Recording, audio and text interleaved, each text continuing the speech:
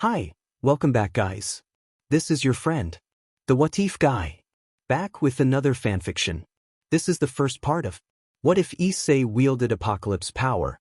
Now before starting, please give this video a like and subscribe to the channel if you want more videos like this. Now let's get into the fanfic. Long ago, before the Great War between the three factions, there existed four beings. Their purpose was unknown. They were feared even by gods, fallen angels, and devils. After the deaths of the god and the leader of the devils, the four mysterious beings vanished without a trace and were eventually forgotten. Present day. A young man in his early 20s with blonde hair and green eyes rested in an abandoned warehouse while rain pattered against the roof. Waiting for the storm to pass, he let his thoughts drift back to his childhood. Slowly, sleep closed over him. 16 years earlier, the little boy, Axel, begged his mother to let him see the baby. His father smiled and told him gently to let his wife rest a moment. She had worked hard to bring the child into the world. Their mother invited Axel over to look at his newborn sister, and Axel stepped close with bright eyes. He noted that the baby had blonde hair like his own and asked what they should name her. Their mother considered and suggested Asia, saying the name suited her. Axel tilted his head and accepted the name, introducing himself to the infant. He reached out his hand toward Asia. The baby grasped it and laughed as if responding. With both parents working, Axel spent his days looking after his sister. Their parents asked him to be a good boy and watch Asia while they were away, and Axel nodded, cradling his sister and waving goodbye as they left for work.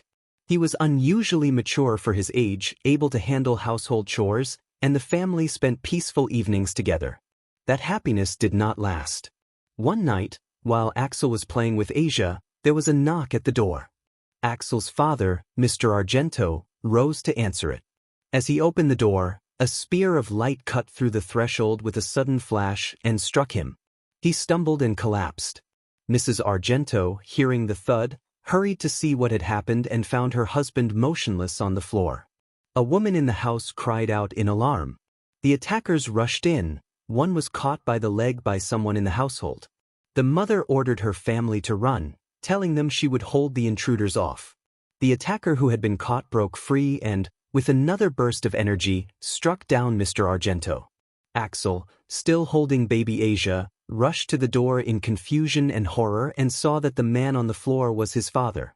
He asked why his father lay motionless and who the intruders were, his voice trembling with shock and curiosity. One of the attackers aimed a spear of light toward Axel. He closed his eyes, bracing for the strike. Before the attack could land on him, his mother intercepted it, taking the blow herself. She collapsed into Axel's arms. As she weakened, she urged him to take Asia and run to safety.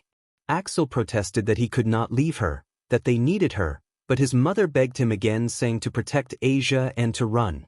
Her voice grew faint.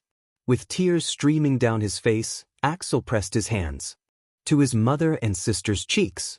She told them she loved them, and then her voice faded. Axel grieved over his mother's still form, clutching her as sorrow and fury flared in him. The attackers exchanged heated opinions about who would finish the boy off. One, Gerhard, announced he would dispose of the child. Another, Aristo, insisted he would be the one to do it. Melinda, who acted as their leader, reminded them of their orders and tried to calm their quarrel. She asserted that since the others had already killed the parents, the child belonged to her. By the time Melinda turned back to find him, Axel had already fled. Furious at his escape, she ordered them to spread out and find him. Axel ran through the rain toward the edge of a nearby forest, carrying sleeping Asia. He paused at a tree and checked on her. She slept soundly. Relief washed over him for a moment, but memories of the night's violence returned and overwhelmed him. He remembered witnessing the murder of his parents. Tears fell as he realized he was alone and did not know what to do next. Axel thought to himself that he could not do this on his own. Axel called for his mother and father, then heard a voice from a tree above. He looked up and was surprised to see a woman with a pair of black wings on her back. Melinda mocked him, noting the small boy crying for his parents and saying he would soon join them. Aristo and Ger had joined her, both bearing black wings as well. Axel shook his head in anger and demanded to know why they had killed his parents and what they were.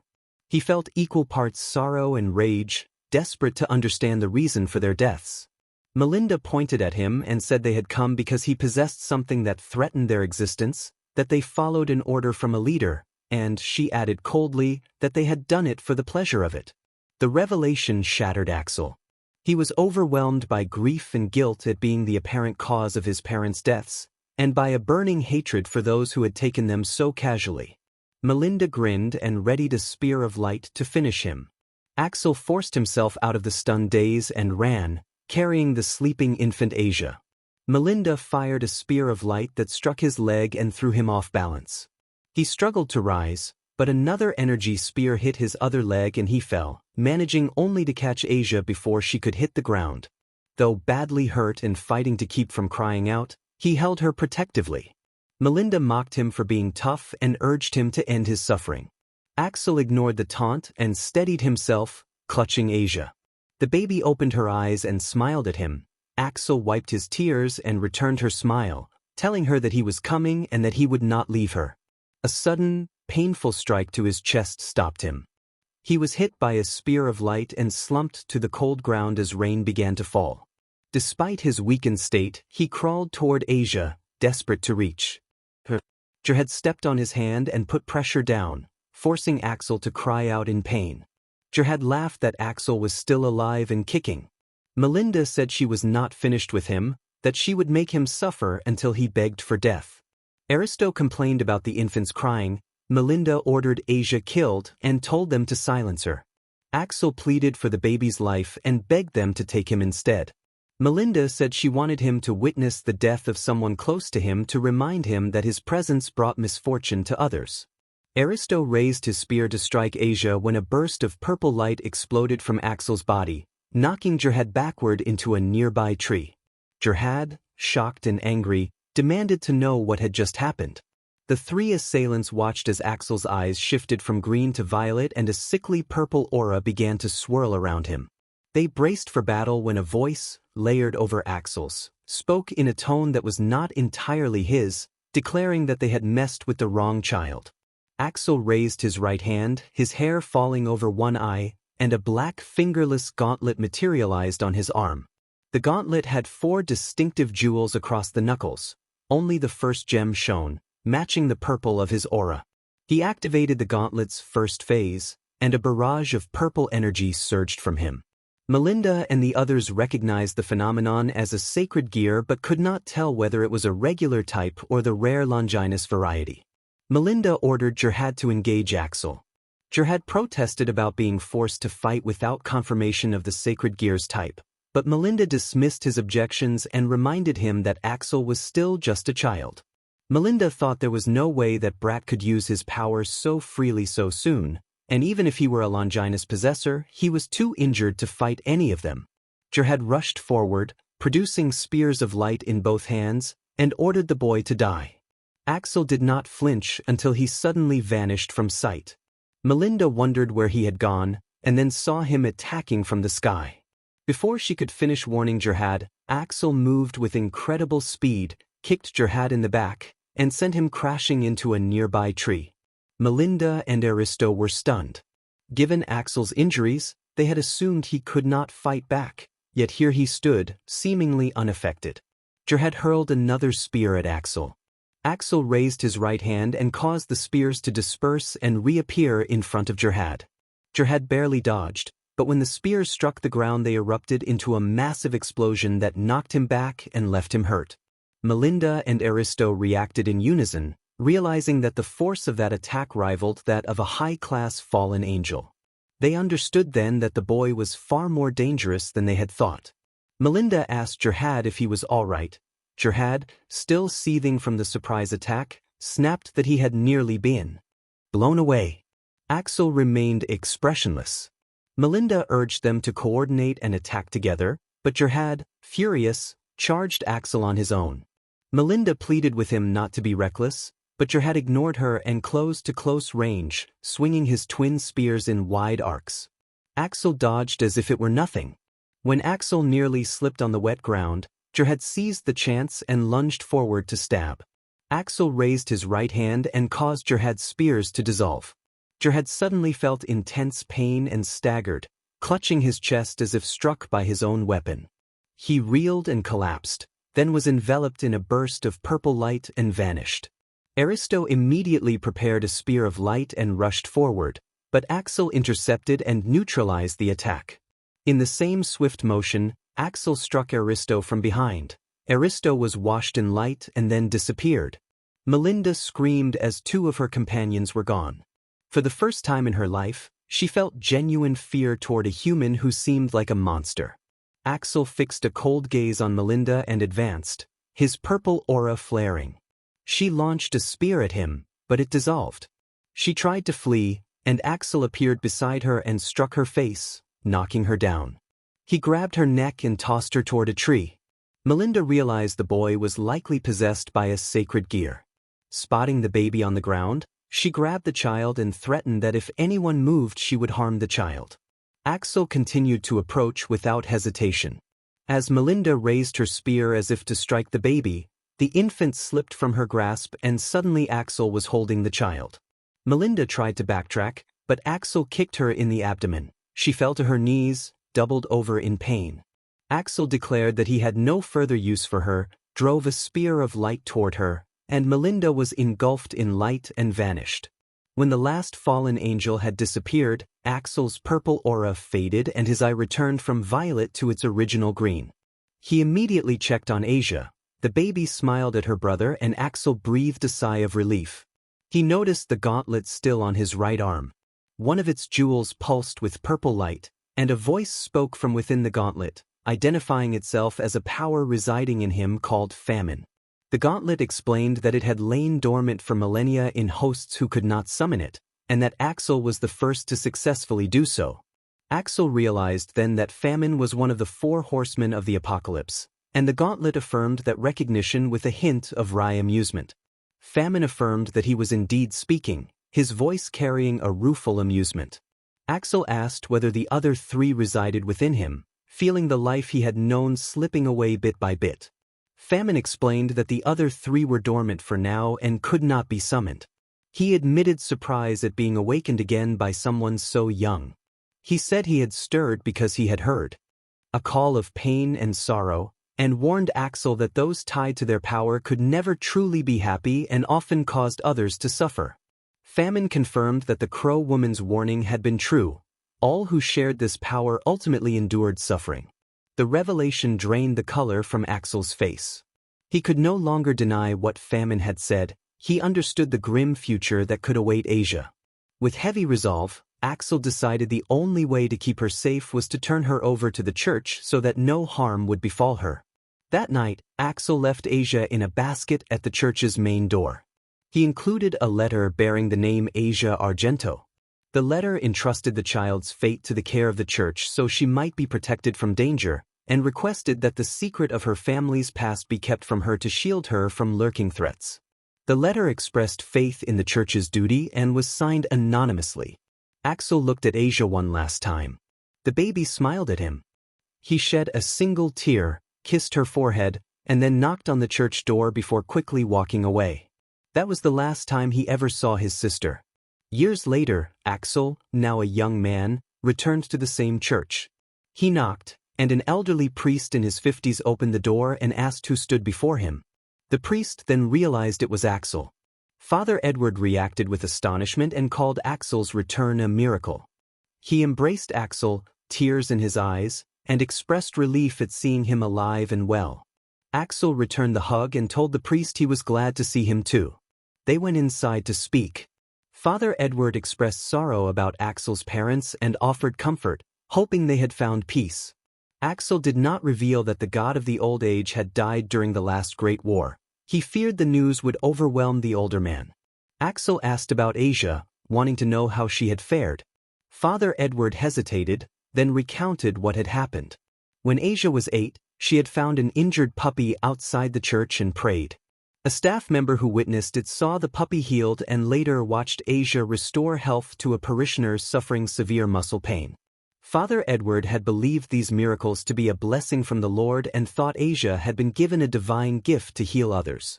Word spread quickly, and the Vatican took her in. Though reluctant, Father Edward had agreed, believing it was her calling.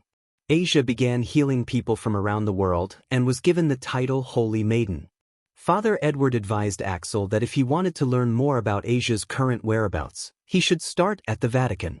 He also explained that Asia had later been exiled from the Vatican and that was why Axel might not easily find her. Axel left after bidding Father Edward farewell. The priest blessed him and expressed hope that they would meet again. Axel bowed slightly and walked on. Silence settled over Axel until Famine spoke, telling him not to blame himself for Asia's exile because it had been the Vatican's doing, not his. Axel answered angrily that he had left Asia to fate and had thought he was doing the right thing. Now he did not know where she might be. Another voice pointed out that the trouble had begun when the Vatican branded her a heretic after learning she had healed a devil. They argued that the Vatican had praised her one moment and cast her out the next, a hypocrisy that had sparked her downfall. Pestilence then agreed, urging Axel not to be hard on himself and noting that, judging by Asia's ability, it was not an ordinary talent. War predicted that it was a sacred gear called Twilight Healing, a rarity even among the many sacred gear users of the past. He noted the irony that Axel's sister shared a similar burden with her brother. Axel disliked the fact that Asia also possessed a sacred gear. To him, sacred gears felt more like curses than divine gifts. Now the person he most wanted to protect had suffered because of his past ignorance. He could not imagine the suffering she had endured. If he had been firmer before, perhaps someone he cared about would not have died because of him. War reminded Axel that her death was not his fault. He had not been strong enough to control what had happened. Axel admitted aloud that he had hoped things would be different and that he wished she had never met him. He confessed that he had told himself to avoid attachments but had fallen in love, and now she had died trying to help someone like him. His voice was full of regret until Famine interjected, urging him not to be consumed by guilt and insisting that she had believed saving Axel was worth the cost. Famine asked Axel to consider whether she had ever regretted loving him and whether her sacrifice had been in vain. Axel took a moment to calm himself and answered that he did not believe she had regretted it. Famine urged him not to regret what she had done and to live on for her sake, saying they believed someone else was waiting for him to be by her side. Axel smiled at their support and thanked them, surprised by how much he appreciated it. The three companions chuckled and told him to focus, there was work to do. War and the others praised Axel for regaining his composure, reminding him that a warrior moves forward and does not dwell on the past. Italy, Rome. The Vatican Church. Father Frederick of the Vatican entered the church to prepare for the usual gathering prayer and found a young man standing in front of the altar. Father Frederick demanded to know who he was and reminded him that outsiders were forbidden at the sacred altar without permission. The young man spoke with a sincere, cold tone. He asked Father Frederick to forgive him, saying he had sinned against those he loved and feared he might continue to do so unless he acted immediately. He asked forgiveness for the sin he was about to commit against the priest. In an instant, Axel appeared in front of Father Frederick and sealed the area with a spell that stopped the priest in his tracks. Father Frederick struggled to break free, but the ward held. Axel told him not to try to interfere, explained that he had cast a spell to prevent anyone from entering, and demanded truthful answers. Father Frederick, straining against the spell, asked who he was. Axel gave the courtesy of his name and identified himself as Axel Argento, then asked if Father Frederick knew a girl named Issei Argento. Father Frederick reacted with alarm at the name, calling her a witch and demanding to know Axel's business with her. Axel, angered, seized the priest by the collar and lifted him easily, warning him to be careful how he spoke of Asia. He accused the church of shaping her situation and then casting her out simply because she healed someone they called a devil, insisting she had acted out of kindness rather than allegiance. The intensity of Axel's anger left Father Frederick choosing his next words carefully. Axel slowly set him down and, after catching his breath, listened as the priest explained that the church taught it was wrong to assist devils or their kind and that, as a former holy maiden, Asia should have known that better than anyone. Axel countered that God had died long ago along with the four original Mao, and therefore the teachings no longer held the same weight. Father Frederick was shaken and asked how Axel knew such information. Axel said he simply knew, and then threatened to spread the news of God's death to churches around the world if Father Frederick did not tell him where to find Asia.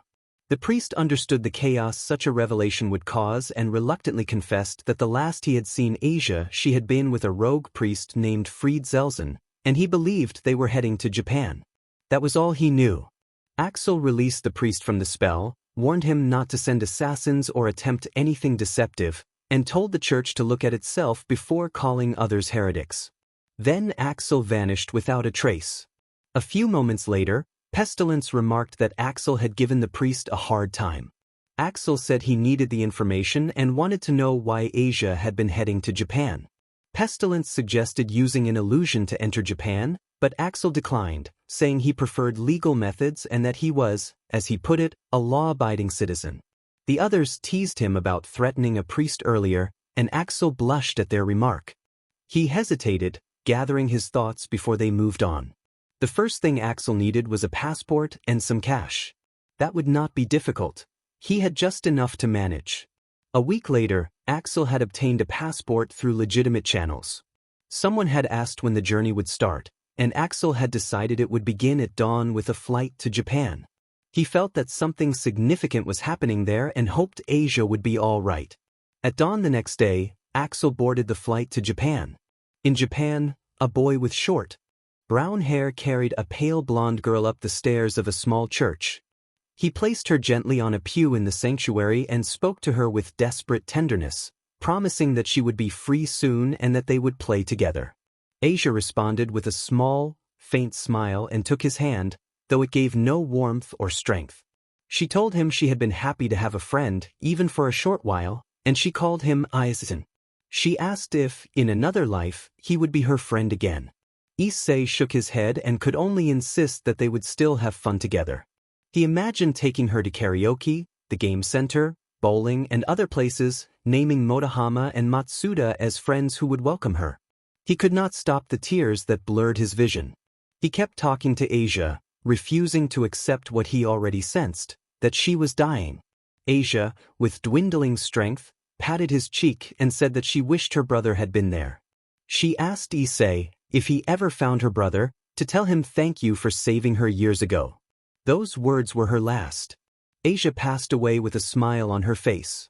Far away, Axel felt a sudden, overwhelming sadness. Tears streamed down his face as if a part of his life had been taken. He whispered the name Asia. Issei stood motionless, emptied of strength, staring at her still face. He could not stop crying and lashed out at the ceiling of the church, begging for an answer from whatever powers might be listening. He accused whatever higher beings existed of watching but not intervening. He pleaded that Asia had done nothing wrong, that she only wanted a friend, and he vowed to be that friend forever. He wondered whether her fate had anything to do with his nature as a devil and cursed his powerlessness for not being able to save her. A voice came from behind him.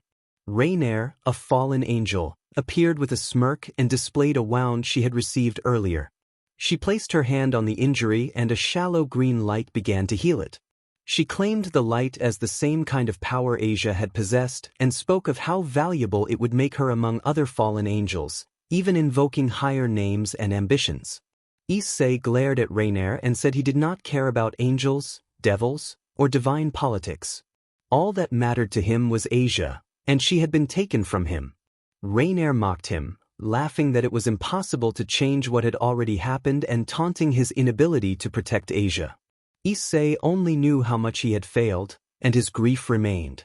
He could not forgive Rainier, and he could not forgive himself for failing to protect Asia. Bucho had told him that sacred gear was driven by desire and that the stronger the desire, the stronger the sacred gear would respond. That thought burned in him. He called out internally for Asia to be returned. Axel felt a surge of power ahead. A voice in his head identified the source as the Welsh Dragon Emperor, Drag, sealed inside the boosted gear. One of the Longinus. Axel wondered what the Welsh Dragon Emperor's aura was doing so far to the east. Draig's voice noted that it brought back memories of old fights against Draig and Albion, teasing Axel about how destructive their battles had been and whether Axel was a fighter or a battle maniac. Axel shushed the voices. He did not want other passengers to notice. Axel stayed awake through the flight, thoughts crowded in his head. He knew he needed to find Asia first, and he suspected where the Welsh dragon appeared the white dragon would not be far behind. 12 hours later the plane reached Tokyo. After disembarking, Axel moved quickly to search for clues. He could still sense a faint echo of the boosted gear's energy farther away from the city. Drake's voice suggested that their best lead might be to meet the Gremory clan, and warned that the Gremories were relatives of the current Mao, Lucifer, so they could not afford to make enemies of them. Axel nodded to himself and continued toward the district where the Gremory clan resided. As he walked he felt an ominous aura ahead and announced that he knew someone was there and demanded they face him. A figure stepped from the shadows with a light sigh. A handsome young man with dark silver hair and pale blue eyes, about Axel's age, one hand in his pocket and an amused smirk on his face. Valle revealed his identity as Valle Lucifer, the White Dragon Emperor, and Axel recognized him as the wielder of the sacred gear Divine Dividing. Axel explained that he had done his homework about the three factions and their descendants. Valle admitted surprise that anyone outside his faction would recognize him and offered to trade information for a fight. He suggested that if Axel proved himself, he might join Valle's team. Valle believed Axel strong and thought a match against the boosted gear's current wielder would not be entertaining. Axel declined politely, saying he did not pick fights without reason. Valle then fired a small magic round to get Axel's attention. It whistled close by, barely missing. Valle apologized for provoking him but insisted he would not accept refusal without a confrontation, his smirk unchanged. Not long after, Valle launched a much larger sphere of magical energy. Axel activated his Apocalypse Bringer and sent a concentrated burst of light that met the incoming attack. The hostile energy unraveled and vanished in a bright, non-violent flash. Axel faced Valle and warned that the attack had risked involving innocent bystanders, his tone edged with reproach. Axel's voice grew serious as he reflected that it was fortunate he had dispersed the threat, otherwise many people would have died. Valle answered just as resolutely that he took no for an answer without a fight. He was willing to challenge Axel even if it meant innocent people might get caught in the crossfire. Axel looked at Valle for a moment before agreeing to fight, on the condition that Valle would reveal the information about the nun he had mentioned earlier.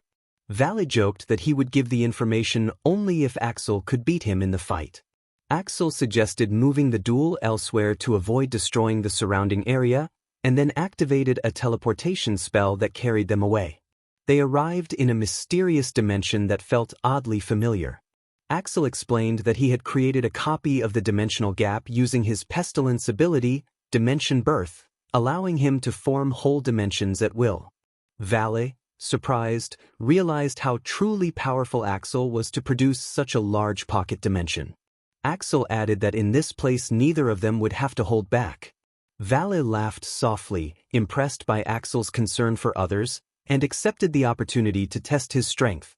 He adopted a battle stance, then paused as Axel asked whether Valle would use his balance breaker.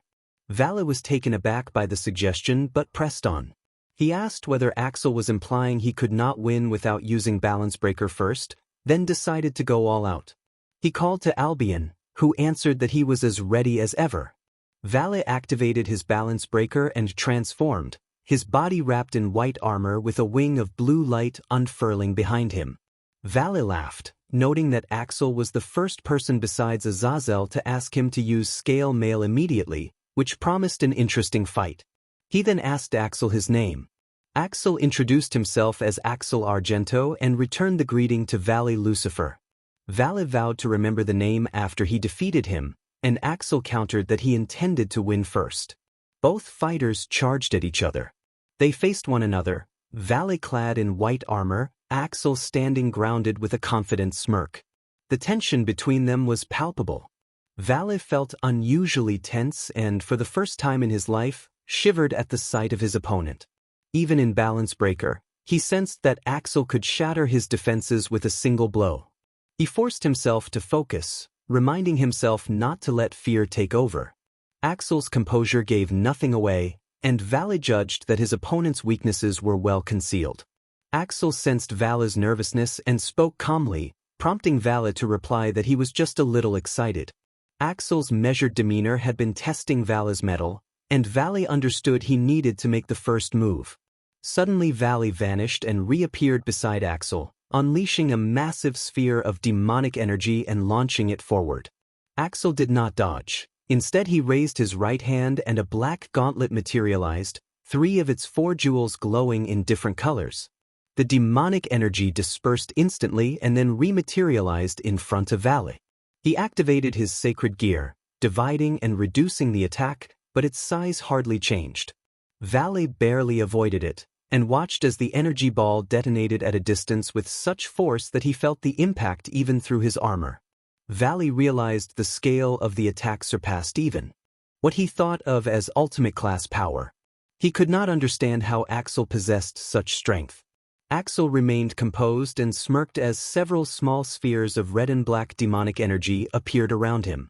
Vala turned pale as he recognized the nature of the power Axel had unleashed, the power of destruction. He thought that only those related to the Gremory clan could wield such force.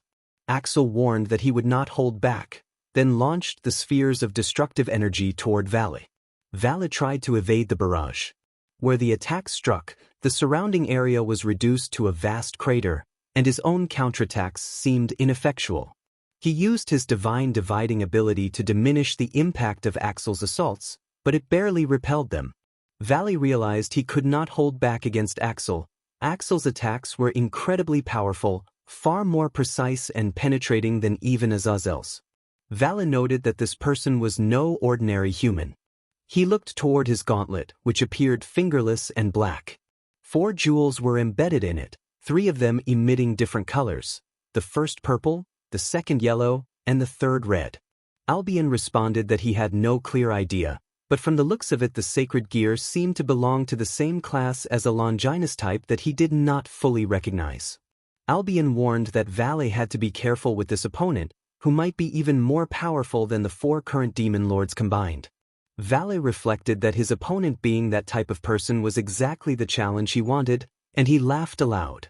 Axel, surprised by that reaction, asked Vala what was so funny and whether Vala had only just realized something. Vala finished laughing and admitted that he had never expected Axel to be that powerful. The reveal had nearly blown his mind. Axel smiled slightly and explained that the display so far was not even a fraction of what he could do, and that he had not been fully honest when he claimed he was not holding back. Vala smiled in turn, more than surprised he was shocked. He had never imagined the person before him could become stronger, yet here he was. Vala asked Albion for permission to use a forbidden power. Albion warned that using that power could drive Vala mad and that even if his opponent was strong, he might still surpass Vala's power.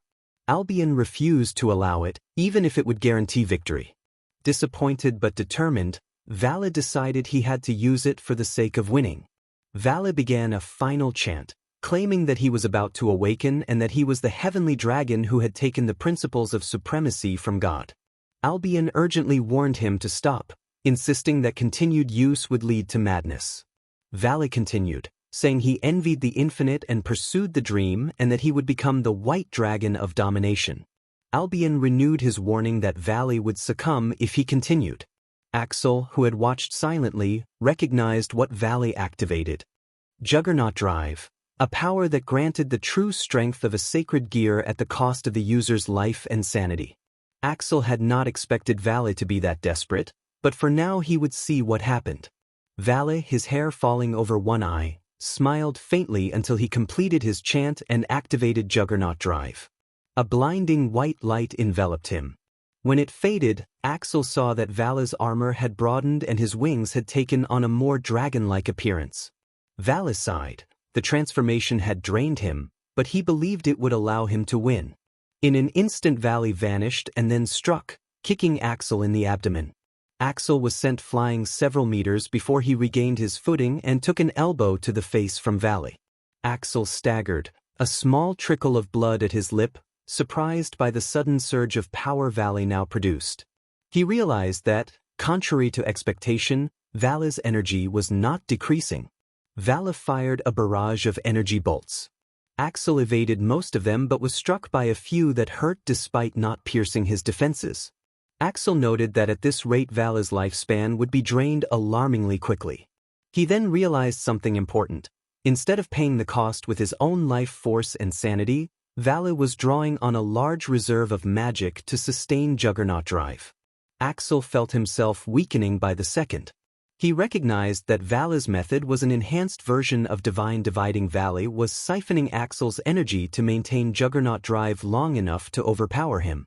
Vala, despite the toll, continued to fight with ruthless efficiency. Vala raised his right hand and began to have the surrounding area with incredible speed. Axel felt himself shrinking as the space around them was torn in two. Vala explained that he was using half-dimension, which could have the surrounding area along with living objects, and that combined with Juggernaut drive it would not be long before Axel was erased. Axel acknowledged that he was outmatched in Vala's human state and decided to use his own trump card, even if it felt premature. He lifted his right hand and his gauntlet shone brightly. He activated Dragon Enhancer and the Infinite Dream Scale Mail. A golden armor enveloped him, releasing an aura of flame-like energy. It resembled the scale mail Vala used but stood in a class of its own. Vala shuddered at the aura and wondered aloud whether Axel had met Ophis and Great Red. Axel revealed confidently that he had not only met them but had fought them. He admitted he had nearly been killed at times but ultimately had prevailed. He had managed to attain some of their power and forge it into his balance breaker. Axel then explained 3 things about himself. First, that he was human though not an average one. Second, that the two of them had vastly different battle experiences. And third, that while Vala might be strong, strength alone was not everything. Axel's power came from others. Vala removed his helmet, his face filled with anger, and declared that strength drawn from others was weak. Axel declared that only those who used their own strength could be considered strong, and he said he felt sick hearing Vala's words. He fixed a sharp gaze on Vala and explained that power alone, if not used for others, was merely raw force rather than true strength. Vala snapped his helmet back on and summoned demonic energy into both hands, the aura swelling to an enormous, frightening scale. He unleashed it at Axel, intent on overwhelming him. The attack struck the artificial dimension gap, sending tremors through the fabric of the area. Axel sealed his helmet and leapt forward. With a single, focused punch, he struck the spheres of demonic energy. They detonated in a blast that cracked the surrounding dimensional barrier. When the smoke cleared, Axel hovered among the haze with his armor unscathed. Vala stared in disbelief at how his attack had been stopped without a mark on Axel. Axel announced that the fight was over and that Vala had fought long enough in that form, suggesting they withdraw for the day. Vala refused and lunged at Axel, appearing instantly to strike. Axel caught the blow with his left hand, then drove a knee into Vala's abdomen. The impact sent a shockwave through Vala's armor and left it badly damaged. Vala was hurled backward and crashed into the ground, creating a deep crater. His armor shattered and dispersed. He lay motionless and clearly badly hurt. Axel landed nearby, removed his helmet, and assessed the situation with a serious expression.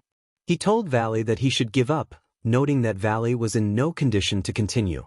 Vala, defiant and furious, tried to rise, but Axel struck his midsection again and Vala collapsed, losing consciousness.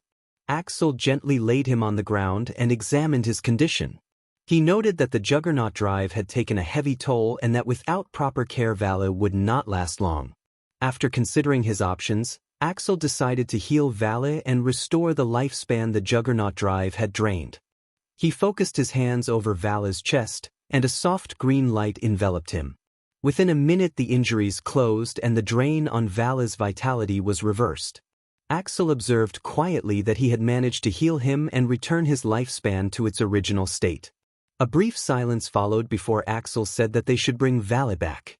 Axel lifted the unconscious Vala and teleported them away. They arrived in the fallen angel territory of the underworld. Vala dreamed he saw his younger self lying face down, injured. A blond boy about his age stood over him, his features unclear and his words inaudible. Vala reached out but his eyes grew heavy and the vision faded. He awoke in his room to find his clothes changed. The governor of the fallen angels, Azazel, sat at the side of the bed. Azazel asked if Valley was all right and noted that he had been unconscious for 2 days, which was not surprising given the strength of the opponent he had faced. Valley asked if Azazel had brought him here and if a blonde-haired person had been present. Azazel smirked and recounted what had happened. Axel had carried Valley all the way to the fallen angel territory and had healed all of his wounds. Valley felt grateful but also irritated. Being saved by someone did not make them friends. Azazel gave a stern look and scolded Valley for using the Juggernaut drive recklessly, saying Valley was not yet ready for it and could have died if Axel had not intervened. Then Azazel returned to a more relaxed expression and added that Axel had not only healed Valley's injuries but had restored his lifespan in an unusually short time, suggesting exceptional skill in healing and senjutsu. They had initially thought Axel was an enemy until he appeared carrying Valley. Valley pressed a hand to his chest and felt his vitality restored, as if he had never used the Juggernaut drive at all. He described Axel's unusual sacred gear and its appearance to Azazel. Azazel considered the details and said he could only guess that the power did not fit the Longinus class and might even surpass known classifications. He promised to investigate Axel's sacred gear further and told Valley to rest. He would report any findings. Azazel paused for a moment, then left the room. Azazel told Axel to deliver the massage and reminded him that true strength came not from power but from those around him. After Azazel left, Axel stood dazed for a moment, then sighed to himself that the man had been strange. A few days earlier, immediately after the fight with Valley, Axel had settled into an apartment not far from Kuo Academy. The sister described to him was a student there, so he had disguised himself as a teacher to gather information about Asia. It had taken considerable effort and a little magic, but he had persuaded the staff and the student council to let him join the faculty. With his things packed, he had decided to call it a night. Later, while he slept on the sofa, a gentle breeze entered the room and a young woman with short, light blue hair stepped inside. Haruna approached quietly, knelt beside the sofa, and placed a tender kiss on Axel's forehead. Haruna smiled and told Axel that if this was a dream, then it must be a good one. She kissed him again, then sat beside him with her head resting on his shoulder. Haruna told Axel not to think that what had happened to her had also befallen his sister, because there had been nothing he could have done. Axel, with tears held at the edge of his voice, promised that he would save his sister. He then confessed that instead she had died, taken by the same force that had taken their parents, and that he had not been there to protect her. Haruna gently embraced Axel, and he could no longer hold back his grief. He cried and murmured his sister's name until, after some time, he calmed down. Axel apologized for showing that vulnerable side, and Haruna told him that there was nothing wrong with crying and that she would stay with him until he felt better. Haruna spoke solemnly about the girl who had suffered all her life and had carried the same burdens as Axel. She said the girl had been desperate for safety and friendship but had been met with cruelty, and her life had been taken. Haruna then spoke with hope, insisting that although Asia had died, fate had led her to meet the boy with dragon power and that she had returned to be with those close to her. Haruna believed Asia had been blessed with the dragon gift. Haruna reached for the tear-shaped pendant at Axel's neck and explained that it had been given to him the day they confessed their love. She said it was a sacred relic passed down through her people, the tears of the Nekashu, and that those who wore it were said to be protected by their ancestors. Haruna told Axel that she had chosen to give him the pendant knowing what the future might hold. It was meant to ease his grief should anything happen to her. Axel looked at Haruna with regret and confessed that losing her had been something he could not endure then, but that enduring suffering had become something he accepted now. Haruna placed her hand on his cheek and urged him not to shoulder everything alone. She said that he might be used to pain, but those closest to him also felt it when he suffered. Haruna's words were soft and teary as she revealed her cat ears and tail. Axel gently wiped her tears and patted her head, promising to be kinder to himself. Haruna smiled and hugged Axel. He blushed but returned the embrace. She kissed his cheek, then arranged him comfortably on the sofa and told him she had to go. Haruna reminded him never to regret the past and always to look toward the future, and she assured him that her heart would always be his. She faded into a bright light, and Axel drifted back to sleep. The next morning at 3:56 a.m., Axel woke and went out to train.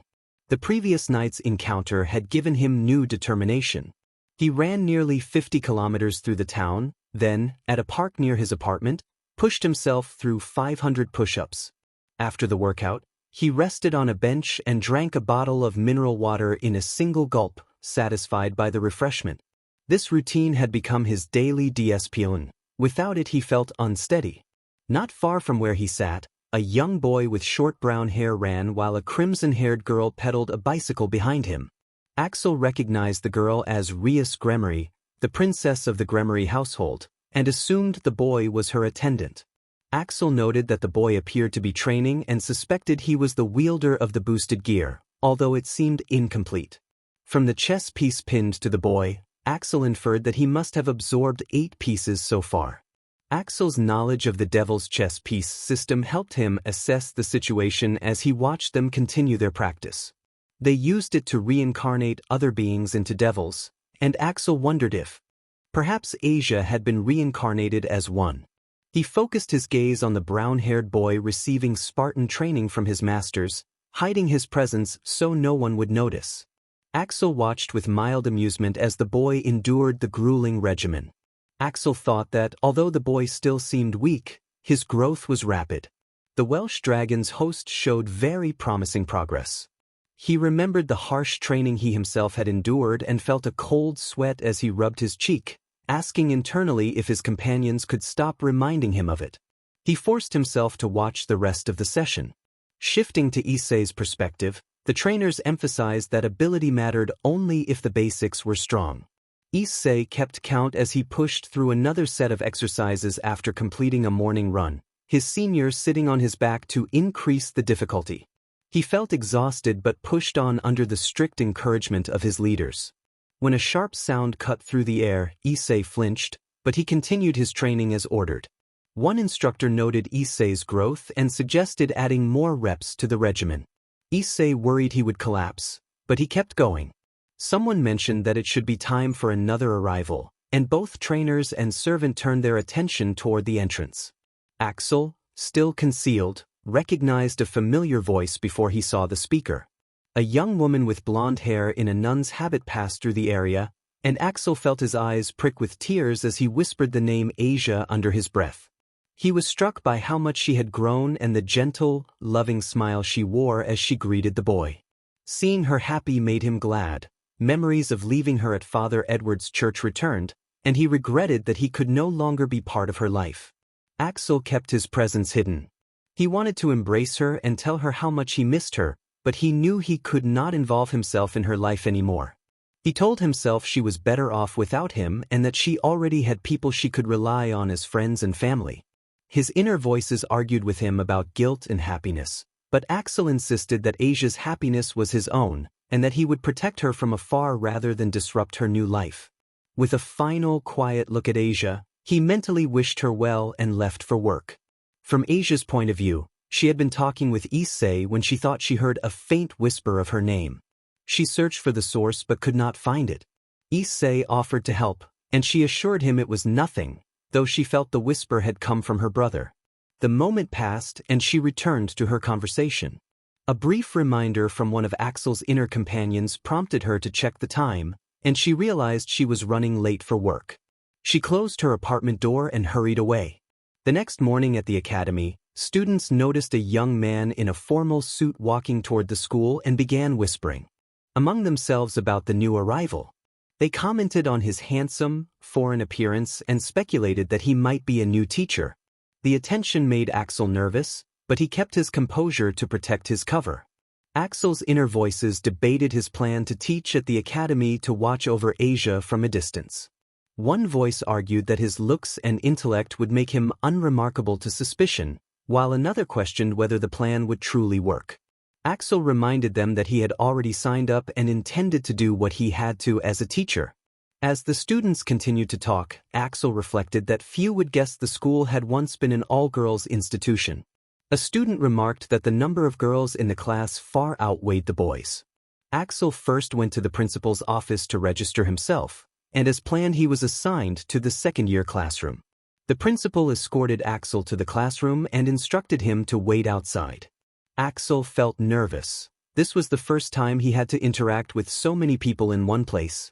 The principal entered and asked the students to take their seats. She explained that their homeroom teacher had been transferred for personal reasons and that they would be receiving a new homeroom teacher. She then invited Axel in. When Axel entered, the students fell silent and then reacted with visible excitement. The new homeroom teacher was the same handsome blonde man many of them had seen earlier that morning. Several girls gasped and whispered with admiration while the boys expressed their disbelief with resigned groans. Motohama complained that the class already had the prince, Kiba Yudo, and now another popular blonde teacher had appeared, questioning what the world was coming to.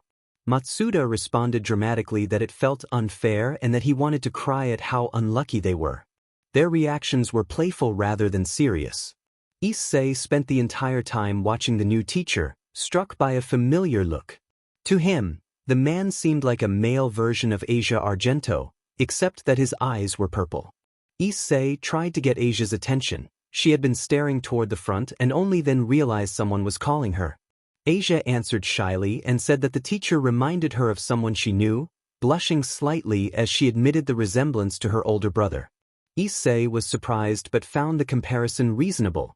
The similarities were striking, though it could be a mistaken identity.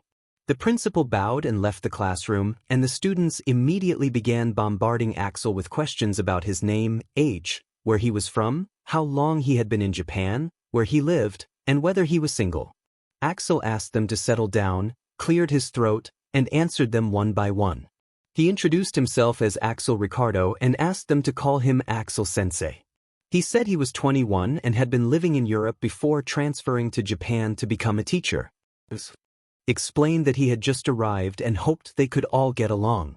He declined to give his address, keeping that detail private, and confirmed that he was currently single but not interested in a relationship at the moment. Some of the girls were pleased he was single, while others were disappointed that he did not want a relationship.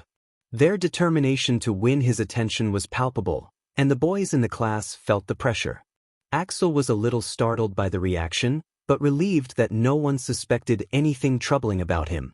It was the students' turn to introduce themselves. One by one they stood up. When it was his turn, Issei Wielded introduced himself politely. Axel Argento followed, explaining that she had not been in the area long but hoped to get along with Axel. Axel nodded and suggested they resume their studies. Class began, but Axel soon noticed Issei spacing out while staring out the window. Axel called Issei's name. Startled, Issei jumped and nearly fell from his chair, drawing laughter from his classmates and leaving him embarrassed with flushed cheeks. Axel asked what could be more important than the lesson. Issei admitted that he had been thinking about how similar Axel looked to Asia. A murmur ran through the classroom as others realized the resemblance as well. Asia tilted her head in confusion but acknowledged the likeness. Axel acknowledged the observation and suggested that while they might look alike, coincidences happened. People who resembled one another were not unheard of. He steered the class back to the lesson and asked Issei to answer the problem on the board. Issei, still distracted, could not focus. Axel then invited anyone else to respond. Asia raised her hand and provided a correct solution without difficulty. Axel thanked her and checked that everyone understood the method, offering to explain again if anyone needed help. When class ended, Axel collected the students' notes and reached Issei's desk. He asked whether Issei had finished copying the material from the lesson. Issei looked nervous and admitted he had not, apologizing and explaining that he had a lot on his mind lately.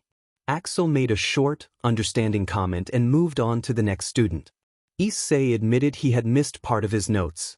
Axel looked at him for a moment and told him he had until school was over to finish. Issei nodded. Issei thought the new teacher was quite strict. The teacher looked almost identical to Asia but not at all like her in personality. Meeting his eyes gave Issei an uneasy feeling. Asia asked Issei if something was bothering him. Issei waved off her concern with a small, forced laugh to reassure her. As a servant of his master Rias Gremory, he felt it was his duty to be concerned for her well-being, though he still had no idea what had been troubling Rias.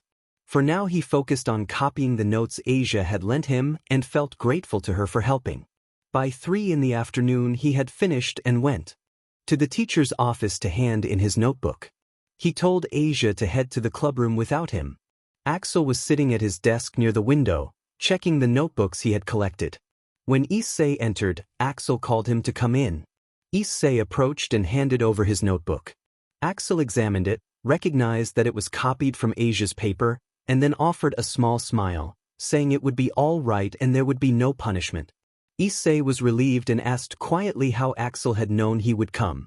Axel explained that Issei had promised to hand over the notebook after school and added that his first impression of Issei was that he was kind and honest, if a little foolish. Issei felt a mix of annoyance at being called foolish and warmth at being called kind and honest. The conversation reminded him of talking with Asia. Axel seemed kind and gentle, but Issei sensed an underlying loneliness similar to what he had noticed in Asia. Axel then asked whether Issei was supposed to be at a club activity.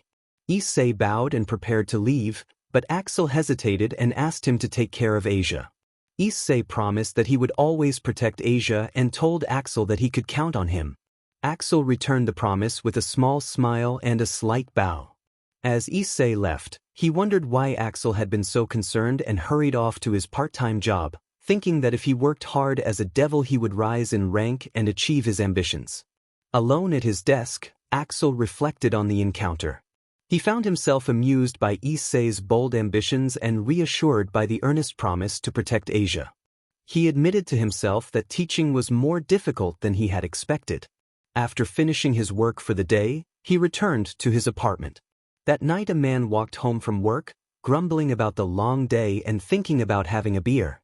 He heard a noise coming from an alley and went to investigate, but found only darkness. Suddenly a figure with glowing red eyes appeared behind him, and the man let out a terrified scream.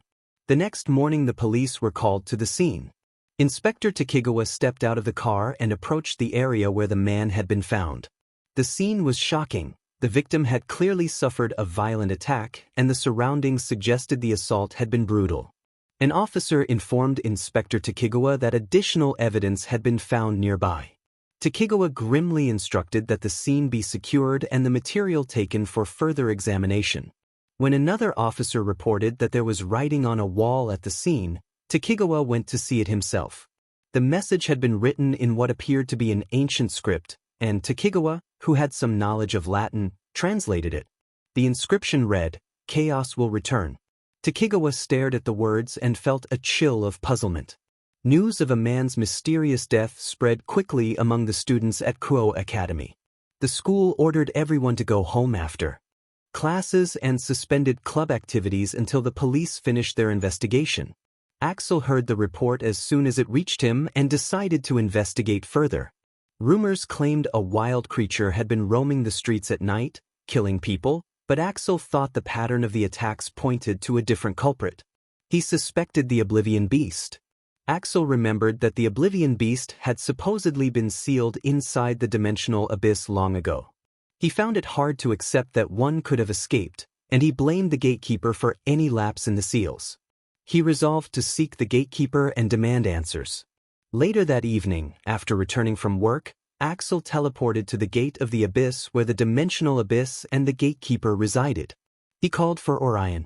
A towering, 5-meter guardian suddenly appeared and swung a massive battle axe toward him. Axel summoned a dagger from his gauntlet and easily blocked the blow. The force of the axe sent a shockwave that cracked the ground beneath them and created a small crater where Axel stood. Orion commented that Axel was still sharp, teasing him about his years of training. Axel replied that Orion should stop attacking without warning. Orion explained that he had always pushed Axel hard when he was young and small and had expected Axel to improve over time. Axel recalled how he had feared for his life during those early training sessions, and Orion conceded that Axel had grown so strong he would now be difficult to defeat without going all out. Axel thanked Orion for taking care of him all those years, saying Orion was like family to him. Orion laughed and asked after Axel's sister. Axel said he had found her and that she was well, though she had become part of another family and had not been with him. Orion frowned but did not press the matter. Moments later, Axel brought the conversation back to the reason for his visit. He asked Orion if the beasts could have escaped under Orion's watch. Orion sighed and explained that the seals in the dimensional abyss were weakening and that smaller creatures had slipped through a tiny crack. He had managed to subdue some, but many had escaped into the human world.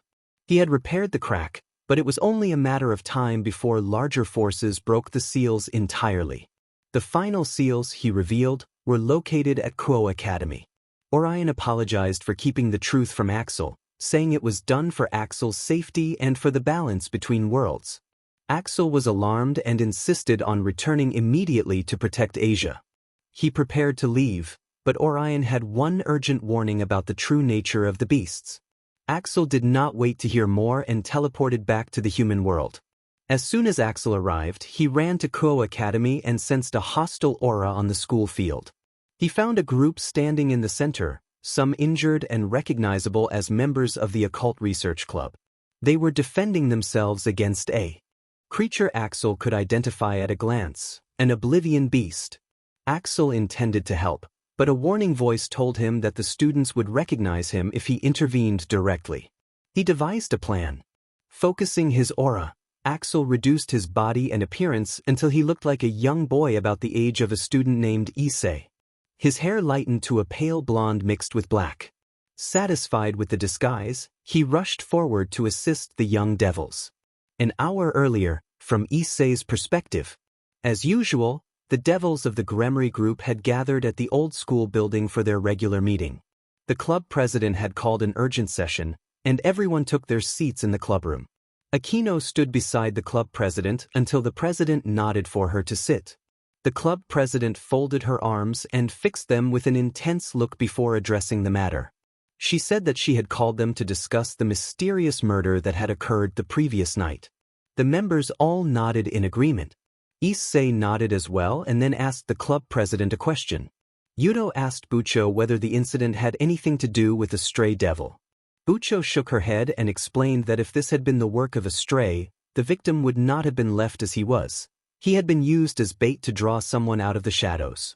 Yuto, surprised, clarified that she meant bait. Bucho confirmed and added that intelligence reports included a message from the attacker saying that chaos would return. Bucho told them she had contacted higher authorities to investigate those references to chaos. The narrator stood and said he still worried about why the attacker would go to such lengths to lure them. It suggested their enemy was aware of them and wanted them to act rashly. He argued they could not simply sit by and risk more innocent people becoming victims. Bucho warned him not to be rash and suggested the enemy would probably try to find them again. She believed that, now his move had been anticipated, his second attempt would not succeed the same way. Still, they all had to be prepared. The group nodded in agreement. Aquino then turned toward the school sports field and announced she sensed an intruder breaking through the barrier there.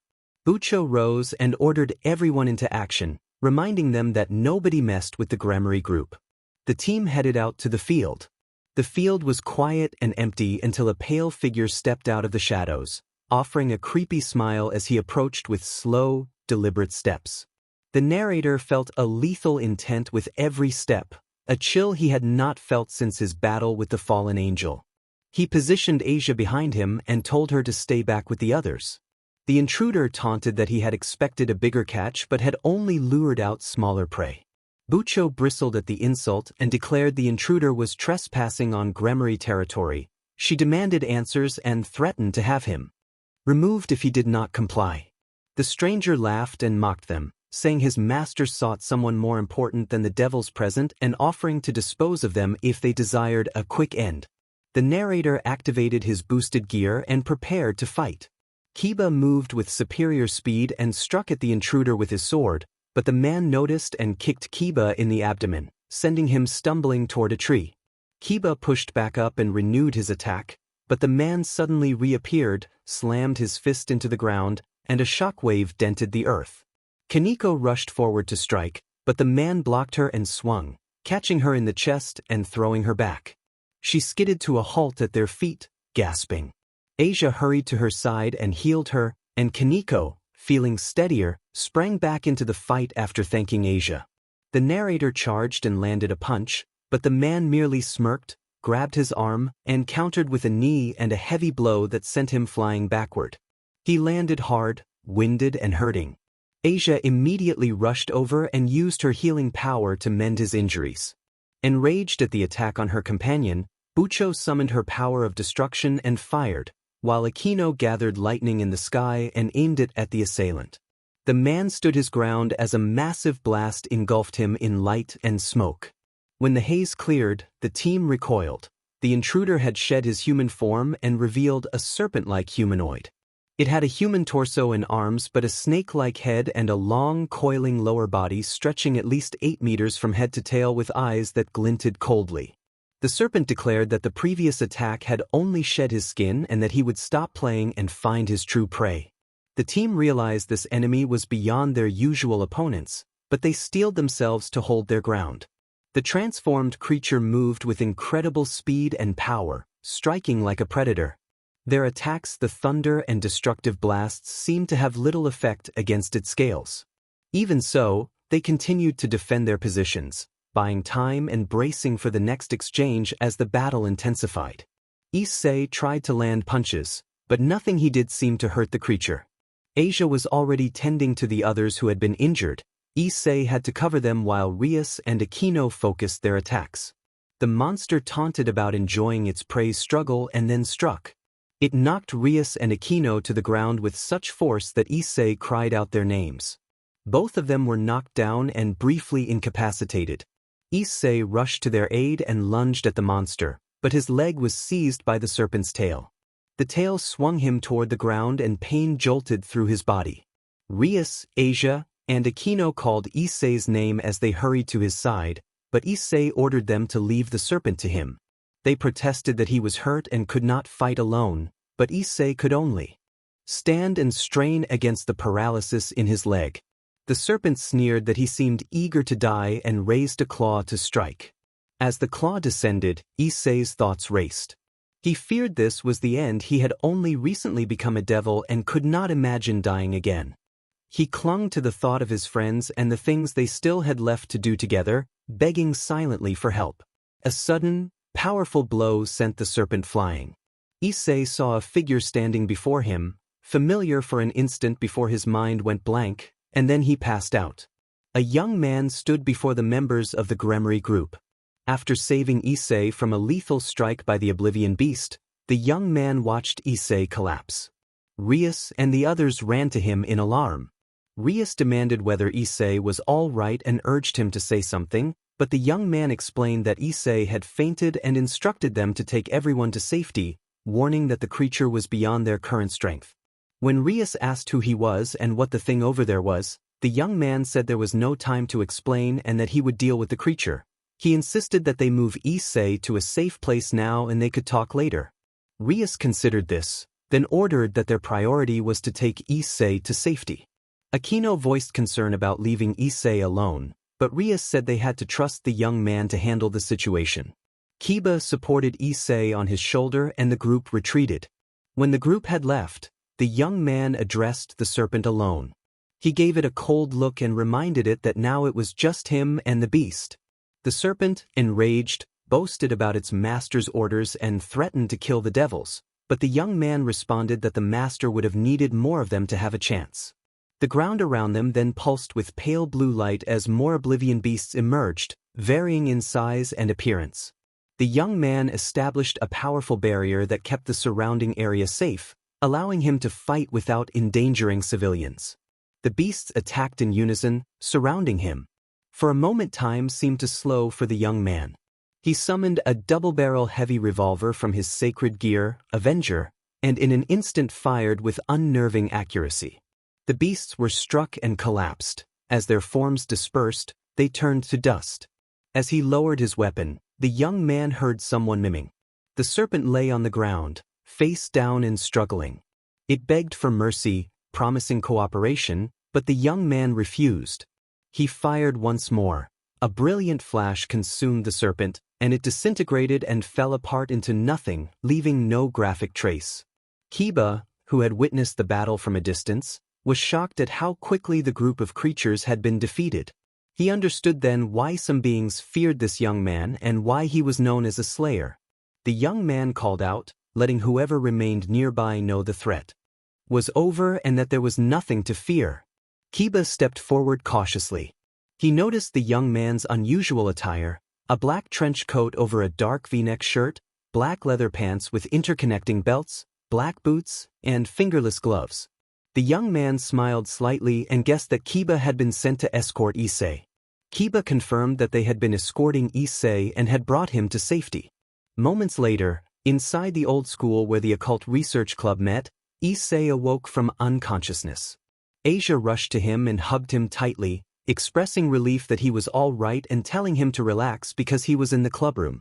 Issei asked what had happened and where he was, and Asia answered that they were safe in the clubroom. Issei then asked about the serpent they had fought, and Asia explained that the boy in the corner had saved them. He looked toward the corner and saw the same young man leaning against the wall, sipping tea. Rias Gremory approached the young man, bowed slightly, and thanked him for saving them, offering the club's hospitality as a token of gratitude. The young man declined politely and said he had come to investigate something. He then introduced himself as Al. Rias introduced herself as Rias Gremory and identified everyone in the room as members of the Occult Research Club. Akino Himejima introduced herself as a third-year student and a close associate of Rias, Kiba Yuto as a second-year, Hyde Issei as a second-year, Issei Argento as a second-year, and Tuju Kaneko as a first-year. Al told them that his ability allowed him to identify what kind of beings they were and that he had recognized them as devils. He also said that Rias was closely related to one of the current Mao. The club members were surprised that Al knew their true identities and Rias's connection to a Mao. Al then said he believed they needed information about the assailant they had just faced. Al asked if they knew what a Nephilim was. Rias replied that she understood Nephilim to be crossbreeds between angel and human. Al corrected that understanding and explained that Nephilim were actually crossbreeds among angels, fallen angels, and devils. The others reacted with shock at this revelation. Issei asked what that had to do with the creature they had fought. Al identified the creatures they had fought as oblivion beasts, ancient beings that served the Nephilim army. He warned that oblivion beasts were stronger than any high-class angel, fallen angel, or devil, and that if he had not intervened they would have been slain. Al then promised to explain how it had all begun. Al paused to gather his thoughts and then summoned a sacred gear on his right hand. The members of the Occult Research Club watched in wonder as he revealed that he also possessed a sacred gear. He showed them the Forbidden Longinus, called the Apocalypse Bringer, an ancient gauntlet that contained the Four Horsemen. Rias expressed disbelief at the idea of the Four Horsemen, thinking they were only legends. Al shook his head and activated the gauntlet. From the gauntlet a voice spoke, introducing itself as Famine, one of the Four Horsemen of the Apocalypse. The voice confirmed Al's words and offered to explain the origin of their kind and what it could mean for the world. Famine's voice explained that the four had once been Nephilim. The Nephilim had been an ancient race born from the union of angels, fallen angels, and devils, and their first being, Chaos, had led them on a crusade that destroyed worlds using a weapon called the Chaos Eater. When the Nephilim set their sights on the human world, four of them grew weary of the slaughter and sought out a mysterious entity called the Creator. In exchange for great power and knowledge, they formed a truce with the Creator and became the Four Horsemen of the Apocalypse. Working with God, the governor of the fallen angels, and the original Mao, the four had set out to purge their own kind. Because the Nephilim were too powerful to simply be destroyed, the four managed to seal their brethren away within the dimensional abyss to spend eternity in the void. Long ago, a seal was cast at the school grounds where the club now met. If the seals were destroyed, Chaos and his Nephilim army would be unleashed and would bring ruin and death to the world. The members of the club turned pale at the revelation that their school held a key to resurrecting an ancient, world-ending army. Rias stood trembling and demanded to know why the higher-ups had not warned them or taken precautions. Al admitted hesitation about revealing matters that involved the leader of heaven and other high authorities, and he explained that the secret had been kept from the three factions for a reason. One of the voices from the gauntlet clarified that other forces in the world sided with the Nephilim. If the three factions learned of the seal's existence, those allied forces would surely seek out the place and release it. For that reason, the leaders had originally not been told, and the four urged the club members to understand the danger of the information becoming known. A voice warned Rias Gremory that the races of humanity and her own were in danger of annihilation by Chaos and his army. Al explained that the balance of the world was at risk and, in their current condition, there was little they could do to help directly. Rias asked why the riders had been sealed in the first place. Al explained that they had been deemed a potential threat to the universe at the end of the last Great War. By the Creator's decision, the four riders had agreed to be sealed inside the gauntlet never to awaken again. The boy El had awakened 3 of them many years ago, however. He had not foreseen this, and only Death, their eldest brother, remained asleep. Al interrupted and insisted that they not interfere. He said the matter had grown beyond them and that he had noticed something strange while fighting the Oblivion Beast. Other things had escaped the dimensional abyss, and he was certain they would return to attack the school. He suggested they return to the underworld and inform the four Maus. Rias rejected that, asserting that they were already involved and could help. Issei stood and declared that he would not sit idly by while the world was in peril. Axel shook his head in disagreement at Issei's response. Al acknowledged Issei's feelings but warned that the situation was beyond their capabilities. He said he would welcome their help if they were stronger, but that they were not on the level of the creature he had just slain and would only endanger themselves. Issei began to object, but Al fixed him with a serious glare and then addressed Rias. He apologized for his bluntness and explained that he did not want to lose anyone else. He admitted he had lost too many people in the past and could not bear another loss. Rias paused, then closed her eyes briefly and told Al that she could see he had endured much. Though they had only just met, she said she respected his actions. Al bowed his head in gratitude and assured everyone that he would do everything in his power to save the world and that he gave his word.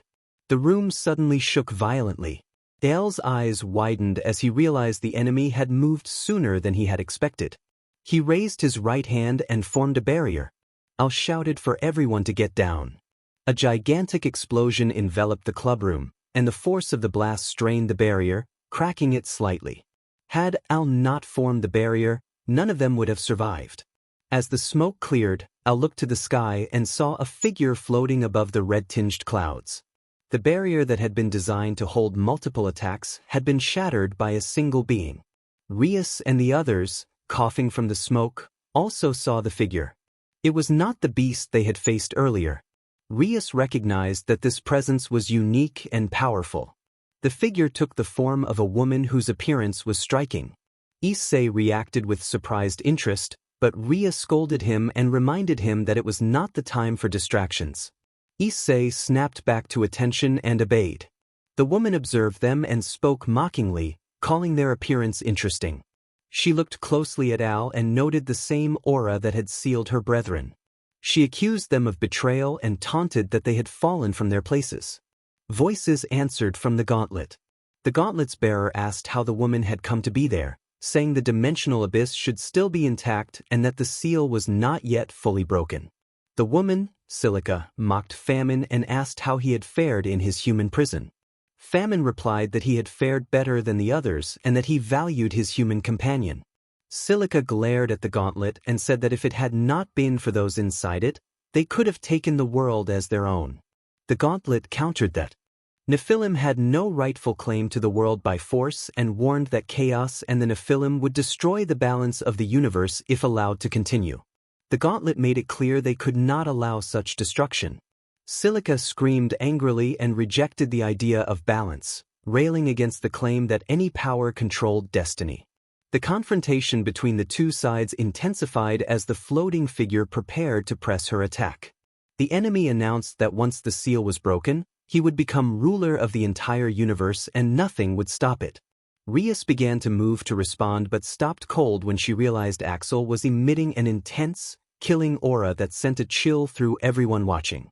Axel spoke in a voice like ice, making it clear that as long as he lived he would not allow that being, Chaos, or anything like them to destroy this world or any other. No world would be safe until the threat was ended. Silica flew into a rage, calling Axel an insolent human and threatening to kill him and his entire race. Axel challenged her and launched himself forward. A thruster appeared on his gauntlet. Silica dodged, but Axel followed with a kick aimed at her face that she blocked with her arm. She responded with a headbutt that staggered him, then swung a punch from behind, which Axel met with both hands.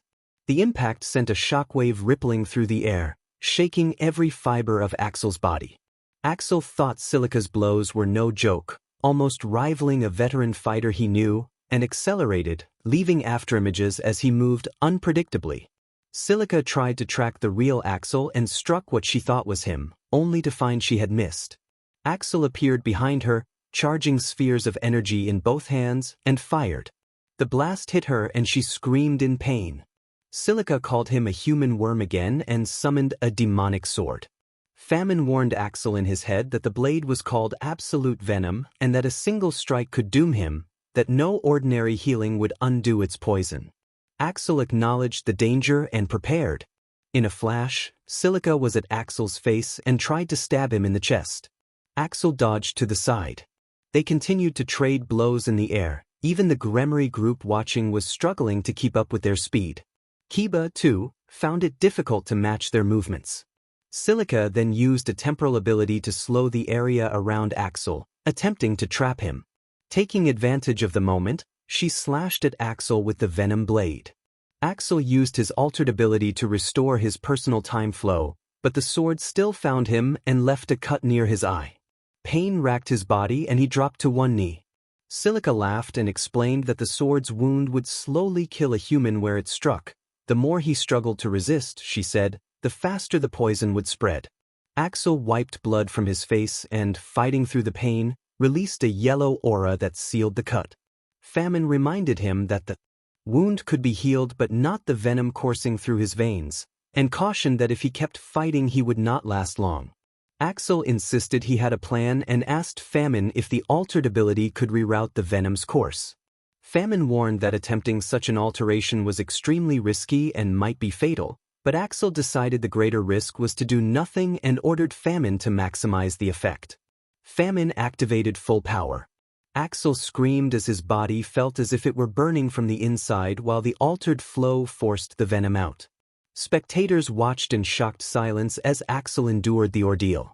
From Issei's perspective, everyone stared in disbelief. Asia took Issei's hand, shaking and tearful, saying that seeing Axel suffer made her heart ache.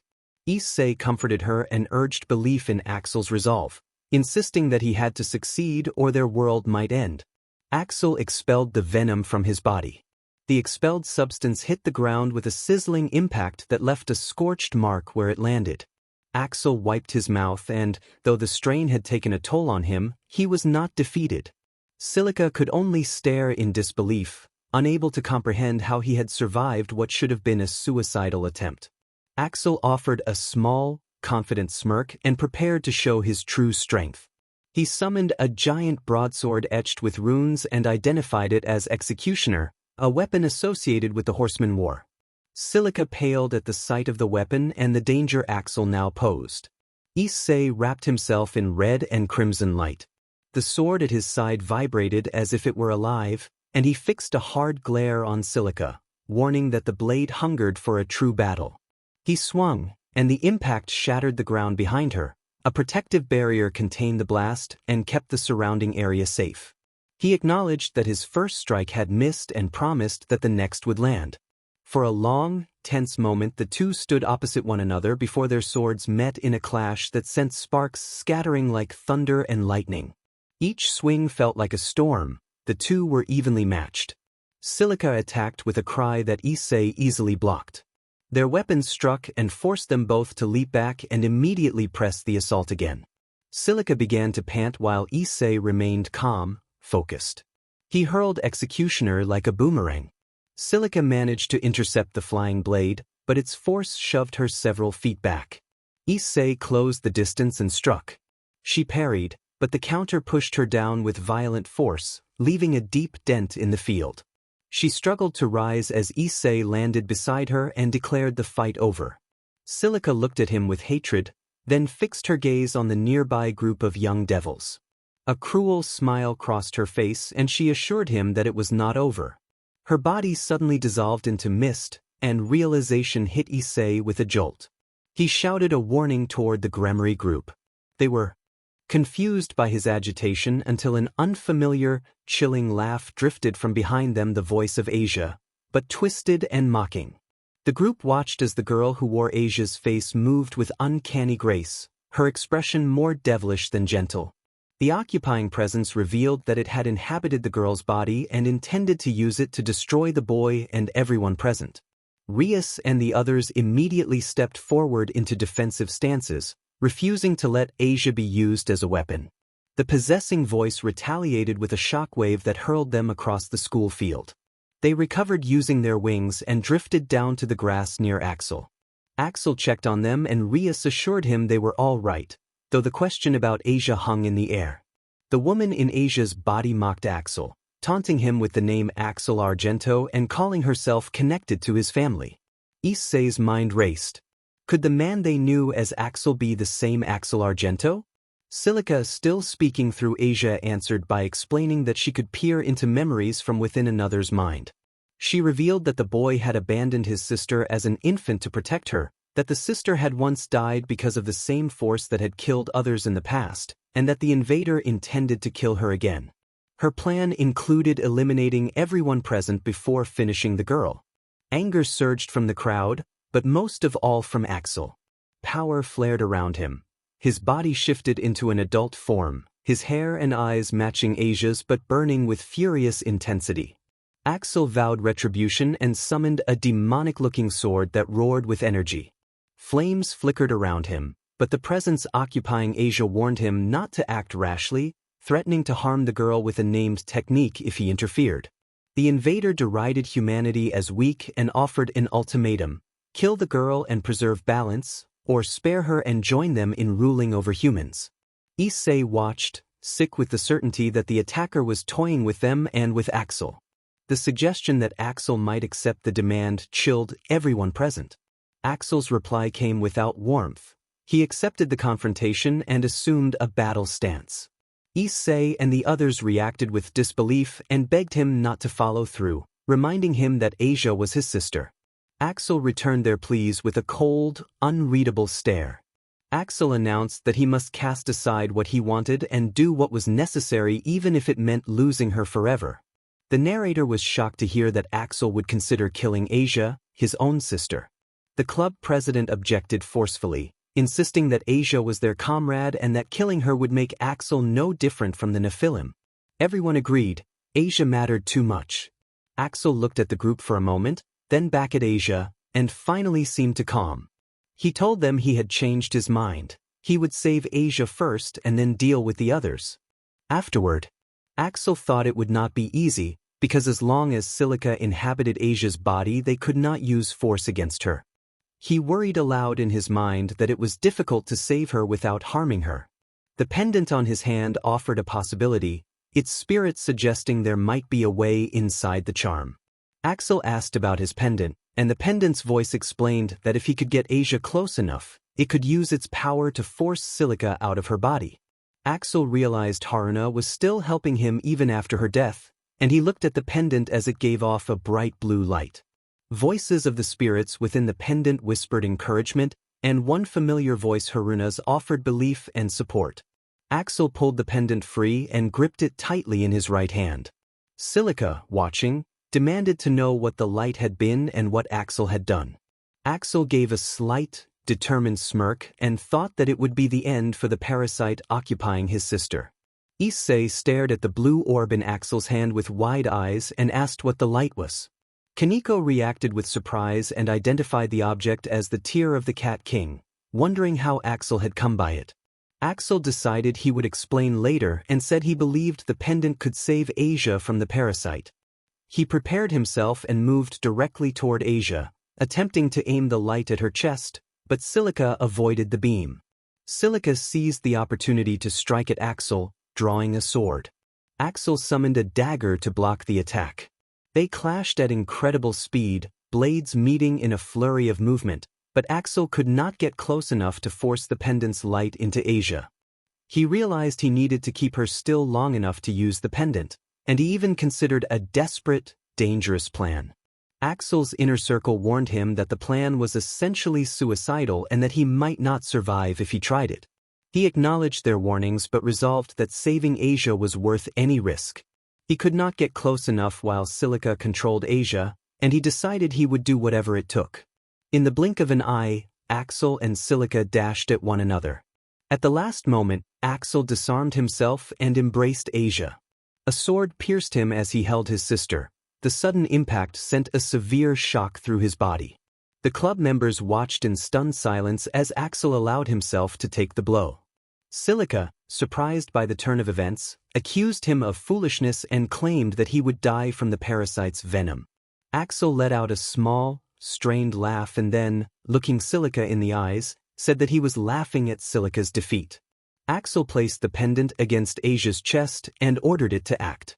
The pendant pestilence immediately activated its ability. Asia's body was bathed in a brilliant blue light, and Silica screamed in pain as the light worked to force the parasite out. The light intensified and then slowly faded. When the brightness subsided, the presence of Silica had been expelled and Asia lay unconscious in Axel's arms, beginning to stir. Asia found herself in total darkness at first, unsure of what had happened. The last clear memory she had was seeing Axel fight Silica before everything went black. Alone in that void, she heard a familiar voice calling to her from a distance. A bright blue light pierced the darkness, and a hand reached down to her. She reached up and grasped it, and the blackness resolved into a sky of blue. The figure in the blue light became clearer. It was Axel, though his eyes appeared green in that moment. He smiled at her with a gentle expression, and Asia recognized him as her long-lost brother. Tears of relief and joy streamed down her face as she embraced him. Axel returned the hug, offering warmth and comfort like the memories of long ago. He told Asia they should go back because her friends were waiting. When Asia opened her eyes, Axel was there, but he looked pale and fragile. To her horror, his chest bore a wound and a sword was lodged there. Axel collapsed, and Asia grabbed him, panicked and desperate. She believed she might have caused the injury and pleaded for him to hold on. She pulled the sword free, and when it hit the ground it crumbled into dust. Asia immediately tried to heal Axel, but her power failed to take effect. She could not understand why her ability was not working. Asia ran toward her brother, desperate and breathless, begging for the pendant's power to work so she could save Axel. Her friends came running up behind her. Asia's friend asked if she was all right and what had happened to Axel. Asia answered through tears that her powers were not working on his wound and it was getting worse. Bucho hurried to Axel and attempted to heal him with her power, but it failed as well. Bucho explained with regret that she had never seen this type of wound before and that if Asia's twilight healing could not help, none of them could. Asia refused to accept it and implored Ai to help, reminding him that he had helped her before. He looked at her sadly and shook his head. Asia felt petrified, unable to imagine anyone who could save Axel. Axel called out weakly. Asia reached for his hand and found it cold and lifeless. She told him not to give up, promising they would find help, that he would feel better, and that they would be together again. Axel smiled faintly and told Asia that she had been his only hope, that saving her had never been wrong, and that he had wandered and avoided people because of his power after their parents died. His voice grew weaker as he tried to tell her he had tried to protect her. Asia begged him not to leave. She said she did not want to be alone anymore and that she wanted to be with him, to show him the things she had learned from Issei and their friends. Axel's eyes slowly closed and finally shut. Asia called his name and checked on him, crying into his face as if he were crying too. Issei moved to Asia sighed and gently patted her shoulder, asking her to stop because Axel was gone and they should give him a proper burial. Asia refused to believe it, shouting that she would not accept Axel's death. Issei embraced her tightly and, shaking, pleaded with her to stop because her grief would make everyone sad. Asia gradually calmed, leaning against Issei and crying silently in his arms. A heartbeat sounded. Everyone looked toward the body and realized Axel was still alive but barely breathing. They tried to rouse him, and Asia called his name again. Famine's voice explained that Axel should not be moved. He was alive but barely, and they had only managed to stop the venom from spreading by placing him in stasis. Famine added that no healing ability could undo the venom. Another voice stated that they could only prevent the spread, not cure it, and that eventually Axel would die once the venom finished spreading throughout his body. A third voice asked whether they could alter the venom like they had before, but Famine responded that Axel's current state made that impossible and that attempting it would kill him. Famine said the kindest thing might be to put him out of his misery, and the sadness in Famine's voice was clear. Asia's world collapsed at the thought that trying to save Axel could also mean ending him. She nearly fainted, and I caught her before she collapsed, urging her to get a hold of herself. Her thoughts grew blank and the world seemed to darken until a bright light appeared. A female voice asked Asia if she wished to save her brother. A young woman emerged from the light, explaining that she was the spirit that resided within the pendant Axel had worn and asking Asia again whether she wanted to save him. Asia immediately agreed, pleading to be allowed to save her brother. The spirit smiled and enveloped Asia in a blue light that warmed her body. The spirit instructed Asia to use that power to help Axel against the venom, then introduced herself as Haruna before disappearing back into the light. Issei called Asia to wake her. The group looked at her with concern and she realized Axel was still breathing. She placed her hands on his chest. Issei reminded her what the horseman had said, that no healing power could cure the venom, but Asia summoned her sacred gear. Blue orbs of light appeared and entered the sacred gear, mixing with green light, and the wound on Axel's chest began to close. His face regained some color. Famine questioned how this could be possible, having thought no healing power could cure the venom. Another voice noted that this was no ordinary healing power and sensed many spirits mixed into it, including a familiar one, Haruna. The others acknowledged that Haruna was present among the spirits. Axel sensed her presence as well. It felt as if her spirit was purifying the venom, and it was working. From Axel's perspective. A minute later Axel opened his eyes slowly and, to his surprise, he was still alive. Beside him his sister Asia sat with tears in her eyes and hugged him tightly. He felt confused and wondered how he could still be alive after the venom. Members of the group expressed relief that he had survived, and Asia sobbed with happiness. Axel noted to himself that she was crying again and thought it was a bit much for horsemen, but he could not help but be moved. Others explained that he should thank his sister because her power had healed his wound and removed the venom. Asia then explained that her power came from a person named Haruna. Axel's eyes widened at the revelation. Haruna had not only helped Asia but had saved him as well. Once the seal was strengthened and his task completed, Rias and the others stood behind him. Rias asked what he planned to do next. Axel smiled and said he intended to go somewhere. After so much traveling, he did not have a place to call home. He made a request that someone watch over Asia for him. Rias replied that she would take care of Asia and more. Axel was more than welcome to stay, and she offered him a position as the Academy's teacher and temporary advisor of the Occult Research Club. Asia clung to his arm and pleaded for him to stay, insisting the Academy was his home as well. Axel agreed to remain and protect Asia as her brother. Issei admitted he was jealous, and Asia reassured him that both Issei and Axel would protect her. Issei blushed but promised to protect Asia alongside her brother, and he reached out his hand. Axel smiled and returned the gesture. They shook hands in a friendly manner. It seemed Axel's journey would not end anytime soon.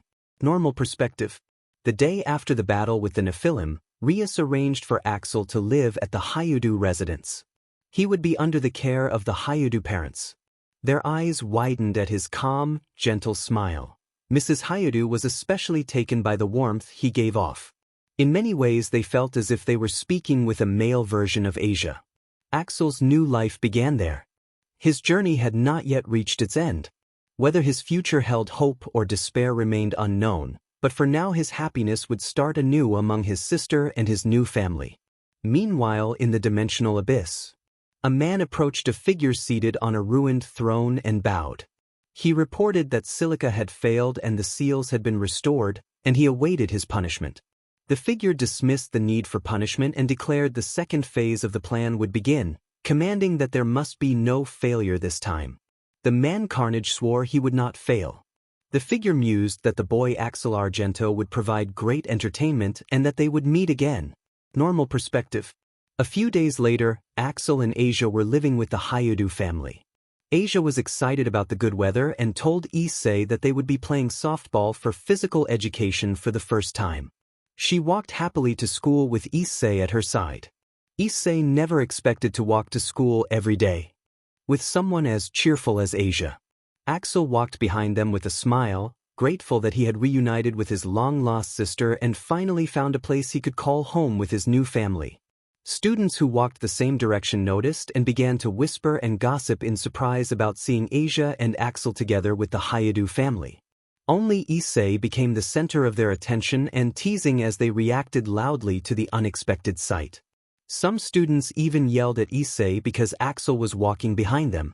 The others assumed Issei had forced Axel to be his bodyguard, but Axel had chosen to fall back on purpose. He sensed the tense atmosphere and noticed hostile looks directed at Issei. Thinking quickly, Axel returned an intense glare that made the students back off. A few of the girls, however, found his presence oddly appealing. Asia asked Issei with a worried look if something was wrong. Issei waved it off as nothing. Axel then asked Asia whether she was having any trouble at school and if she was getting along with the other girls. Issei voiced the same concern. Axel remembered that Asia had been a nun before transferring to Kuo Academy, and that her life had been very different. Both he and Issei worried she might feel lost, though Axel had only recently transferred as well and had learned to settle into his role at the academy. He was grateful that Issei was always willing to help Asia, but he hoped she was also finding support among the other girls in class. Asia smiled sincerely and reassured them that everyone had been kind, teaching her about life in Japan and inviting her to go shopping with them. Issei expressed relief, and Axel asked Asia to call him teacher while they were still at school. Asia agreed. They arrived at the courtyard. Axel told them they should head to class and said he had to go to the teacher's office first. He would catch up later. Issei and Asia bowed their heads and went on to class. In class, Issei and Asia were talking when Matsuda and Motohama approached cheerfully. Matsuda greeted Asia warmly, and Motohama complimented the shine of her blonde hair. Asia returned the greeting with a smile, which moved the two boys. Motohama, in a teasing mood, jabbed Issei lightly in the stomach and gave his leg a playful kick. Issei reacted with mock indignation. Matsuda and Motohama wondered why Issei and Asia came from the same direction every morning and why Axel had been walking behind them. Issei scratched his cheek and said that Axel had started living with him. Matsuda reacted dramatically, falling into mock despair at the thought of Issei living under the same roof with a blonde beauty. Motohama adjusted his glasses and trembled in exaggerated jealousy. Issei grinned and said his house had somehow become a dorm of beautiful girls and handsome boys. Matsuda asked through tears whether Asia even woke Issei up that morning. Asia blushed and said she had helped. Motohama asked whether she refilled the plates. For Issei replied that his mother had said Asia was kind, and Asia added that Axel also helped with the cooking. Motohama ranted about all the cute girls Issei knew: Rias and Akino, the school's top two seniors, the school idol Kaneko Toju, and Asia and Matsuda begged Issei to introduce them to someone. Their loud commotion drew Axel, who was already in the classroom. Axel gave them an intimidating glare and then delivered a quick, comical tap to their heads that sent them stumbling into a pile in a theatrical heap.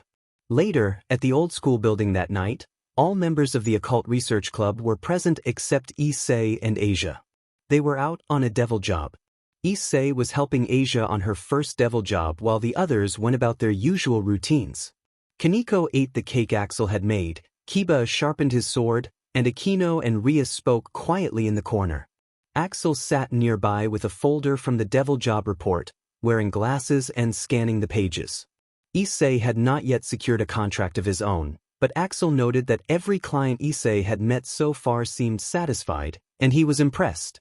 Rias took a seat on the sofa opposite Axel and asked what he had been doing before he met Asia.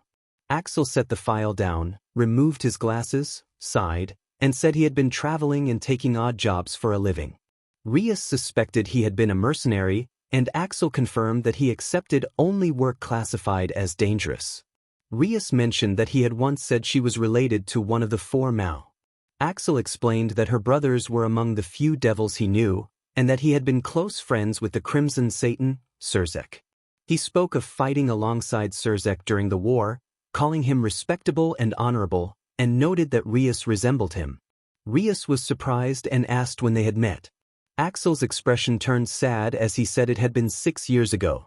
Rius connected that to the civil war between the old Mao faction and the anti-Mao faction and recalled her brother mentioning a young man who had fought alongside him. Axel confirmed that it had been him, a mercenary hired to assist the anti-Mao faction who had left after the war without accepting a reward or telling anyone where he was going. Rius asked why he had left and, seeing the regret in his eyes, apologized for pressing. Axel returned to his usual smile and insisted it was in the past and that her brother deserved the praise. He had only been a mercenary. He then asked if anything had been bothering Rius recently. Rius was taken aback by his observation, and Axel explained that he could tell by the way she had been spacing out lately. He added that Issei had noticed the same behavior. Rius said the matter did not concern Issei or the others, but Axel pointed out that it did matter because she was Issei's savior and master and that Issei deserved to know what troubled her. Rius replied that Issei was special to her and she did not want to burden him. Axel countered that Issei would act rashly to help someone he cared about, just as he had done for Asia, and reminded her that problems were not meant to be borne alone. Rius could only nod, still uncertain whether to share her burden. An hour later Issei and Asia returned. Aquino praised their work and offered to make green tea. Axel asked how the job had gone, and Asia, smiling, said it had gone well and that she had earned her first contract thanks to Issei. Axel patted her head in approval, and Issei returned the gesture with a salute. Kiba teased Issei about his nighttime plans, and Axel's ears twitched at the mention of a date. Issei gave a confident thumbs up. Kaneko interrupted with a blunt, disapproving comment that shut down the topic. Axel fixed Issei with a stern, warning look, and Issei backed away in mock fright. Issei thought to himself that Axel looked frightening whenever Asia was involved, but Axel quickly reverted to his composed demeanor. Issei and Asia then went to Rius's desk to report back. Rius seemed distant at first, then apologized for spacing out and congratulated them on their success. Issei noticed a lingering sadness in her expression and sensed that her feelings were unsettled. Axel observed the exchange with concern. Later that night at the Hyudu residence, Issei returned home with Asia and Axel. Asia excused herself to bathe first and bowed slightly in politeness. Issei told her to go ahead. She went to the bathroom with a bright smile, pleased to have completed her first job. Axel announced that he was going to his room to finish a report for tomorrow and remarked that being a teacher was not easy. I noted that he would be in his room, and then we each went to our separate rooms. Axel's room was between mine and Asia's. I felt exhausted after a long night, but sleep would not come, perhaps because of the sad expression I had seen on Rius earlier. I wondered what had happened to her. It felt strange for the usually strong and confident Rius to look so down. Suddenly, a flash of crimson light filled my room and a magic circle appeared on the floor, the Gremory crest. Someone stepped through the light. It was Rius, and she wore the same desperate look she had shown in the clubroom. Rius approached and made a shocking, deeply personal request that left me stunned. She explained, in a hushed, urgent voice, that she needed concrete evidence to protect herself and that, given the circumstances, the only person close enough and likely to help was me. She added that others I could think of Yuto, because of his principles, and Axel, because of his personality, would refuse, so I was the only option left. I felt a mixture of pride at being chosen and confusion at the gravity of what she was asking. Rius gently touched my cheek to steady me, and I could feel my heart racing at the intensity of the moment. Rius began to act on her plan in private. Those private actions are omitted here. A sudden voice at the door interrupted everything. Axel stood there, surprised and stern. He reproached Rius, saying that he thought better of her and that resorting to such a method was disgraceful and cowardly. Rius met his accusation with equal firmness, insisting that how she chose to handle her problems was her own business and who she confided in was nobody else's concern. The three of us were left in tense silence, each facing the consequences of what had just happened. Rias told him that she had been told to express her troubled feelings and that she was going to share them with Issei. I asked Axel with a curious look how he had gotten in. Axel replied that he could teleport, and he reminded Rias that she could share her feelings with others but that it should not be done in such a way. Rias tried to explain, but the floor of my room flashed with a magic circle and everyone grew quiet. Rias sighed and stared at the symbol with displeasure. The crest on the circle marked it as the Gremory household. Axel recognized the aura and looked suddenly alert. A silver-haired woman in a formal maid's outfit stepped through the magic circle. Axel greeted her with a serious expression, and she returned the bow with equal formality. The maid addressed Axel respectfully and mentioned that she had not seen him since the Civil War. Axel asked after Surzex, and the maid acknowledged him as well before turning her attention to Rias and me. The maid spoke plainly, questioning Rias's conduct and reminding her of her responsibilities as the next heir of the House of Gremory. Rias explained that she had acted because her father and her brother would not listen otherwise. The maid warned that Rias should be more careful and composed in public, especially given her position, and she straightened Rias's clothing to help her regain her composure. The maid then introduced herself formally as Grafia, a maid serving the House of Gremory, and offered apologies for her earlier brusqueness. I felt awkward at being called lowly at first, but I also noticed that Grafia was striking and composed, with silver hair neatly arranged. Rias pinched me for staring, then asked Grafia whether she had come on her own or been sent by the household.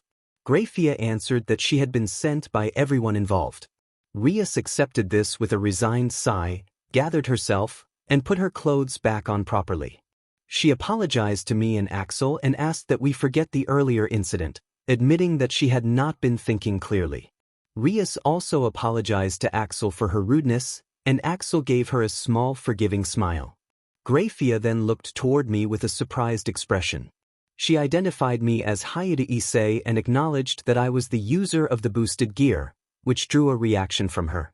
Rias invited Grafia back to her room to continue the conversation, and she said that Akino, the priestess of thunder, could attend as well. Grafia agreed that it was appropriate for a queen of a high class devil to be accompanied by her attendants, and then Rias called me forward. Rias offered a brief apology to me and asked to meet again in the clubroom the next day. She gave a polite farewell to Axel and me, and then she and Grafia disappeared through the magic circle. Axel and I were left alone in the room, and I stood there still dazed as I touched my cheek where she had briefly touched me in apology. Axel shook his head in disbelief and face-palmed. Asia's voice soon announced that she had finished using the shower. The next morning, Asia, Axel, and I walked toward school. I rubbed my eyes because I had not slept at all. I regretted what had happened the night before and felt a knot of unease as we made our way to class. I had been restless all night and was exhausted by morning. I knew I had to do something about what had happened the previous evening or I might lose my composure entirely. Asia asked if I was all right, her voice full of worry. I felt exposed under her innocent gaze and could not tell her the truth. Axel observed that my eyes were swollen and asked if something had happened, giving a mock-curious look. He clearly knew more than he was letting on. I kept my silence about Rias and the incident.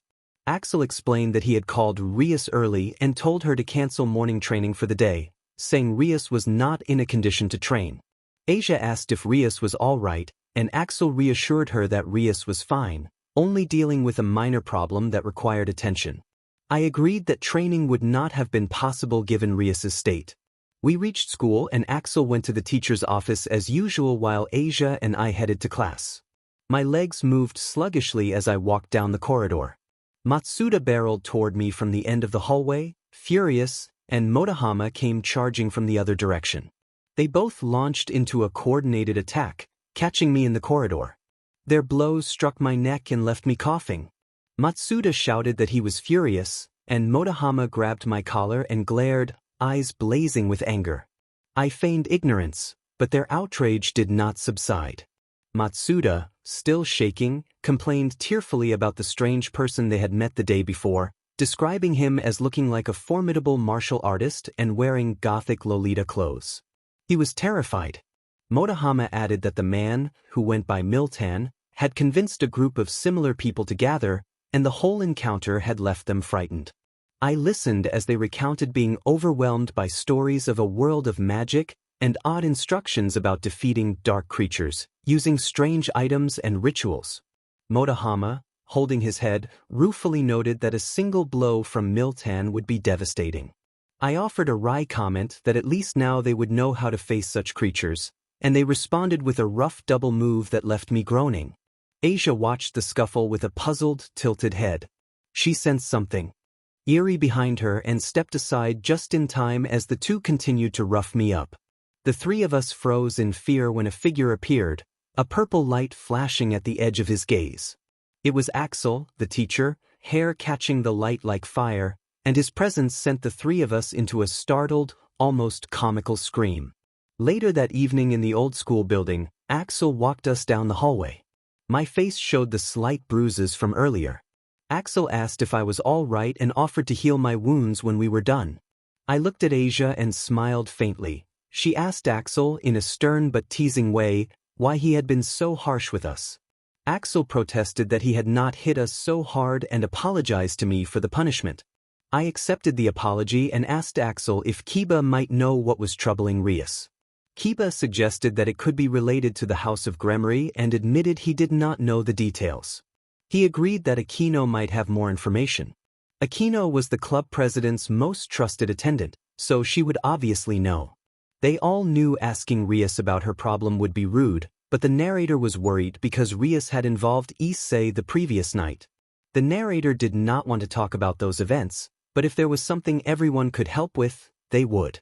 When they arrived at the door, Kiba remarked that he could finally sense a strong presence. The narrator agreed. The feeling was eerily familiar. Kiba and the narrator both narrowed their eyes and put on serious faces. Issei looked worried and asked what was wrong. The narrator opened the door without hesitation. Inside were Rias, Aquino, Kaneko, and the silver-haired maid Grafia. Grafia remained calm as always. Rias wore a very unpleasant expression. Aquino smiled as usual but gave off a cold vibe. Kaneko sat quietly in a corner, clearly trying not to get involved. The room felt tense and silent. Kiba muttered an exclamation behind the narrator. The four of them stepped further into the room, but none of the other members greeted them as they ordinarily would. Asia, uneasy, gripped both the narrator's and Issei's sleeves. Issei patted her head in an attempt to comfort her, and the narrator offered a reassuring smile. After looking over everyone, Rias made it clear she had an announcement to make before starting the club meeting. Grafia offered to explain the situation, but Rias waved her off. As Rias began to speak, a magic circle on the floor suddenly glowed. Issei expressed surprise at the teleportation and wondered aloud whether the circle belonged to the Gremory household, since all members of the Gremory group seemed to be present. The narrator noticed the circle was different and suddenly realized what it was. Kiba identified it as a phoenix. Light filled the room and a figure emerged from the circle. Flames burst from the summoning point, filling the room with heat. The flames were intense but not harmful, and both the narrator and Issei instinctively shielded Asia. A silhouette stood within the fire. When he swung his arm, the flames vanished.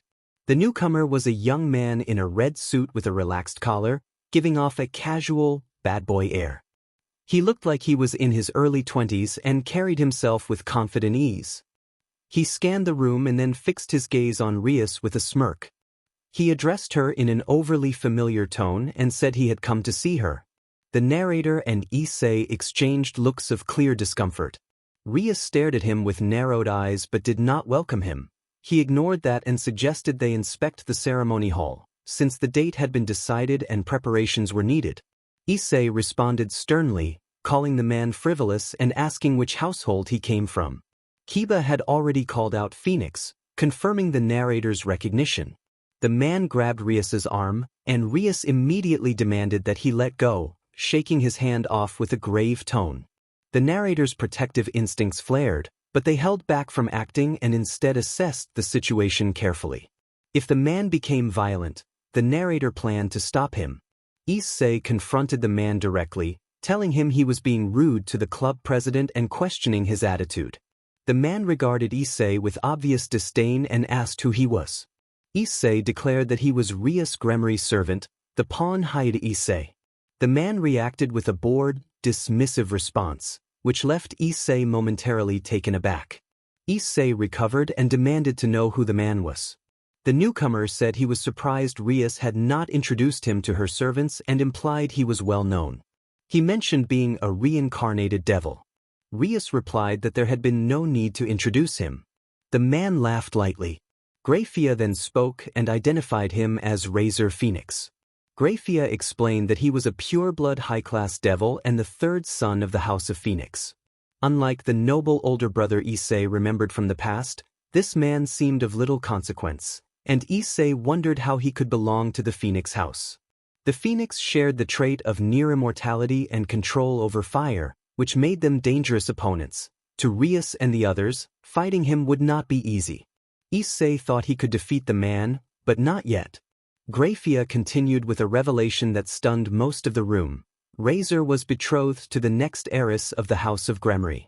Issei stared in disbelief and stammered at the news. The engagement, Grafia clarified, meant Razor was to be Rias's fiancée. A stunned silence followed, and Issei felt the weight of the announcement settle over everyone. The revelation made it clear why Rias had been troubled.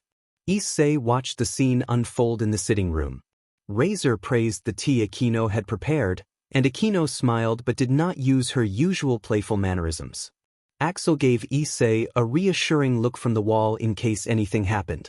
Razor had taken a casual seat next to Rias and rested a hand on her shoulder. Rias repeatedly brushed his hand away, but Razor remained overly familiar. Issei and the other servants sat apart, forced to watch. Jealousy tightened in Issei, but he forced himself to stay composed. Axel noticed Issei's expression and shook his head slightly. Asia asked Issei if something was wrong. Kaneko admonished him for letting his thoughts wander.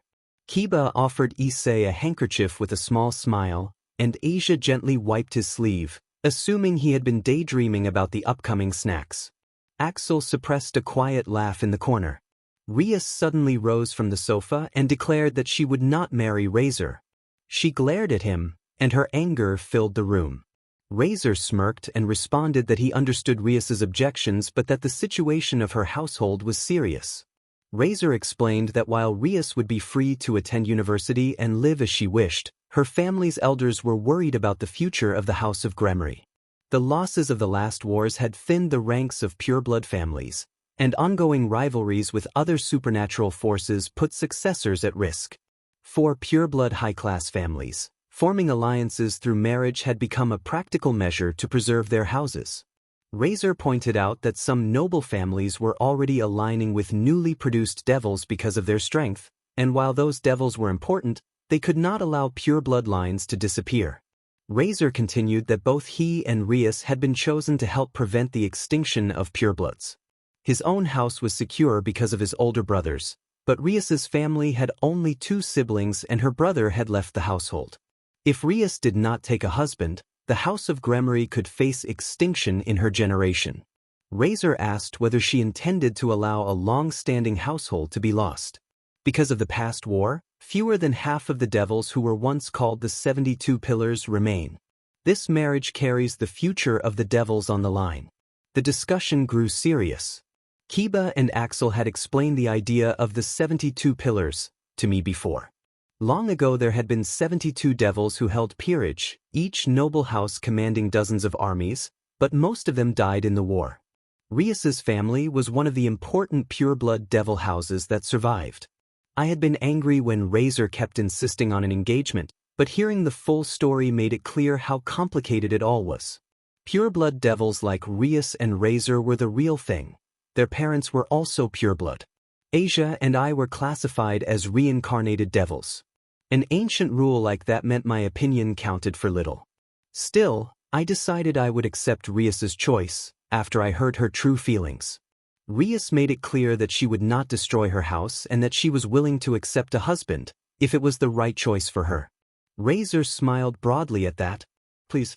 Razor began to answer, But Rias cut him off to say that she would not marry him simply because of his name, she would marry only the one she acknowledged, and even old noble houses had the right to choose. Razor's mood changed suddenly. His expression sharpened and he clicked his tongue. He spoke of the House of Phoenix and of not wanting its name tarnished. He declared that he did not even care for the human world and that, as a devil who governed fire and wind, he could not tolerate this filthy realm. Flames gathered around him, small fires scattering through the room, and he vowed to take Rias back to the underworld, even if it meant burning her servants. The flames around Razor sputtered and faded. A cold chill swept through the room and every hair on our bodies prickled. Even Razor looked chilled. I turned to the corner and saw Axel, his aura swelling until it felt suffocating, his eyes glowing yellow. His presence cut through the air like ice. Razor had said the wrong thing. Axel felt his anger peak. Insulting his world was one thing, but threatening to harm his students and family and forcing Rias to act against her will was another. He advanced on Razor with his aura still blazing and his yellow gaze fixed. His energy snuffed out Razor's flames, freezing the air between them. In that moment Axel could have overwhelmed Razor completely, but Grafia stepped forward to intervene. Grafia told Axel to calm down. He looked to her, and she only shook her head once or twice. Axel let out a disappointed sigh and dispersed his aura. He then warned Razor that if he tried anything like that again, not even Grafia might be able to save him. Axel moved to stand beside Issei and Asia to steady them. Asia was trembling slightly. Axel took her hand and held it tightly to reassure her, and she smiled. He noted to Axel that he had never heard him call Grafia without the usual respect before. Axel dismissed it, saying he just needed to blow off steam. Grafia reminded everyone that the purpose of the meeting was not to fight. She spoke quietly and intensely that if Rias and Razor continued to escalate, she would not remain silent, and for Surzex's honor she would not hold back. Both Rias and Razor looked serious and, it was clear, wary of her. Grafia had a reputation as the strongest queen, and it showed. Razor let go of his anger and sighed, admitting that he would be foolish to fight Surzex's group. Thanks to Grafia and perhaps Axel, the worst-case scenario had been averted. Grafia then explained that the meeting had been expected to end like this. This was planned as the last discussion. Everyone had known it might not be solved by argument, so they prepared a final option. Grafia proposed settling the dispute with a rating game between Rias and Razor. Rias was stunned. Issei looked puzzled. Kiba explained to Issei that a rating game was played by devils with peerage, where they compete by having their servants battle as pawn, knight, bishop, rook and queen. The outcome of the game greatly affected a devil's standing among their peers. Issei raised his hand to ask for clarification about how the rating game would proceed. Issei nodded and pointed out that the game was usually only played by mature devils and that Rias, still not of mature age, could not normally participate. Grafia then explained that only mature devils can join an official rating game, but that in unofficial matches between pureblood devils, even immature devils may take part. Grafia added that this situation was complicated by household matters. Rias interrupted, furious, accusing her father and the others of preparing the match as a last resort if she refused, and demanding how far they intended to interfere with her life. Her anger was obvious. She looked ready to lash out. Grafia asked whether Rias intended to decline participation. Rias answered that she would not decline, since it was an opportunity, and accepted the challenge, directing her decision at Razor. Razor smirked and reminded them that he was a mature devil who had already participated in official games and had won most of them. He taunted Rias, and Rias, fearless, declared that she would defeat him. Razor proposed terms. If Rias won, she could do as she pleased. If he won, she would marry him immediately. Both of them glared at each other with lethal intensity. Issei recognized that, as a non-devil, he could not interfere. Grafia confirmed that she had heard both sides and would oversee the match between the two households. Rias and Razor agreed, and Grafia bowed and said she would inform the families. Issei reacted with nervous surprise at the seriousness of the situation and volunteered to participate as well. Razor glanced at him and asked whether the people gathered there were Rias's servants. Rias showed a brief sign of irritation. Issei remained silent, thinking of his role as a teacher and OCR advisor and his duty to protect his club members. Razor laughed at Rias's reply and boasted that only Rias's queen, the so-called priestess of thunder, could match his servants. He clicked his fingers. A magic circle with a phoenix emblem flared on the floor, and shadows rose from it. 15 servants gathered around him. Issei observed the formations and identities. A knight in armor, a hooded magician, and a full complement of servants. He recalled that a high-class devil could command up to 15 evil pieces distributed by the Mao, and that if a target had exceptional potential, the number of pieces consumed could increase. That explained why some high-class devils had fewer than 15 servants. Rias had once formed a unique arrangement using many pawns on Issei due to the immense power within him, so she currently fielded a smaller roster. 1 king, 1 queen, 1 rook, 1 bishop, 1 knight, and 1 pawn. That left a glaring numerical imbalance. Razor's 16 members, including his king, against Rias's 6. Razor noticed one of his servants crying while staring at Issei and commented that the boy dreamed of a harem and seemed moved by the sight of his servants. Razor's female attendants reacted with disgust toward Issei, and Issei inwardly cursed at their display. Razor calmly pacified his servants, urging them to be passionate and to make an impression. Then he staged a provocative public display intended to unsettle Issei and the others. Issei and the onlookers reacted with discomfort. Asia blushed visibly and seemed overwhelmed by the spectacle. Razor smirked and looked down at Issei with a mocking expression, implying that Issei would never be able to do what Razor had just demonstrated. Issei's anger spiked, and he activated the boosted gear. A tense sense of trouble filled the air. Red light pulsed as the artifact on Issei's left arm revealed itself, a red gauntlet engraved with a dragon. The boosted gear was a powerful sacred gear capable of granting enormous strength to its wielder. Issei pointed at Razor and declared that a womanizer like him was not fit to be with Rias. Razor responded with a taunt about admiration for womanizers, leaving Issei momentarily taken aback. Axel admitted reluctantly that Razor had a point about Issei, and then Issei asked Axel not to interfere as he continued the argument with Razor. Razor snapped that the issue was different when it came to Bucho and warned that Issei would keep flirting with other girls even after marrying Rias. Axel observed that heroes in the human world were known to love women, and Razor defended his closeness to his servants, noting that Issei himself was adored by Rias. Issei bristled at Razor's excuse and tried to keep his temper under control. Razor mocked Issei, comparing him to a bird and jeering about a phoenix. Issei provoked him in return, and Razor's expression turned furious. Rias turned away and dismissed the matter with an indifferent look. Razor escalated the taunt, threatening to beat Issei with his boosted gear, confident in the power of his sacred gear.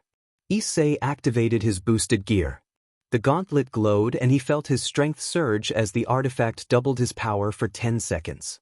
He charged forward with high spirits, but Razor only sighed and ordered his servant to act. Mira, Razor's small servant with a childlike face who wielded a stick, stepped forward. Despite her diminutive appearance, she had more battlefield experience and talent than Issei. She blocked Issei's boosted strike with the tip of her stick and landed a sharp blow to his midsection that sent him flying. Axel intercepted Issei before he could hit the floor and gently set him down. Rias and Asia rushed to his side. Asia moved to heal Issei immediately, and Issei, wincing from the pain, acknowledged that Axel's catch had prevented worse injury. Rias scolded him with worried eyes for being reckless. Mira dismissed him as weak, and Razor laughed, explaining that Mira was his pawn, the weakest of his servants in rank but more skilled in battle than Issei. Razor taunted the boosted gear, insisting that the sacred gear was imperfect and that its possessors had been unable to fully use it. He sneered that Issei was like pearls tossed before swine.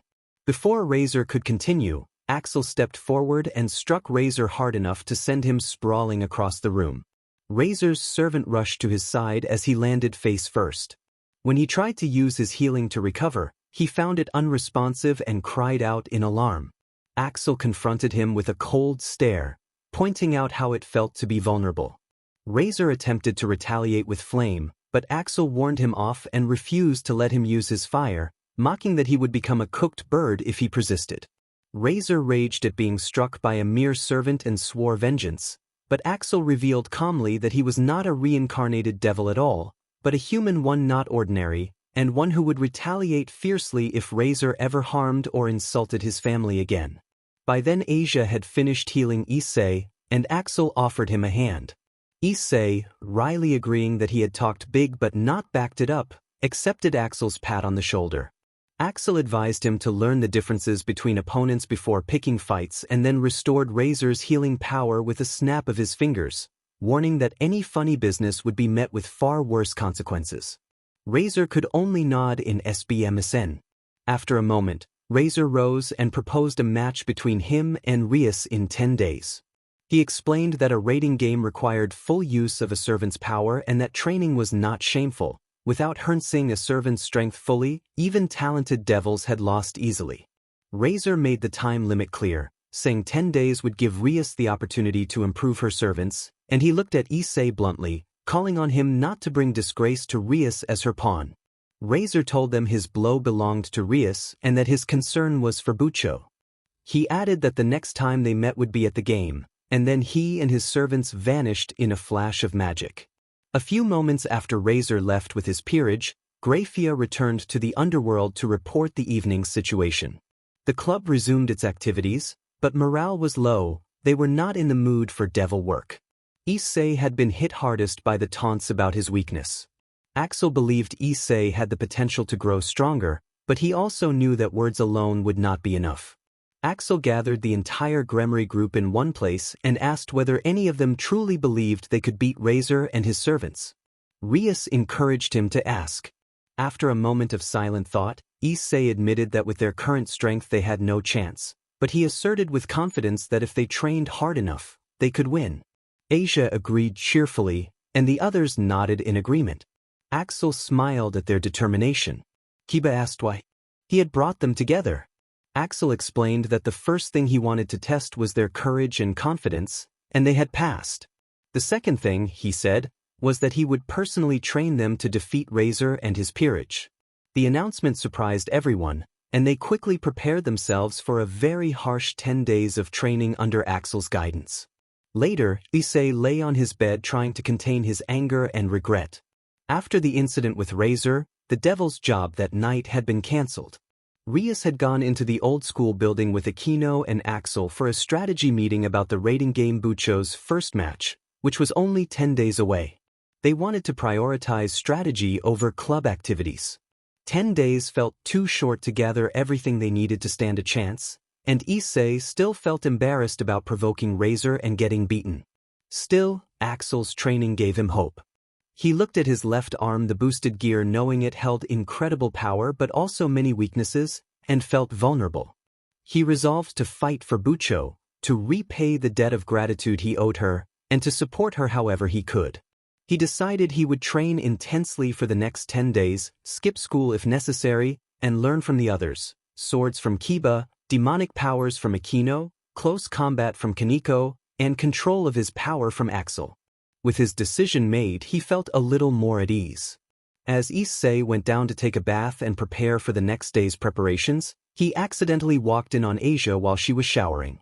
They both apologized and quickly gave each other privacy. Issei left to continue his preparations. He was surprised by how much Asia had grown, and for a moment he felt a swell of emotion he had no right to indulge in. He chastised himself and refocused. He had promised to protect her and to make sure she could live safely. He had accidentally entered the bath area without checking first and found Asia there. Both of them were instantly mortified. He quickly apologized for intruding, and Asia, cheeks flushed, also apologized for the awkwardness. They both tried to recover their composure and keep things appropriate. Asia, still embarrassed, mentioned that she had heard about a cultural custom for getting closer to someone and then immediately regretted bringing it up. He felt a sudden rush of complicated emotions but forced himself to stay calm and remember his promise to protect her. He resolved to control himself and to behave responsibly. He tried to explain the proper etiquette for such situations, intending to give her practical advice, when a knock came at the door. Asia's brother called that their mother had asked him to leave a towel by the washing machine. As Asia moved toward the door, she slipped. He reached out to steady her, lost his footing as well, and they both fell in a tangle. He ended up on top of her briefly, and they both scrambled to get up, mortified. The bathroom door opened. And Axel, Asia's older brother, stood in the doorway.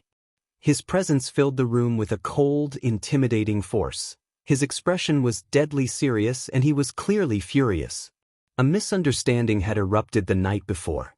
Axel had confronted Issei with a low, menacing tone, accusing him of being with his sister, and the situation had escalated into a harsh confrontation. Axel's aura had flared and he had struck Issei with overwhelming force. Issei woke the next morning wrapped in bandages, every ache a reminder that Axel had even blocked Asia's healing so the blows would land fully. Issei called Asia into his room. They sat opposite each other in a formal Saiza posture. He began a careful, serious lecture about caution and safety. Issei warned Asia that boys their age could be reckless and sometimes dangerous, and that she needed to be more aware of people around her. He removed any boastful or joking tone and emphasized how seriously he and Axel took her well-being. He admitted he had been careless before and that, despite his flaws, he and Axel would do whatever it took to keep her safe. Asia listened solemnly and told Issei that she trusted both him and her brother, and that she believed they would protect her if she ever needed help. Her simple, sincere trust moved Issei. It sharpened his resolve even as it reminded him of the previous night's events. Issei explained that he and Axel worried because Asia often took people at face value and did not always see danger coming. He told her that if anyone ever tried to hurt her, he and Axel would not hesitate to intervene. He meant that Issei had power beyond ordinary humans, and Axel stood ready at his side. As he spoke, Issei reflected on why he had taken responsibility for Asia in the first place. Part of it was friendship, part of it was affection, but more than that, his actions had permanently changed her life. He had brought her into a world very different from the one she had known, and with that came a duty, to protect the life he had altered. The club president had not blamed him. She had explained that she intended to make Asia one of their own, so Issei need not worry alone. Axel, for his part, had been grateful that Issei had brought Asia back and become her friend. Still, gratitude and approval were not enough for Issei. He felt a personal obligation to watch over her for as long as he lived. Issei vowed in his heart that he and Axel would protect Issei Argento for the rest of their lives. He would also stand by the club and its members, but Asia's safety was a responsibility he intended to carry with particular care. Protecting the club president and protecting Asia had become central to his life. I liked the club president and wanted to protect her, while also looking up to her. It felt similar to how a samurai serves his master, like the devotion of a subordinate striving to reach the top. Protecting Asia felt different.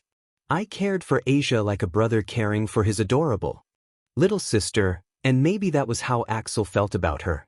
That was why Axel and I were so strict about chasing off guys who tried to get close to Asia. Axel had Asia as a sister, I did not. Still, Axel had told me that Asia needed us to become stronger. He wanted a life where he could see me and Asia laughing together.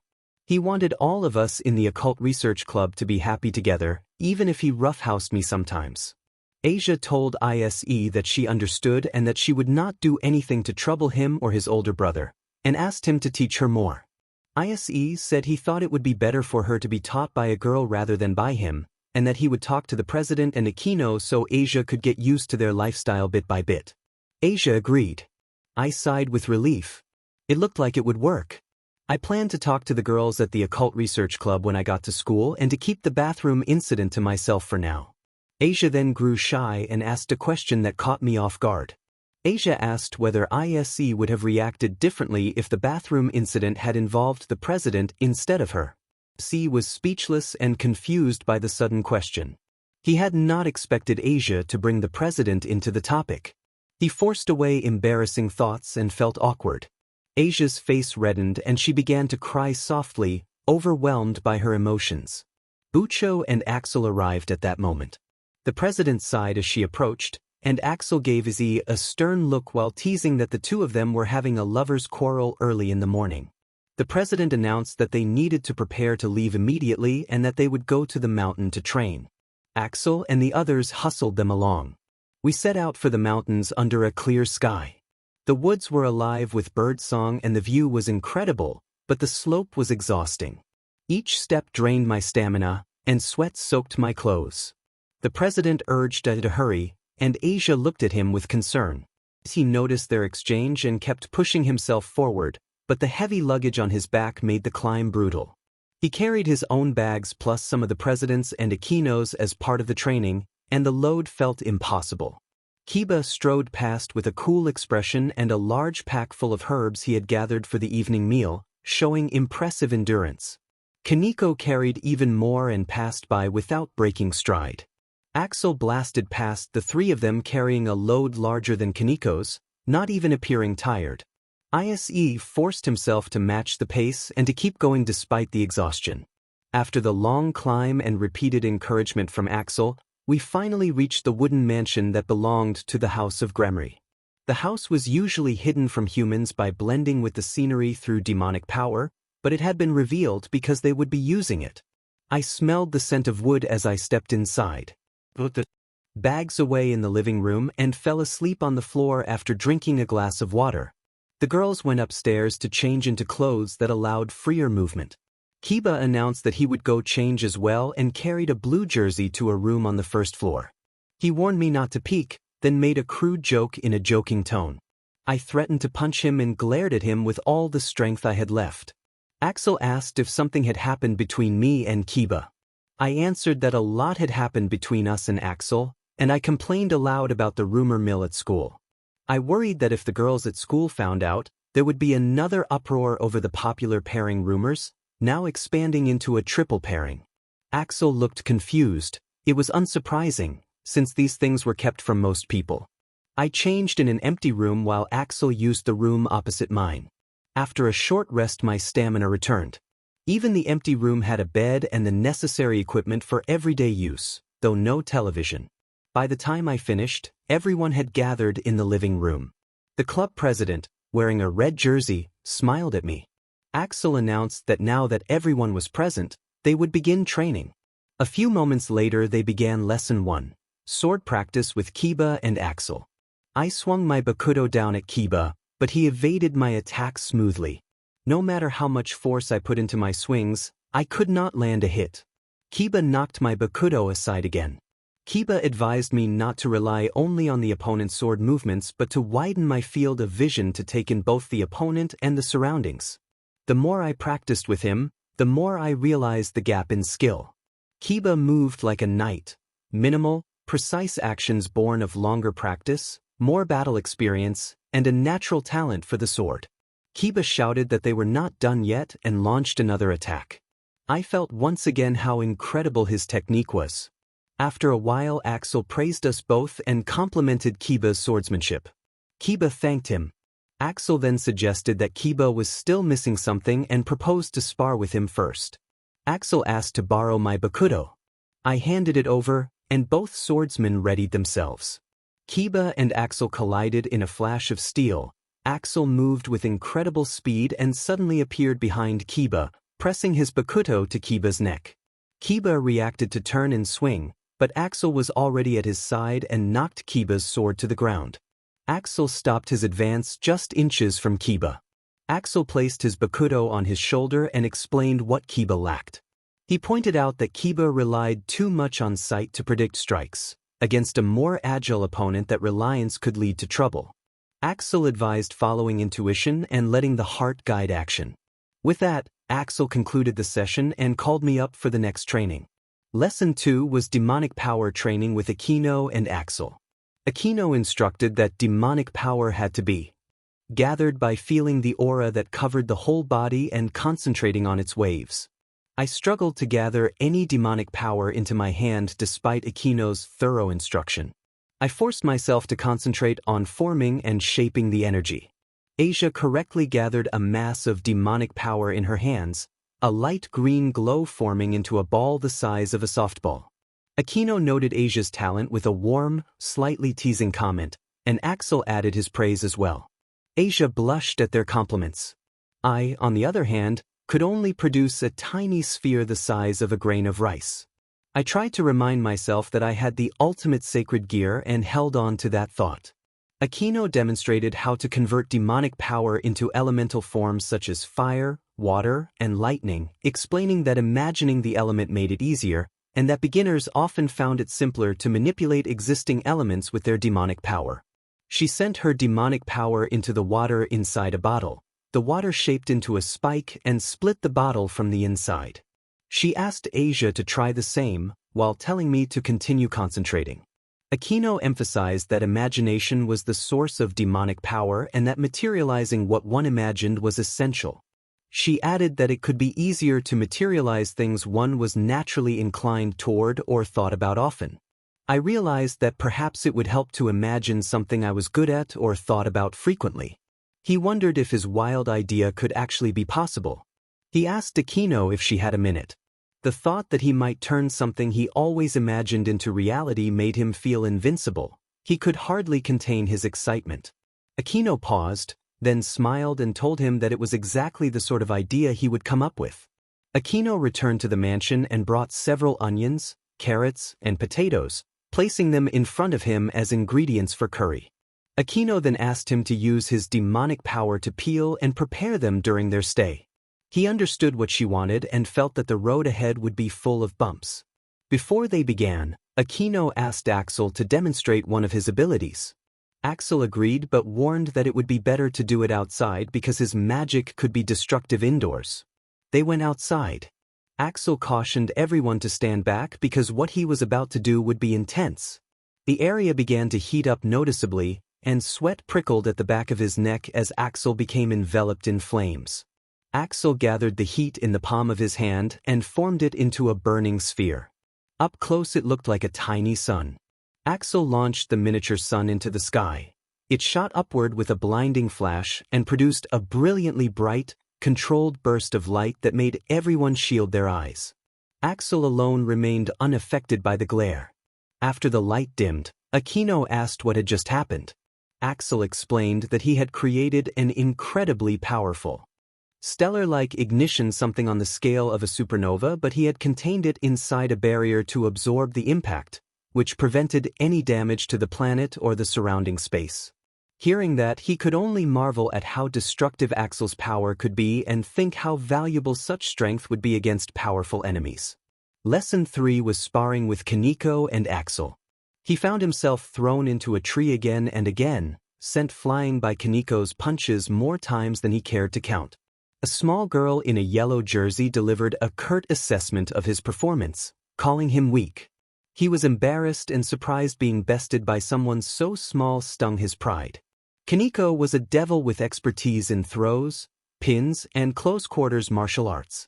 She combined exceptional strength and high defense with quick reflexes. Her small size let her close distance lightning fast and land solid blows. She held back, but her strikes still hurt. Kaneko instructed him to aim for the center of the body and to move his strikes so they landed with accuracy and depth. He knew it sounded straightforward, but as a novice it was hard to connect with an opponent as quick as she was. Kaneko wounded her arm and pointed her fist at him, signaling another round. Axel, watching from the side, offered advice. He reminded him never to forget to use full-body power when punching and explained that relying on the arm alone would not be enough. Axel added that a key to victory was turning an opponent's strength to your advantage. The narrator protested that he was the one getting beaten up, and Axel suggested a demonstration. He invited both of them to attack him at the same time to show what he meant. Reluctant but obliged, they took stances and rushed Axel together. In seconds they were on the ground, aching.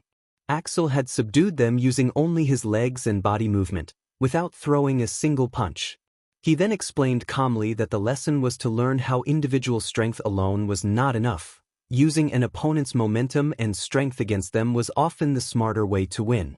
Lesson 4 involved training with Bucho and Axel. He climbed a very steep mountain with a heavy rock tied to his back. Bucho was sitting on the rock. Axel carried an even larger boulder, so massive it looked like a small mountain. He struggled but kept going, determined to push himself. Axel casually remarked that he had done much greater feats when he was younger, which left the narrator incredulous at Axel's endurance and strength. He thought it was impossible that someone so young had moved the tallest mountain on Earth. He felt like the man was more than strong, he was an Oni. They repeated the drill of running down the mountain path and then back up. The trail had no clear footing, and it wore on their legs.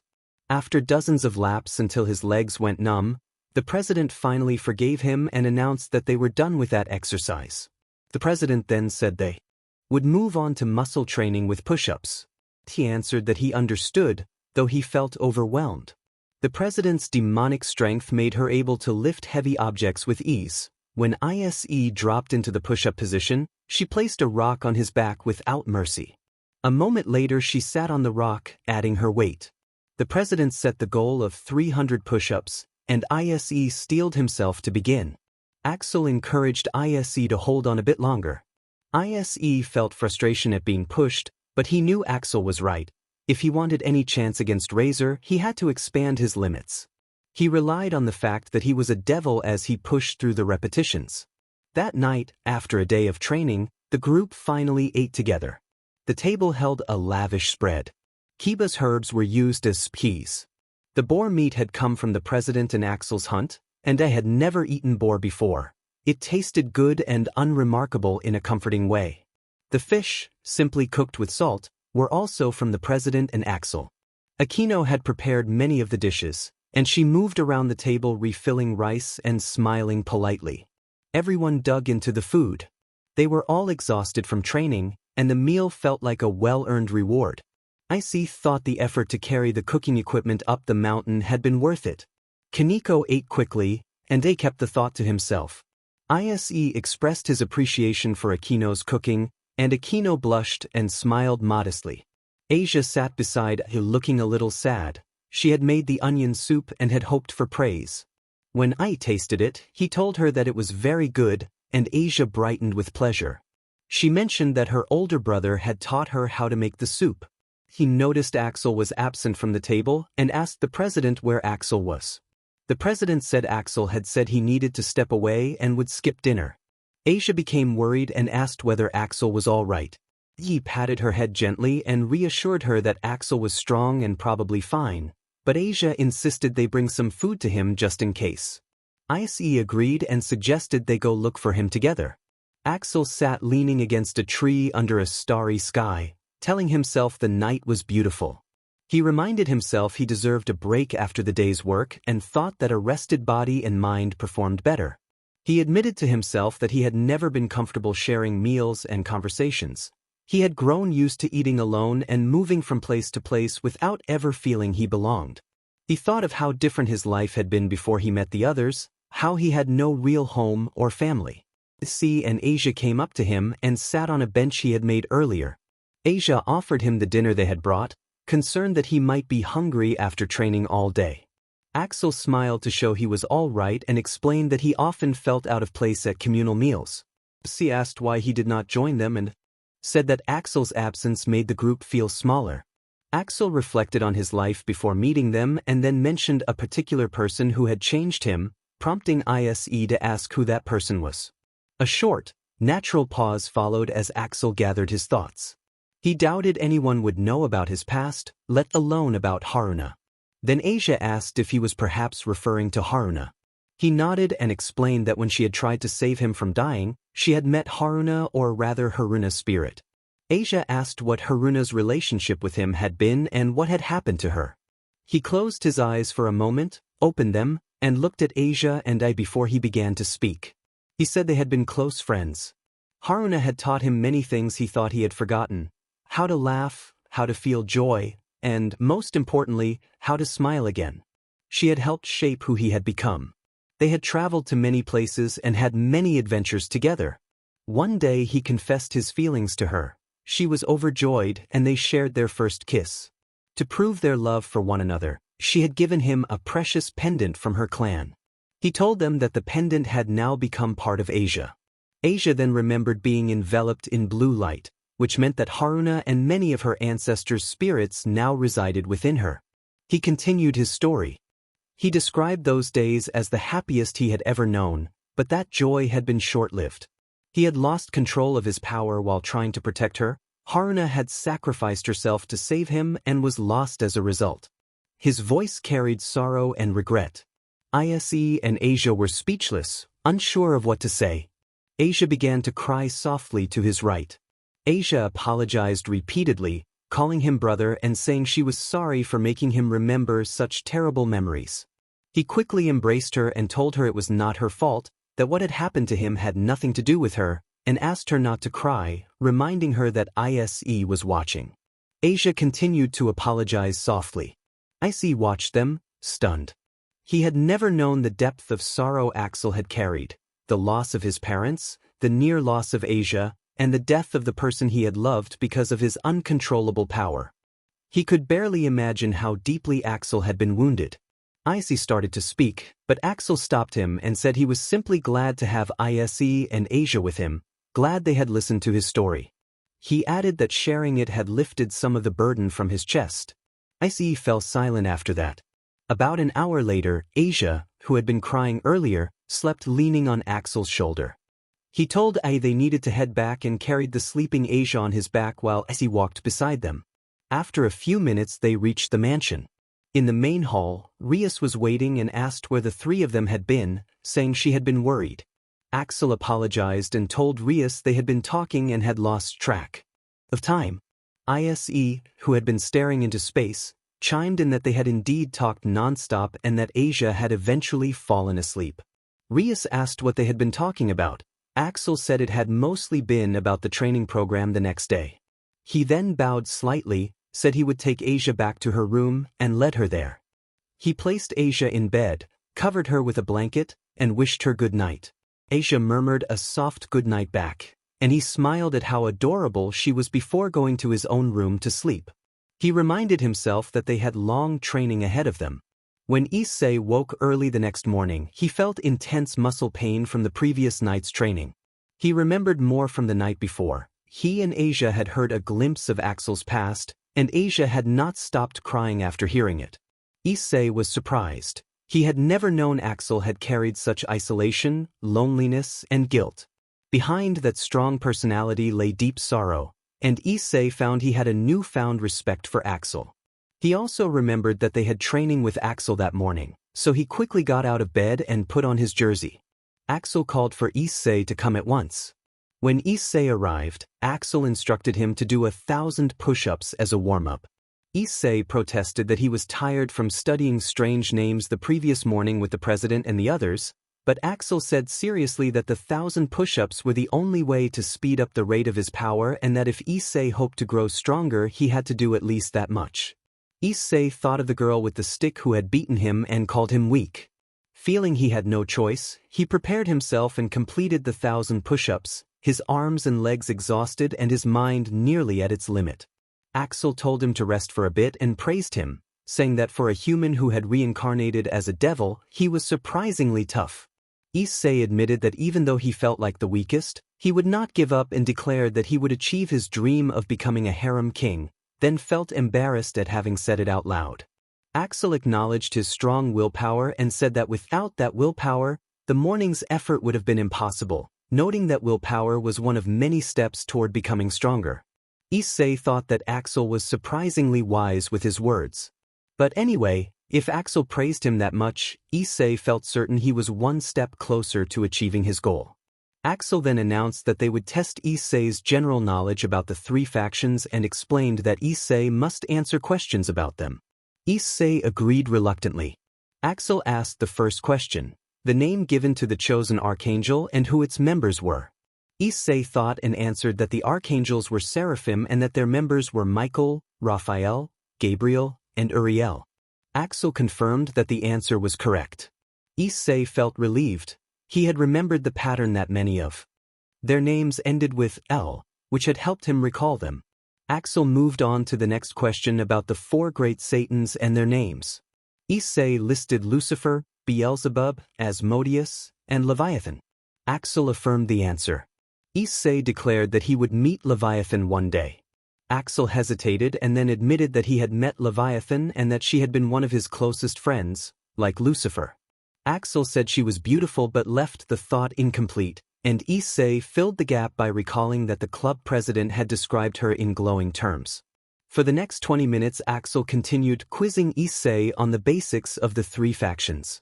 It gave Issei a headache, but he managed to get through it. Axel stopped the history lesson and called for a return to their usual training. Before they began, he asked if Issei wanted to say anything about his progress over the past day. Issei reflected that he had discovered several defects in his abilities: no natural talent with swords, no skill in hand-to-hand combat, no aptitude for magic, and an overall weakness compared to others. He felt useless, able only to perform simple tasks like peeling vegetables, which had been part of the training. Feeling discouraged, he thought he would not be useful in the game without a healing ability like Asia's. Axel interrupted Issei's self-reproach by addressing him by his full name and placing both hands on his shoulder with a stern, concerned expression. Axel explained that not everyone started out strong. He recounted that he had once been a weak human who faced hardships similar to or worse than Issei's. He had trained relentlessly because he had a desire to protect others. He pushed himself beyond human limits, collapsing from exhaustion and sustaining serious, near-fatal injuries, but he never stopped getting back up. Axel urged Issei not to see his shortcomings as disadvantages but as reasons to become stronger. Issei listened and realized how much he had complained. He saw how much Axel had lost and how Axel had answered those losses with tireless training and perseverance. That realization opened Issei's eyes. He adopted a determined expression and vowed to do everything in his power to become stronger and protect everyone. Axel acknowledged the determination in Issei's eyes and patted his shoulder. Axel then ordered Issei to call the others, and Issei saluted and went to gather the team. A minute later, the others had assembled.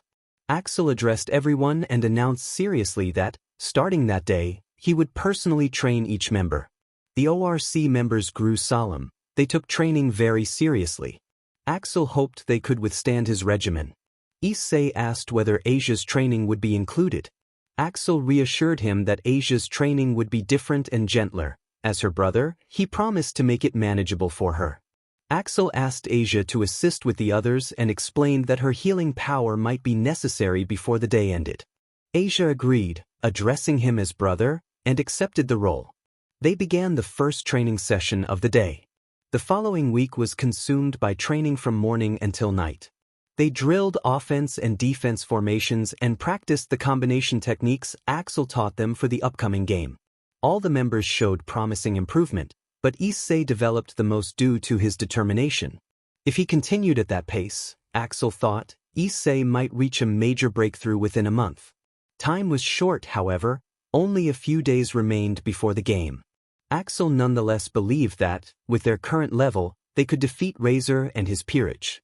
That night in the mansion, Issei lay on his bed staring at the ceiling.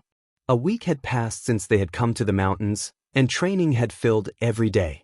Kiba slept peacefully on the bed beside him while Axel slept on the other side. Watching Kiba, Issei reflected on the difference between them. Kiba's swordsmanship came from natural talent and intense training. Issei had neither. He wondered whether, if he trained hard from now on, he could eventually match Kiba's skill, and if so, how many years it would take. Kiba noticed Issei's restlessness and asked if he could not sleep, then encouraged him gently, telling him to stop being so hard on himself and acknowledging the progress he had already made. Axel observed that he had seen how fast I had grown that past week.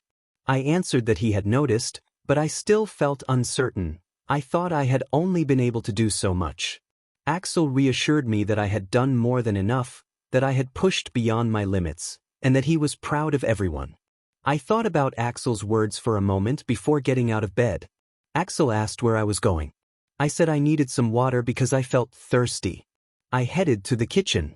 While I was drinking a cup of water, the president called from the living room to ask if I was awake. I looked and saw the president sitting at the table. I greeted her. The president asked why I looked so stiff and said it was good timing to talk for a bit. A tea light cast a faint glow on the table. Devils could see at night even without much light, which was why we had trained in the dark. The candles seemed to be for atmosphere. I sat opposite the president with the table between us. She wore a red robe and glasses and was tying her crimson hair back. She explained that the glasses were just for looks and that she felt she could think more clearly with them on. She chuckled softly. Even in simple clothes and glasses, she looked composed and determined. On the table lay many papers that looked like maps and battle formations. She had been working on strategies through the night. The president closed a notebook filled with notes and strategies and sighed, saying that reading it gave her peace of mind. Best why. The president pointed to a book and opened it to a page showing a majestic fire bird with its wings. She explained that humans had long regarded the mystical phoenix as a bird that governs life. Legend said its tears could heal any wound and its blood could grant eternal youth. Among devils, there was a clan with a similar name and legend, the Devil's Phoenix, known as Phoenix. They held the rank of Marquis and were counted among the 72 pillars. Like the mythical Phoenix, Phoenix had the power of immortality. She went on to say that our opponent was Razor, a member of that house. I reacted with shock at the idea of immortality, feeling it was unfair and nearly invincible. The president confirmed that it made them terrifying. Even if their foes struck them down, they could restore themselves. Their flames could utterly consume opponents, leaving nothing to be salvaged. She described Razor's official record in the raiding game as 8 wins and 2 losses, but explained that the 2 losses had been intentional favors to allied households. Otherwise, he had essentially won every match. He had already become a candidate for a title in the official game. I was left speechless for a moment. The president explained more clearly that her unease when Razor was chosen as her fiancé had not been misplaced. She believed her father and others had chosen him precisely because of that strength. By arranging the match, they prevented her from having to fight a nearly unbeatable opponent. Even if someone very strong resisted, immortality made the match almost impossible to win. She continued, explaining that when the raiding game had become popular, the House of the Phoenix rose rapidly. There had been few battles among devils before the game, but when competitions included the highest ranks, the true scale of the Phoenix's power became evident. Their immortality made them a leading force among the strongest houses. If their bodies could resurrect repeatedly, she said, then the only hope was to find another way. Fortunately, she believed they were not without options. She outlined 2 possible strategies. One was to defeat Razor with overwhelming power, something on the scale of a god strike that could break both body and mind at once. The other was a prolonged approach, repeatedly wearing down his mind. While his body might restore itself, his mind would not be immortal. Repeated defeats could exhaust and break his resolve until he no longer resurrected. She explained that the first method required an almost impossible level of force, while the second demanded careful conservation of strength and endurance to chip away at him over time. If they could completely crush his will, he would stop resurrecting and fall. I wondered whether either method could be pulled off in our first battle. Issei insisted that they had to go through with it, that they had to fight until Razor admitted defeat and begged for mercy. He also planned to ask the question that had been bothering him. Issei addressed Rias and asked why she hated Razor, or more precisely, why she was opposed to the marriage. Rias sighed at the question. She explained that, although Razor had given a terrible impression and behaved like a womanizer, her objection ran deeper because of her family name. Rias corrected him and clarified that she was a member of the House of Gremory, and that the name would follow her wherever she went. Issei began to understand. He asked whether she hated the name. Rias said that she felt proud of it, but that it was also a burden. Everyone treated her as Rias of the Gremory, and she could not be seen simply as Rias. That was why she cherished her life in the human world, where people knew her as herself and not as a Gremory. She had never felt that freedom in Devil Society, and she did not expect to feel it there again. The only place she could truly be herself was in the human world. Rias looked distant and sad as she spoke. She said that she wanted someone who would love her as Rias, not as Rias Gremory. Unfortunately, she felt that Razor loved the idea of Rias as a Gremory and could not separate the person from the name. That was why she resisted the match, even though the pride of being a gremmery remained important to her. Her feelings were complicated, but she wanted to keep that small dream of being loved for who she truly was. Issei listened and silently realized that Rias wanted to be loved as a person, not as an emblem of her house. He admitted that he did not fully understand the feelings of a girl or the structure of the Devil's Society, but he tried to respond honestly. Issei told Rias that he liked her for who she was. He said that he did not know about the Gremmery or the Devil's World, but to him Rias was simply Rias. He smiled awkwardly because he could not say anything that sounded romantic. Rias's cheeks flushed unexpectedly. Issei noticed and asked if he had said something strange. Rias hastily denied it and told him it was nothing, visibly flustered. Issei then commented that facing a genius opponent in Rias's first match would be a difficult obstacle. Rias, still embarrassed, said that she did not like being called a genius. She explained that talent inherited from the House of Gremmery felt like an obligation rather than a gift. Her power lay in her heritage, and she felt she could not accept it as something bestowed by a god. She insisted that her power belonged to her and to the House of Gremmery, and that she would not lose, she had to win. Issei confessed in a low voice that he felt worthless and useless since arriving there. He acknowledged that he had grown stronger by training with everyone, but he also felt the gap between himself and others. He realized he could never become a swordsman like Kiba, and he saw Akino's superiority in demonic power while Asia improved as well. He recognized Axel's strength and his understanding of its value. Rias and Axel had taught him to cherish his power, and that comforted him, yet he still felt inadequate. He admitted that he relied on his boosted gear and had pretended to be tough because of it. Tears flowed down his face. He was frustrated. The more he trained, the more he saw how weak he was. He had concluded that he had no talent for battle and that he was the weakest. He felt useless even though he possessed the ultimate sacred gear, and he thought Razor had laughed at him for that reason. He repeated to himself that he was like a pearl before swine. Issei began to sob openly in front of Rias, his frustration making him appear even more helpless. Rias stood up and sat next to him. She hugged him gently and repeatedly patted his head. Rias promised to give him confidence and told him to rest his body and mind. She said she would stay with him until he felt like sleeping. At that moment Issei did not fully understand what she meant, but Rias's warmth healed him, and that was enough for now. Axel had been leaning against the back of the door, arms folded, watching the scene with a mixture of sadness and pride. He felt sorrow because Issei belittled himself over his weaknesses, but he also felt pride because Issei cherished what he had and showed the determination that would one day help him surpass many to become the ultimate pawn.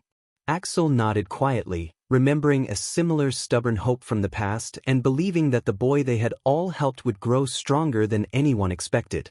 Axel told Rias to offer the boy her strength, then left and returned to his bed while Rias held Issei in a supportive embrace. The next day, Rias, the club president, told Issei to use his boosted gear before training began. She was allowing him to use the sacred gear he had been forbidden to use since the mountains, and he wondered what she intended him to do with it. Rias explained that Axel had cleared him to use it and asked him not to hold back. Axel confirmed that Issei's training had reached its final phase and that it should be safe to use the gear. He asked Kiba to be Issei's opponent, and Kiba agreed. Axel instructed Issei to activate his sacred gear and announced that the mock battle would start 2 minutes after activation. Issei trembled but agreed and summoned the boosted gear to his left arm as Axel had ordered.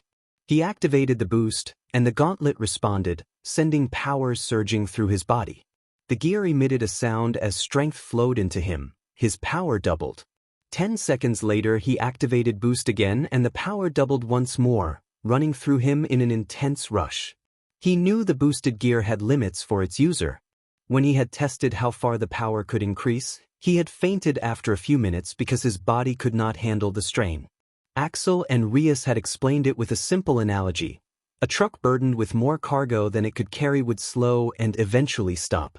In the same way, the more his power multiplied, the greater the stress on his body. If the power grew too large, his vessel could not withstand it. The jewel on the gauntlet chimed to signal the burst, And then his body had felt heavy and sluggish until he collapsed. The gear itself had no limit, but the user did. He pushed his boost to a 12th increase before Rias ordered him to stop. An explosive sound marked the end of the power-up and acted as a stopper. Once the boost ended, he could fight with that increased power for a limited time. How long depended on how much he moved and how much he attacked. The more he exerted himself, the shorter the duration and the greater the toll on his stamina. The best time to use the boosted gear, he knew, was when he had no injuries and full stamina. While the boost was active, his power was unstable, so it was usually wiser to stop the boost and then use the power in a controlled state. Axel then told Issei to face Kiba in that state and asked Kiba to be the opponent. Kiba stepped forward, planted his bakuto, and pointed it toward Issei. Axel asked whether Issei wanted to use a sword or fight barehanded. Issei chose to fight with his bare hands. Axel acknowledged the choice and told them to begin. Issei took a cautious, inexperienced stance. In an instant, Kiba vanished from sight. Kiba's trait as a knight was speed. He moved with blinding speed, a momentum sharpened by Axel's training, and became nearly impossible to track. Kiba's bakuto descended, and Issei raised his arm to block. He withstood the blow, but Kiba only seemed amused by the exchange. Issei launched a punch at Kiba, who faded from view before the strike could land. His fist cut through empty air. He searched frantically. If Kiba was not in front or to his sides, then he might be behind him. Before he could find him, Kiba reappeared above and brought his bakuto down. The impact struck Issei in the head and left him reeling with sharp pain, though he remained conscious and standing.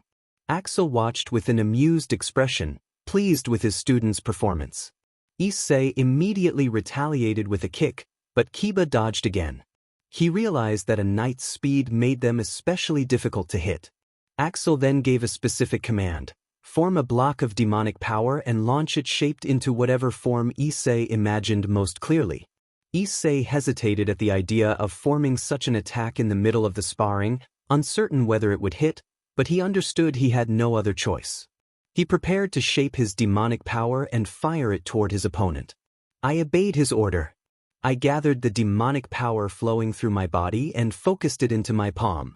A sphere of energy the size of a ping-pong ball formed small, but unlike before, I could tell I had grown stronger. I unleashed it toward Kiba, and what happened next left me stunned. The ball of demonic power expanded as it flew, swelling from the size of a ping-pong ball to that of a colossal boulder. The boosted gear was amplifying it. The massive orb raced toward Kiba with surprising speed, but he evaded it easily. I thought the miss would mean nothing, until the energy struck the mountain beside the one we stood on. The mountain erupted in a tremendous explosion, a booming blast that reshaped the landscape and left a huge crater where solid rock had been. For a long moment, I simply could not process that a single strike from my hand had done that. The gauntlet vibrated and emitted a faint tone as the power drained from me. With the surge gone, my strength collapsed all at once, leaving me hollow and exhausted. The club president stepped in and called an end to the sparring. Kiba set down his wooden sword, and I sank to the ground, spent. My heart hammered at the memory of the mountain's destruction. I still couldn't believe I had produced an attack like that. Rias asked for impressions, and Kiba spoke first, admitting he was astonished and explaining that he had tried to end the spar with his opening strike but had failed to break through Issei's guard. He had focused on forcing a breakthrough and then attempted to knock Issei down with a second strike from above, but that, too, had failed. He laughed lightly as he showed his wooden sword to everyone, but the weapon was already cracked. Kiba noted that he had reinforced the wooden sword with demonic power, but it had not been enough because Issei's body had become too resilient. He said that if the spar had continued, he would have lost his weapon and been forced to dodge instead of attack. He also observed that Issei seemed much stronger after training with Axel. Axel stepped forward and addressed Issei directly, pointing toward the blasted mountain as proof. He explained that the attack Issei had produced resembled the power of a high-class devil and that a hit like that would devastate most opponents. Axel praised the basic training Issei had undergone.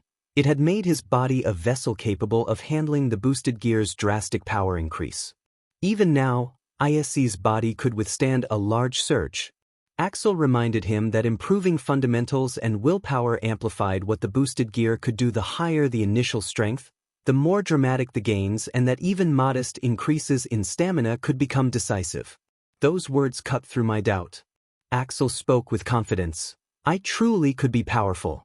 Rias then reminded everyone that Issei's attack could decide the outcome of a battle and that, while a lone fighter powering up could be vulnerable, this was a team battle. With comrades supporting him, Issei would be protected. She urged everyone to trust one another. Together they could win. She called for them to show their enemies how formidable Rias Gremory and her servants were. Everyone answered with a strong, unified shout. I felt that support like a warmth spreading through me. I would become stronger alongside all of them. Axel came over and patted my shoulder, telling me he believed I could beat Razor. I thanked him and everyone else silently. I resolved to defeat Razor Phoenix. With that renewed determination, the mountain training continued. And concluded smoothly. The day of the decisive battle arrived.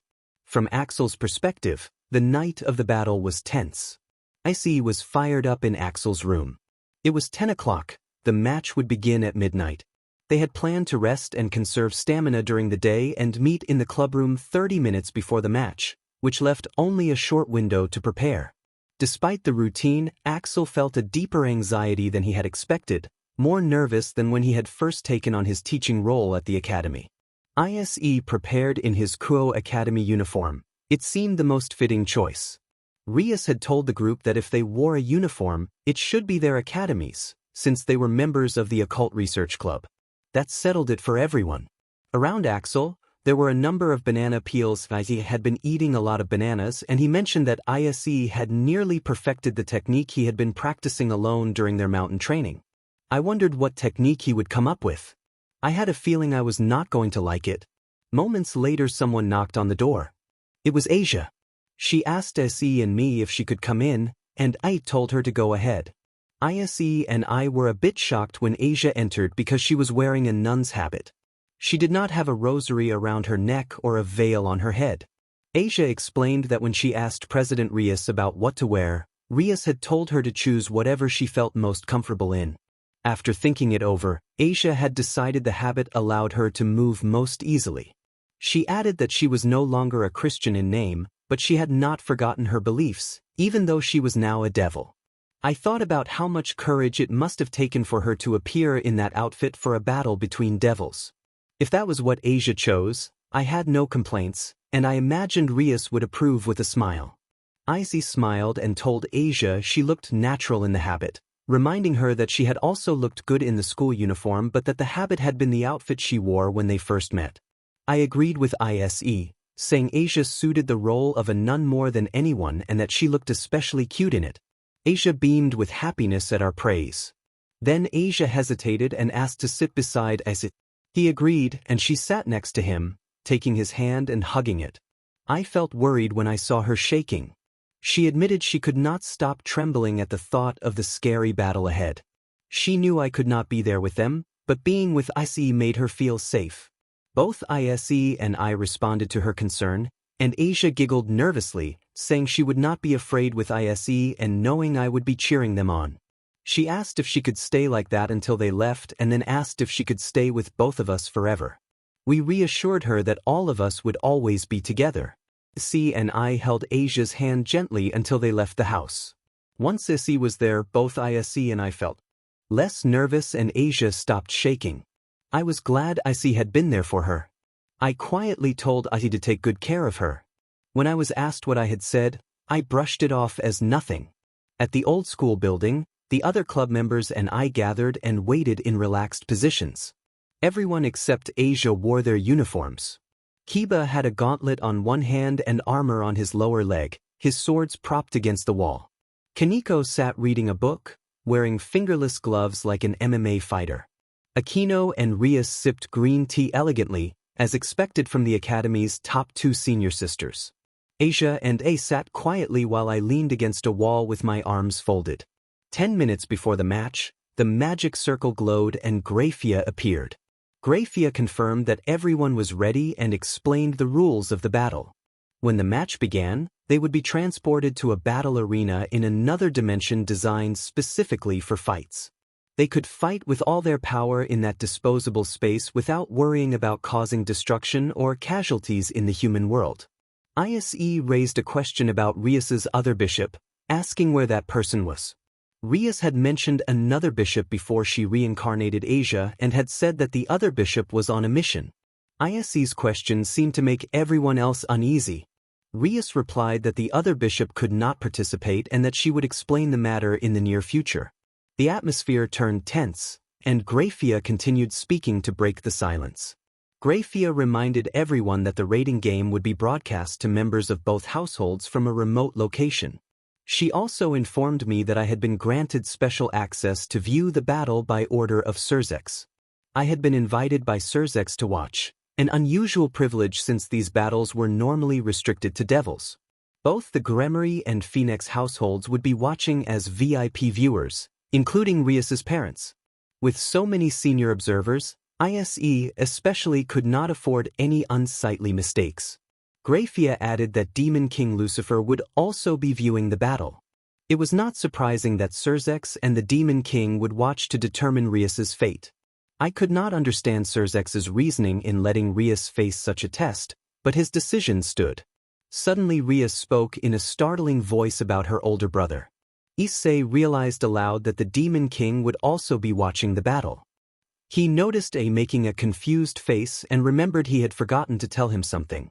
Kiba answered without hesitation that the club president meant the Demon King. Issei reacted with surprise at hearing that the club president called the Demon King older brother. Rias confirmed the statement. Issei then asked Issei if he was confused because Rias's family name differed from those of the Demon Kings, and Issei admitted that was the case. Issei explained more about the history of the devils. He said that during the previous Great War, the original Demon King had been critically wounded and had died long ago, but the devils had preserved the title so it could be inherited by those with tremendous power. The current 4 great Satans were successors who had inherited those names and roles. The titles Lucifer and Beelzebub were not just personal names but managerial positions. Issei listened as Issei continued that among the 3 factions God, fallen angels, and devils the devils were the weakest overall, but the current Demon King had enough power to counter both other sides and keep them safe. Issei asked if the club president's brother had been chosen as a Demon King from among the ultimate class devils. Issei confirmed that Surzex Lucifer, known as the Crimson Satan, was Rias's older brother and the most powerful Demon King. Issei noted that Surzex was called by his title rather than his family name, and Issei agreed that this was why Rias had to inherit the house. Grafia called everyone to the magic circle. The members of the Gremory group gathered after Grafia urged them to. Issei explained that once transported, they could not use the magic circle again until the game ended, so they would only be able to return after the match's outcome. The magic circle symbol shifted to a different design, one that did not belong to the Gremorys or the Phoenixes. It began to glow. Before they departed, Issei gave them a thumbs up and wished them luck. They all nodded and disappeared into the magic circle. Famine told Axel that he seemed nervous, and War assured him not to worry because the team was stronger now and likely to win. Axel replied that he was fine, only a little nervous, though Issei confessed to a persistent bad feeling. Issei opened his eyes and found himself in the club room. He twitched his neck at the familiar surroundings and wondered if the transportation had failed, but everyone else besides Asia was calm, and Axel and Grafia were gone. Then a voice came over the school broadcast, and Issei recognized Grafia introducing herself as a maid of the Gremory household and announcing that she would serve as the arbiter of the rating match between the Gremory household and the Phoenix household. Grafia explained that she was acting in the name of her master, Surzex Lucifer, and that the battlefield had been created using both Rias and Razor's input. The battlefield would be a replica of the school Rias attended, Kuo Academy. Issei realized the club room was a perfect replica, down to the scratches on the wall. Outside the window the sky was white, as if the replica existed in another space. Grafia continued, stating that the locations where both teams had been transported would become their bases. Rias's base would be the Occult Research Club room in the old school building, and Razor's base would be the student council room in the new building. She clarified that pawns could use promotion only if they reached the enemy base. Issei understood that. His pawn ability, promotion, required reaching the enemy base. He could become any piece except the king, so getting to the student council on the top floor was crucial. Razor's team had 8 pawns. If they all promoted into queens, Issei knew they would face grave danger. The queen was the ultimate piece, and if the opposing pawns all promoted, the situation would become dire. Normally the teams would send pawns to neutralize each other, which meant Issei might have to confront multiple female pawns alone. Aquino passed out earphone transceivers and instructed everyone to put them in. The club president told them they would use those to communicate during the battle. Issei treated the transceiver as important equipment and resolved not to break it. Grafia announced that the match would continue until dawn in human time, and with the school bells ring the rating game officially began. Axel watched the match on a specially made magic screen and urged the Occult Research Club to show what they could do. He trusted the plan would proceed smoothly. Back in the replicated club room, the club president said they had to focus on eliminating Razor's pawns first to prevent them from promoting. She sat calmly on the sofa while Aquino began preparing tea, and Issei found it oddly relaxed considering the match had just started. The club president explained that the rating game usually took a long time and was not often a quick contest. Sometimes it became a blitz, but most matches were prolonged affairs, much like an actual chess game. I thought of those ultimate fight between monsters types of things.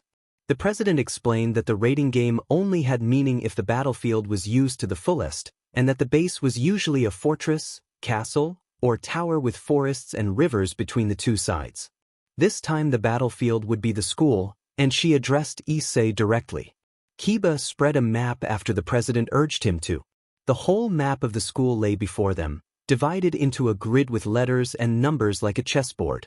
The president circled the old school building and the new school building with a red pen to mark their base and the enemy's base. They spent the next 30 minutes discussing the strategy that the president and Axel had devised.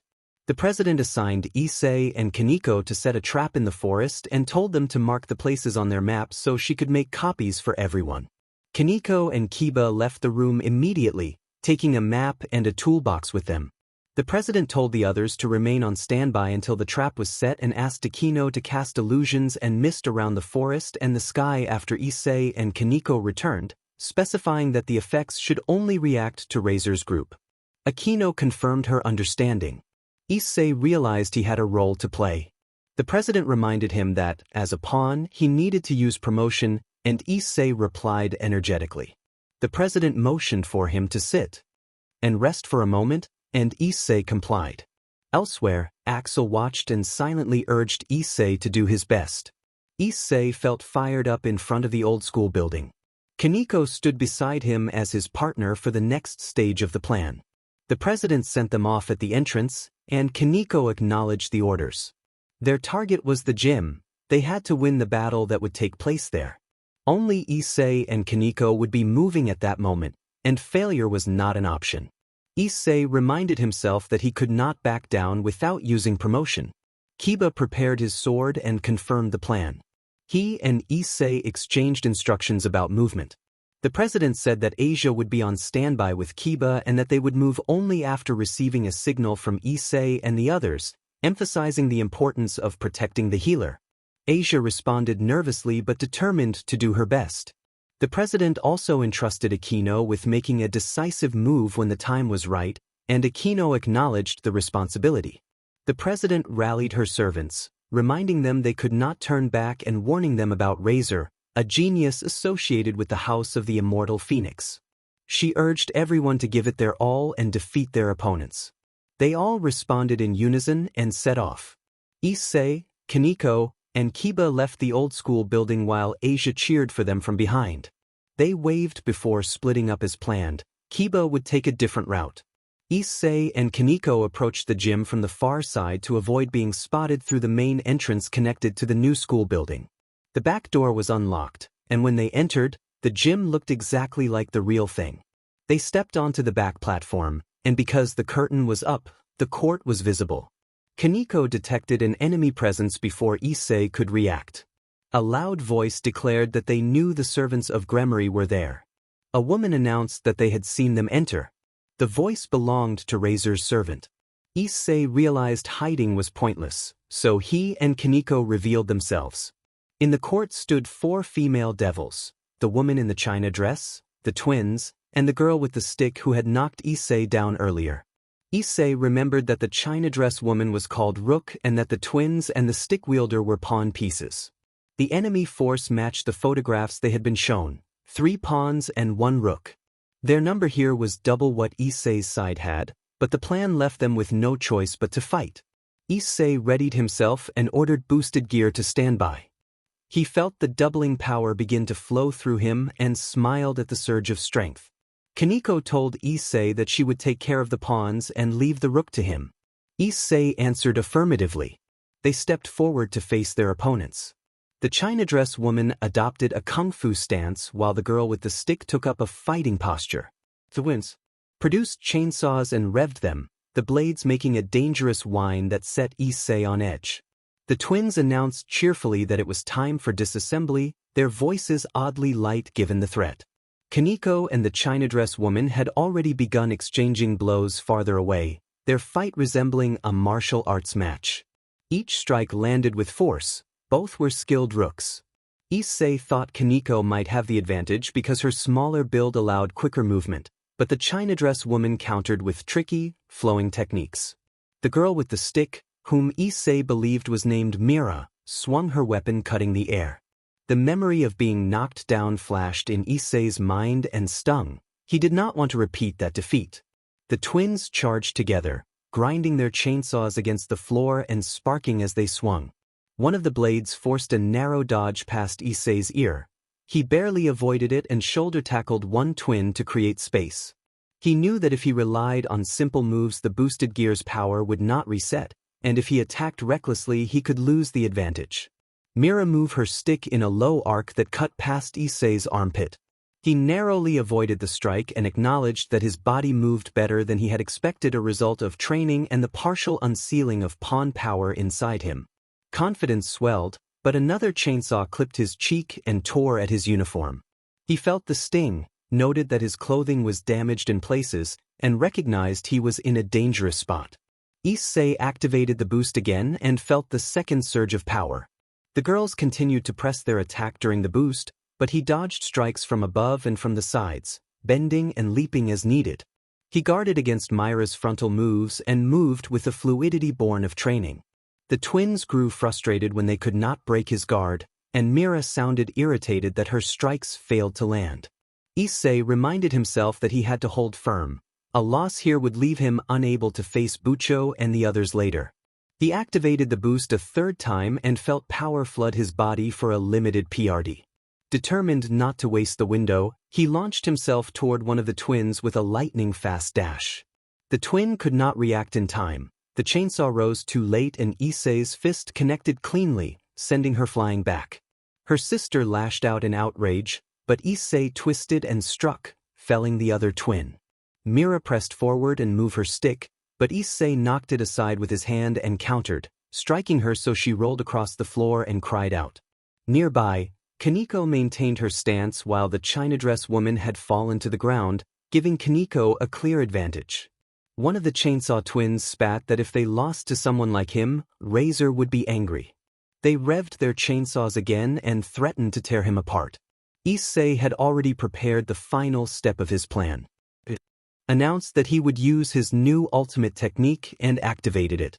The technique struck true. It disrupted the attacker's balance and gear and left them staggered and disoriented. The 3 fallen pawns bent down on the floor in shock. Issei allowed himself a brief grin at the success of his technique. Axel, watching nearby, thought privately that the skill was an embarrassing display, but it had worked, and for now that was what mattered. The narrator thought Issei was the worst. Grafia observed that the technique was interesting but impractical for an official battle. Embarrassment flooded the narrator. This was the technique Issei had come up with, an idea that could have cost them the match. The narrator resolved to have a serious talk with Issei later, but allowed herself a small pride. He had managed to subdue all 3 opponents, and Kaneko had handled the enemy rook as well. The narrator praised Kaneko for using the enemy's strength to her advantage. The narrator noted that Akino should be ready on her part and urged Issei and Kaneko to hurry. When they left the gym, a bolt of lightning struck the building with a deafening crash. When the smoke cleared, the gym was gone. The narrator had predicted this. The gym served as an important location, a center linking the old and new school buildings strategically vital, like the center in chess. Both groups had aimed for it for that reason. The narrator explained that the destruction was part of their plan, make the gym a decoy and draw the opponent in. That was why Kaneko and Issei had left the central entrance in such haste. Graphia's voice echoed across the battlefield, announcing that Razor had lost 3 pawns and 1 rook. The narrator relayed that this represented a cautious but promising start. They had not lost any of their own members yet. The narrator noticed Kaneko avoiding Issei after what she had seen of his embarrassing tactics and added a brief neutral note that Kaneko seemed distant as a result. Ria spoke through telepathy to inform everyone that Akino's lightning attack had succeeded and that the first phase of their plan was complete. The plan had been to destroy the gym, draw the enemy in, and then have Issei and Kaneko act as bait, luring the opponents into a trap. Akino's lightning served as that bait, and the gym's destruction forced the enemy to engage. The narrator praised the plan's effectiveness. Defeating a rook and 3 pawns was a significant advantage.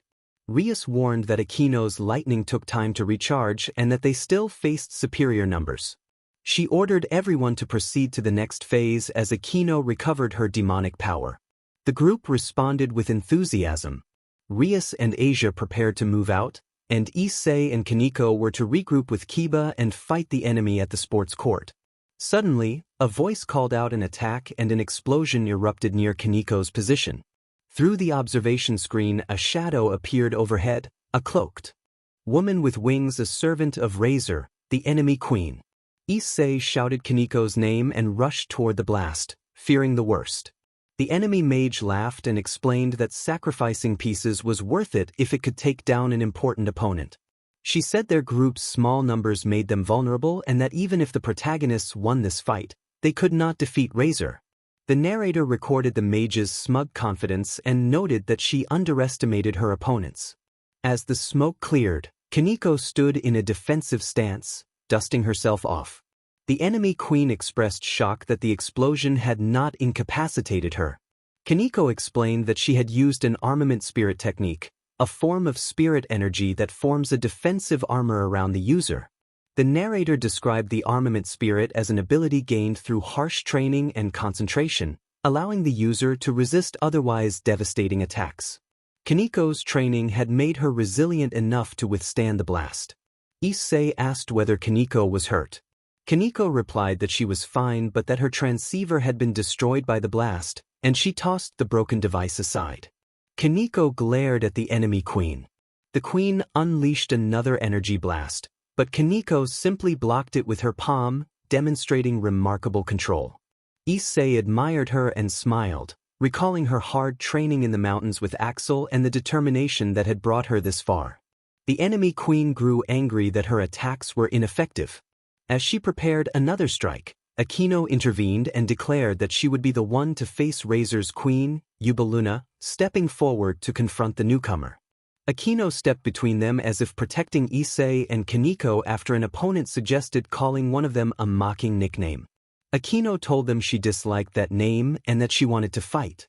She then instructed Issei and Kaneko to meet Yudo at the sports court and said she would handle things here. Issei and Kaneko tried to persuade her to stay and fight with them, but Akino's expression grew serious and intense as she insisted that they each had their own roles and must go. Reluctantly, they agreed and hurried toward the sports court where Kiba waited. As they left, the sounds of lightning and distant explosions announced that the match had shifted from the opening to the mid-game. Along the way, an announcement reported that 3 of Razor Phoenix's pawns had been defeated. Issei and Kaneko counted quickly. 7 of the opponent's pieces were down, leaving 9 including Razor. Their side still had 6 members. They could not let their guard down. Someone grabbed Issei's arm mid-stride. Kiba, smiling as always, had caught up with them. Kiba expressed relief that they had managed to survive, and the 3 of them agreed to win this for Rias Gremory. They picked up the pace and reached the sports court to find a woman in armor standing in the center. The armored woman introduced herself as Carlomagne, Razor Phoenix's knight, and announced she was bored of trying to outguess others' strategies and challenged Rius Gremory's knight to a duel. Kiba declared himself Rius Gremory's knight, Issei identified himself as Rius's pawn, Kaneko stated she was Rius's rook. Carlomagne smiled and said she was pleased to see warriors who would charge straight in from the front, calling such boldness something a sane person would not attempt. Kiba replied that he welcomed an intense sword fight. Carlomagne drew her sword and Kiba readied his, then they clashed. Their blades met with sparks as they moved at blinding speed, exchanging strikes so fast Issei could hardly follow. Kaneko had trouble tracking them as well. Issei considered cheering but decided against interrupting what had become a one-on-one contest. He watched instead. Nearby, a masked woman appeared, Isabella, whom Issei recognized as a rook, and Issei realized she would be Kaneko's opponent. A stylish young woman in a princess-like dress approached and complained that Carlomagne cared only for swords. She teased that the match resembled a mud fight and voiced annoyance at Issei for being another sword fanatic. Issei bristled when the princess made a rude comment about his tastes in gentlemen and readied himself in response, activating the power of his sacred gear. The princess, however, sighed and said she would not be his opponent, directing Isabella to take the fight. Isabella nodded and moved forward while the princess stepped back to watch. Issei protested that this was an important battle, and Isabella explained that the princess was special and would observe the fight rather than join it. Then Isabella revealed the princess's identity, Ravel Phoenix, Razor Phoenix's younger sister, who had been placed among his supporters by a special method but was his actual sister. Ravel waved with a smile, and Issei's shock at the revelation was clear. A short silence followed as everyone absorbed the news. He thought about people who admired others and those who felt jealous. He was not the type to obsess over younger sisters, so he kept her in the group for appearances. He remembered that remark and moved on.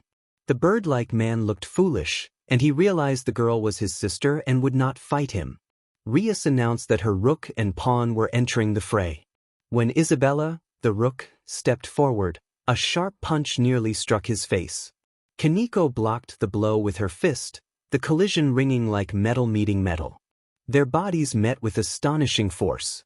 Rius declared confidence in her rook and issued another challenge. Isabella launched a roundhouse kick that Kaneko avoided easily. Kaneko tried an uppercut aiming for Isabella's jaw, but Isabella sidestepped. The two fighters matched each other blow for blow in a tense exchange. Axel watched the entire fight with intense focus. All of Rius's group were fighting hard and holding their ground despite being outnumbered. He hoped they could maintain the defense until Rius could confront Razor. With Asia's assistance, that seemed possible. Issei decided to team up with Kaneko against the rook to gain an advantage. He moved to engage while Kaneko attacked from unpredictable angles. He dodged strikes that came back like a whip. The attacks were powerful and painful if they landed, and Issei kept dodging because his boosted gear had not charged enough to strike decisively. Issei took a kick in the abdomen and grunted. Isabella followed with rapid punches until Kaneko stepped between them and countered, their blows colliding with fierce force. He could hear the impact and knew he would not want to be hit directly. He increased his power again, noting this was his fifth boost. It would have been sufficient against a pawn or knight, but not enough for a rook, which was considerably more dangerous. Kaneko asked how much more he needed, and he said he needed just a little longer. He urged her to keep Isabella distracted. He activated a sixth boost, concentrating on charging the boosted gear. Kaneko and Isabella continued exchanging fierce blows and then stepped apart. Both fighters shouted and drove out punches with such force that the shockwaves rippled outward. Isabella faltered, began to collapse, and then vanished in a flash of light. Razor's rook was retired from the match. Kaneko had managed to win, though she wiped at her mouth and appeared shaken rather than wounded. Issei ran to her and praised her, and she acknowledged that she had managed to hold on somehow. She admitted she felt the strain from using the armament technique and sank to one knee. He asked if she was all right, and she explained that it was a side effect of using armament hockey. It put a lot of strain on a newcomer, but after resting she would recover and be able to use it again. Issei felt relieved that he had conserved much of his strength thanks to Kaniko's effort. He could still fire several dragon shots before the day ended. He looked toward Kiba and saw the knight, Carloman, standing with deep wounds across her body while Kiba remained unscathed but intense. He wondered what had happened. Carloman rose weakly and raised her sword. Kiba did the same. In a split second their blades clashed. Carloman was struck and collapsed, giving a tired smile before disappearing in a beam of light. Razor's knight retired. Only 7 people remained on Razor's side. They were closing in on victory. Kiba approached Issei and Kaniko and thanked them. Issei said it had been Kaniko who had won the earlier fight. Kiba smiled warmly at Kaniko and praised her, and she thanked him in return. A crowd was approaching. Razor's remaining servants were gathering: 2 pawns, a bishop, and a knight. Issei recognized their faces. It looked like they were attempting to mount a large engagement right there. With only Issei, Kiba, and Kaniko able to fight from their side, and Kaniko still recovering, the odds tightened. Aquino was likely still engaging the opposing queen, as lightning still lit the sky. He wondered where the others, like Rias's allies, had gone. One of Razor's girls called Issei's attention and told him that Razor intended to challenge the princess. She pointed high into the sky. Issei looked up and saw 2 silhouettes, one with fiery wings and one with dark wings. The dark-winged figure had crimson hair, and it was the club president. Asia's voice came through the transceiver. She reported that she was on the school rooftop with the club president. Razor had challenged the club president to a duel, and the club president had accepted, which had allowed Asia and the club president to enter the school building without trouble. Issei tried to make sense of the unfolding events. Razor's sister approached with a thin grin and explained that Razor had issued the challenge because Rias had been doing unexpectedly well. If they had fought normally, it would have been Razor's loss, so he had granted mercy in the form of a direct challenge. Razor's sister declared that Rias would be defeated before anyone could face him and laughed with her hand over her mouth. Issei felt his temper rise. Issei listed his allies and their strengths, saying Rias was strong. Aquino would arrive after defeating the queen, Kiba would handle the servants with his demonic swords, and he would use boosted gear. Razor's sister snorted and recited the nicknames of their powers with a chill, then reminded them that their opponent was the immortal bird and that immortality rendered their abilities meaningless. Issei insisted the phoenix had weak points, but she mocked him, asking whether he planned to break the opponent's will or land a godlike strike. She declared that Rias had never had a chance against Razor, that immortal meant despair for them. Axel thought Razor's sister had a point. Rias and the others could not easily beat someone truly immortal. He recognized, however, that they had overlooked one advantage: Asia's healing power. Though it could not by itself restore stamina lost in battle, Axel remembered teaching her a method that could address that exact problem. Rias stood before Razor, fury ready to erupt as he smirked with arrogant confidence. Rias unleashed a blast of power of destruction at him, and the attack struck his face, but Razor did not flinch. His damaged features regenerated on their own. He regarded her with a serious expression and told Rias to give up, warning that continuing to struggle would only dishonor her father and Surzex. He claimed he had Rias in checkmate.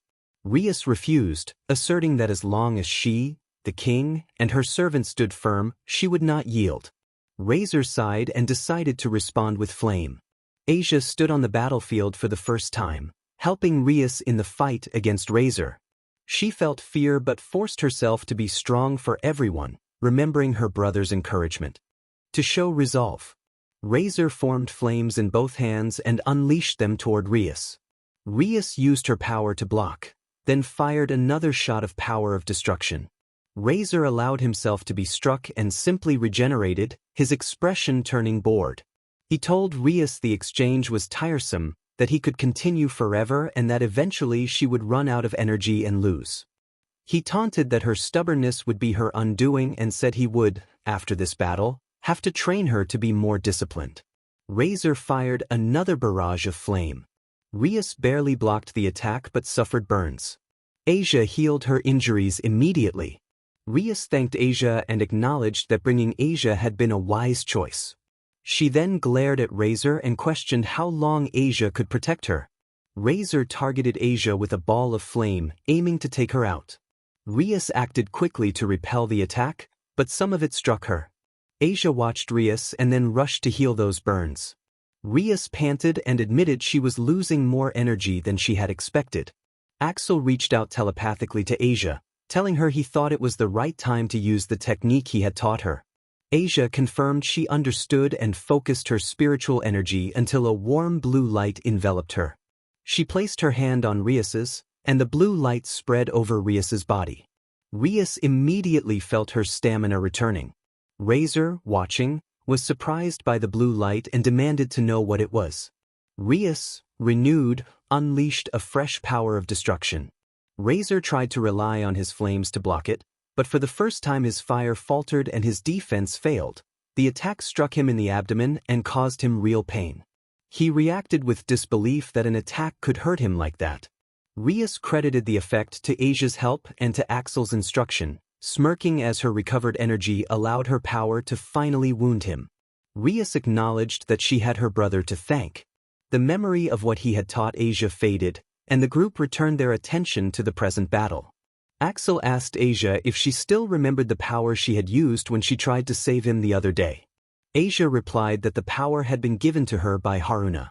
Axel explained that the ability was actually senjutsu, the technique to control the flow of ki or life energy. He told her that Haruna had been a senjutsu user and that, by channeling Haruna's senjutsu through Asia, she had been able to save someone.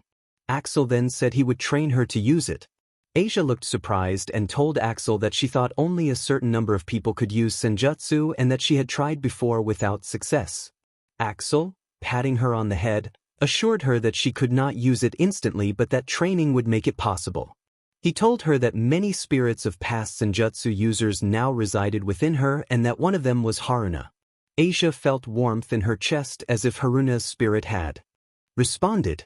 To use senjutsu was to control life energy. By combining Asia's senjutsu with Rias Gremry's destructive power, they could weaken Razor's healing. The more senjutsu Asia transferred to Rias, the less effective Razor's healing became. Razor retreated onto the defensive, struggling to repel Rias's destructive attacks, and the result was not as effective as he expected. Razor growled in frustration, wondering how he was suddenly being overpowered and questioning whether the girl was the cause. Rias declared that she would finish him as she had promised. Razor cursed Rias in response. Issei watched, confused but alert. He observed Rias putting Razor under pressure and saw Asia emitting the same blue light she had used before to save Axel. He realized this must be the special training Axel had mentioned. Onlookers shouted that Razor-sama's flame was being weakened by Rias Gremry and urged their allies to aid him.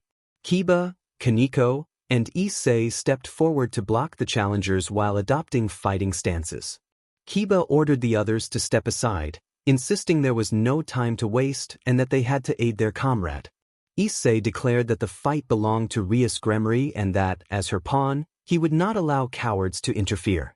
Kiba confirmed his support for Issei and pointed his sword at the intruders.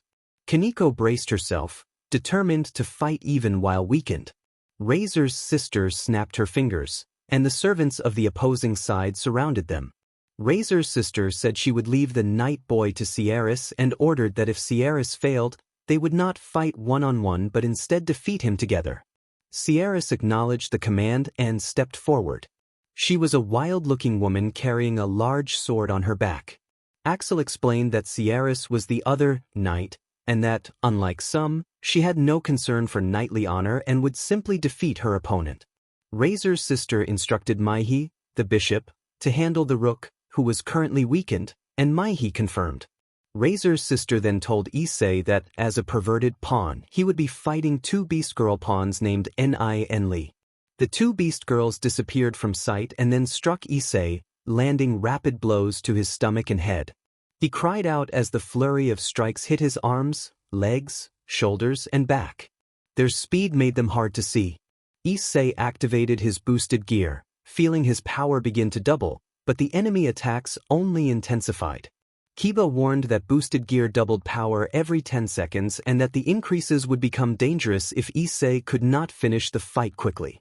He urged aiming for the legs and to finish before Issei reached his third boost, explaining that the sacred gear's mechanics made prolonged engagement risky. The twins showed fear at the warning and exchanged sharp words about combat tactics. Razor's sister had clearly studied Issei's weaknesses and had positioned her team to exploit. The Beast Girls focused their attacks on Issei's legs with low kicks. The hits jolted him and made it difficult to run. Another low kick landed, and Issei's feet began to falter, his balance wavered and his ability to retreat diminished. A heavy punch struck his face, and he staggered back, tasting iron and feeling disoriented from the blow. Kiba and Kaneko rushed toward him, but Sierras and Maihi blocked their path. Razor's sister ordered Sierras and Maihi to hold Kiba and Kaneko for 10 more seconds, admitting they might not be able to defeat those opponents outright but insisting they keep them busy so the dragon user could be dealt with. She laughed as she gave the command, watching like a strategist overseeing a battle. Issei's legs finally gave out and he dropped to one knee, exhausted and struggling to remain conscious. He had taken too much damage and could not afford to faint now. He refused to withdraw, he wanted to stay and help Rias. A sudden shockwave slammed across the battlefield, shaking the ground and interrupting the fight. Issei looked up and saw Bucho and Razor clashing in the sky, their powers colliding in a storm of red demonic energy and fire. Bucho was struggling to keep fighting, and Issei felt his own weakness clearly in contrast. Axel's voice echoed in Issei's head, reminding him to remember his training, to rely on the willpower that had carried him this far, and to keep fighting for Rias. Axel urged him to stand and win for the woman he wanted to protect. Issei's mind raced. The thought of losing Bucho to Razor was unbearable. He forced himself to stand, driven not only by affection but by a determination to protect her. He recalled Bucho's words that she did not want Razor and the promise he had made to fight. He resolved to show Axel and himself that he would not give up. Axel's approval echoed in his thoughts, encouraging him to show who he really was and to summon his strength. Issei called to the Red Dragon Emperor inside his gauntlet and commanded boosted gear to grant him strength. The gauntlet responded, activating its dragon booster function, then surging again as it entered a second liberation. The red aura wrapped his left arm and the gauntlet altered, the jewel on its hand integrating into his arm and sending a clear set of instructions into his mind. He realized how to use this new power.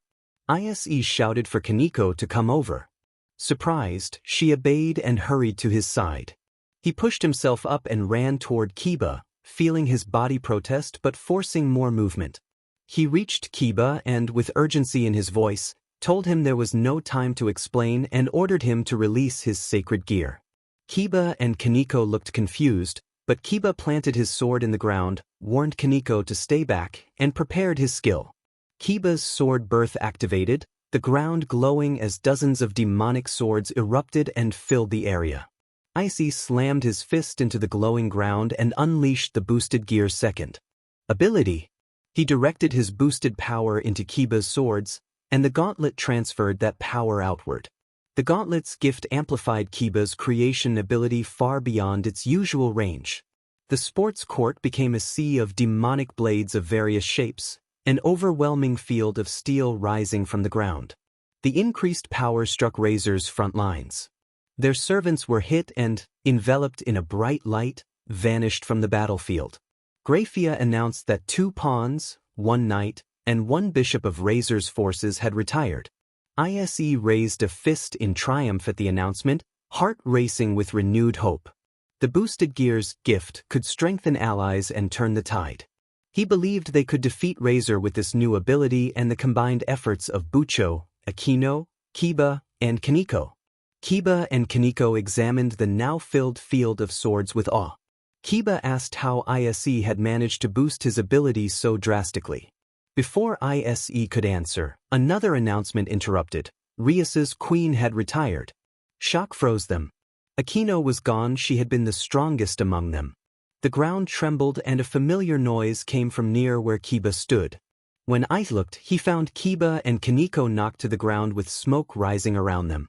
They were struck, then surrounded by light and retrieved from the battlefield. Graphia's voice confirmed the retirement of Rias's knight and rook. Issei could only stand there, stunned, as events unfolded far beyond his expectations. Moments earlier, Ubeluna, the bomb queen, had locked eyes with Aquino, the lightning priestess, and told Aquino that she had no time for games and needed to go to where Razor was.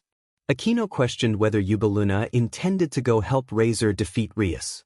Ubeluna warned that she did not think it would be a wise choice, reminding Aquino that she would have to defeat her first. Angered, Ubeluna unleashed a pulse of demonic energy that Aquino easily avoided. Aquino answered by sending arcs of lightning in multiple directions and then fired another concentrated bolt at Ubeluna. The bolt struck hard, knocking Ubeluna to her knees on the ground as she fought to hold back the pain. Aquino approached with a confident smirk. Aquino offered assistance in a teasing tone. Ubeluna cursed, reached into her bag, and downed the contents of a small bottle in one gulp. The emergency potion instantly healed her wounds. She smiled with sinister calm and launched a massive sphere of demonic fire at Aquino. Aquino reacted in an instant and dodged. Ubeluna laughed lightly and claimed that with her wounds healed she had Aquino cornered, while Aquino still bore the injuries Ubeluna had inflicted. Aquino returned the smirk and produced a small pill, swallowing it. Her body radiated a warm yellow aura. As the light faded, her slightly torn clothes looked whole again and the visible wounds were healed. Aquino explained that the pill was a regenerating medicine, different from the Phoenix Tears Ubeluna had just taken.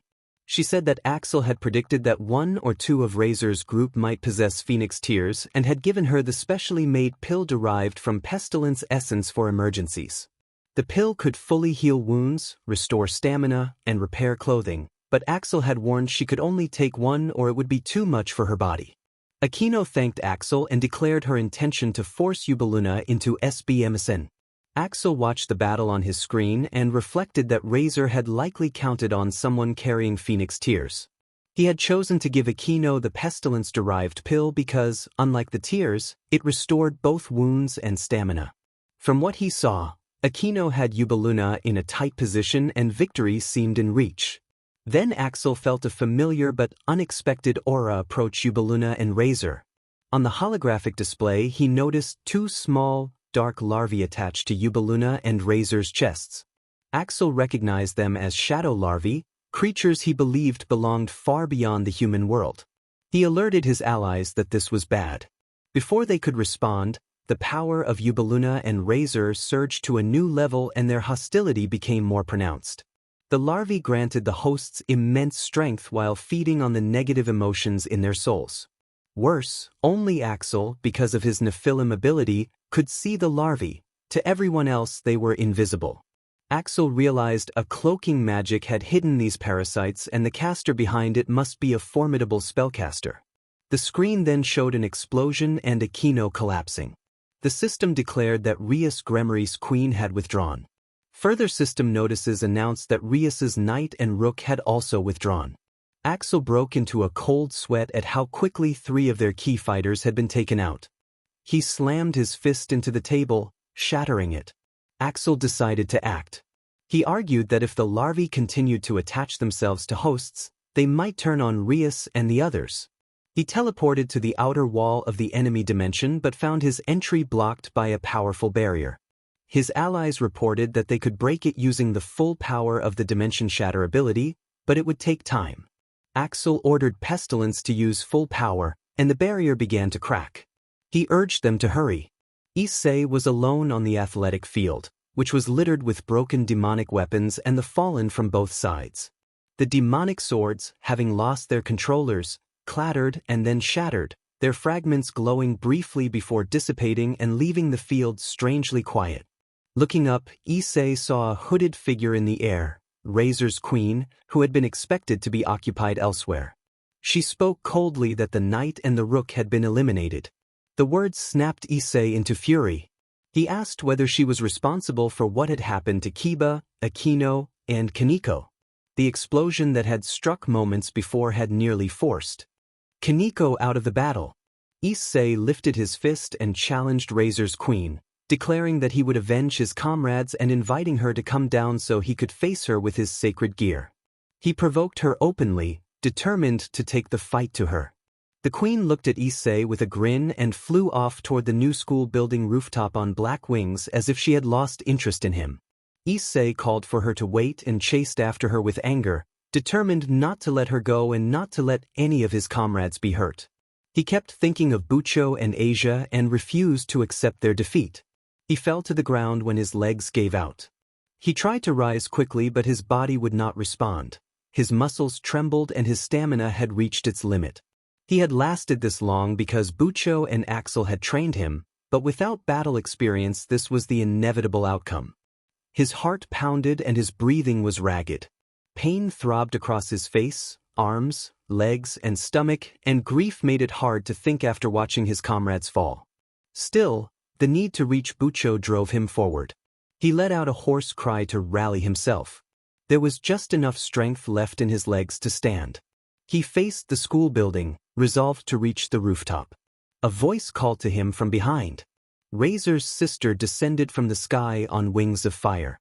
She had not been eliminated by the demonic swords. She had evaded them by flying. She said she would not continue fighting and claimed it was his group's loss.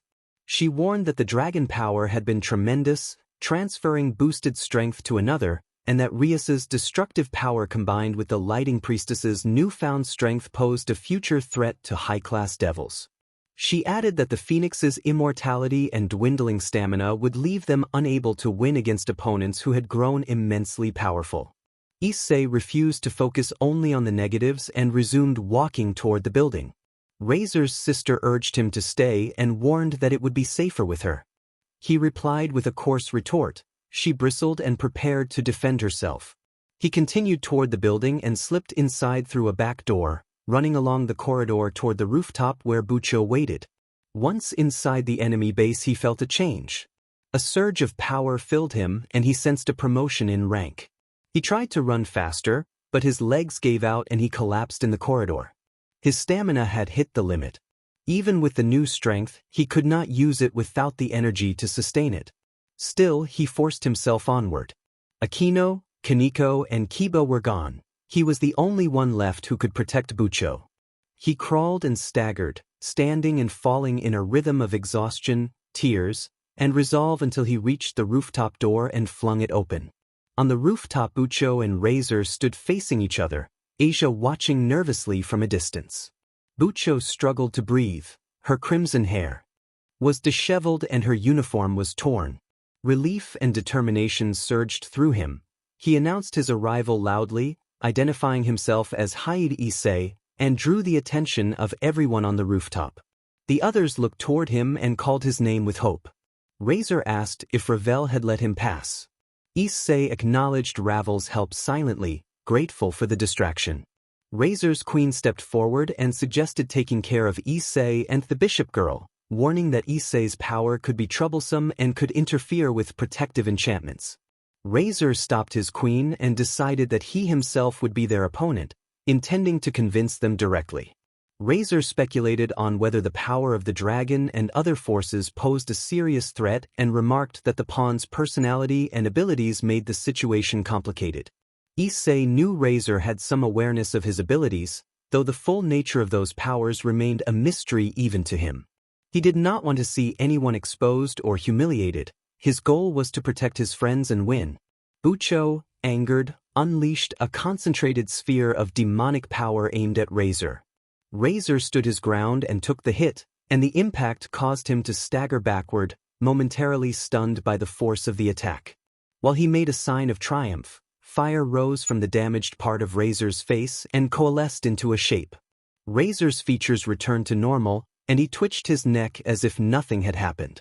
Issei recognized the regeneration as the Phoenix's power-true immortality. Razor told Rias to resign, claiming everyone had foreseen the outcome and that, with his current power, even her strength would not change anything. He declared it checkmate. Rias glared and refused to give up, insisting that as the king she was still active. Issei drew courage from her defiance and moved to stand between Razor and her. Issei called for Asia. Asia glanced nervously at Razor and his servant, then came to Issei's side. She began to heal both Issei and Rias, surrounding them in soft green and blue light that eased pain and restored their strength. Swelling subsided and numbness returned to Issei's legs. His stamina began to recover. Issei instructed Asia to stay back after she finished. Asia looked sad, as if she wanted to protest, but she closed her lips and obeyed. It was important that she be safe. Suddenly Asia screamed. A strange magic circle had appeared beneath her foot, restricting her movement.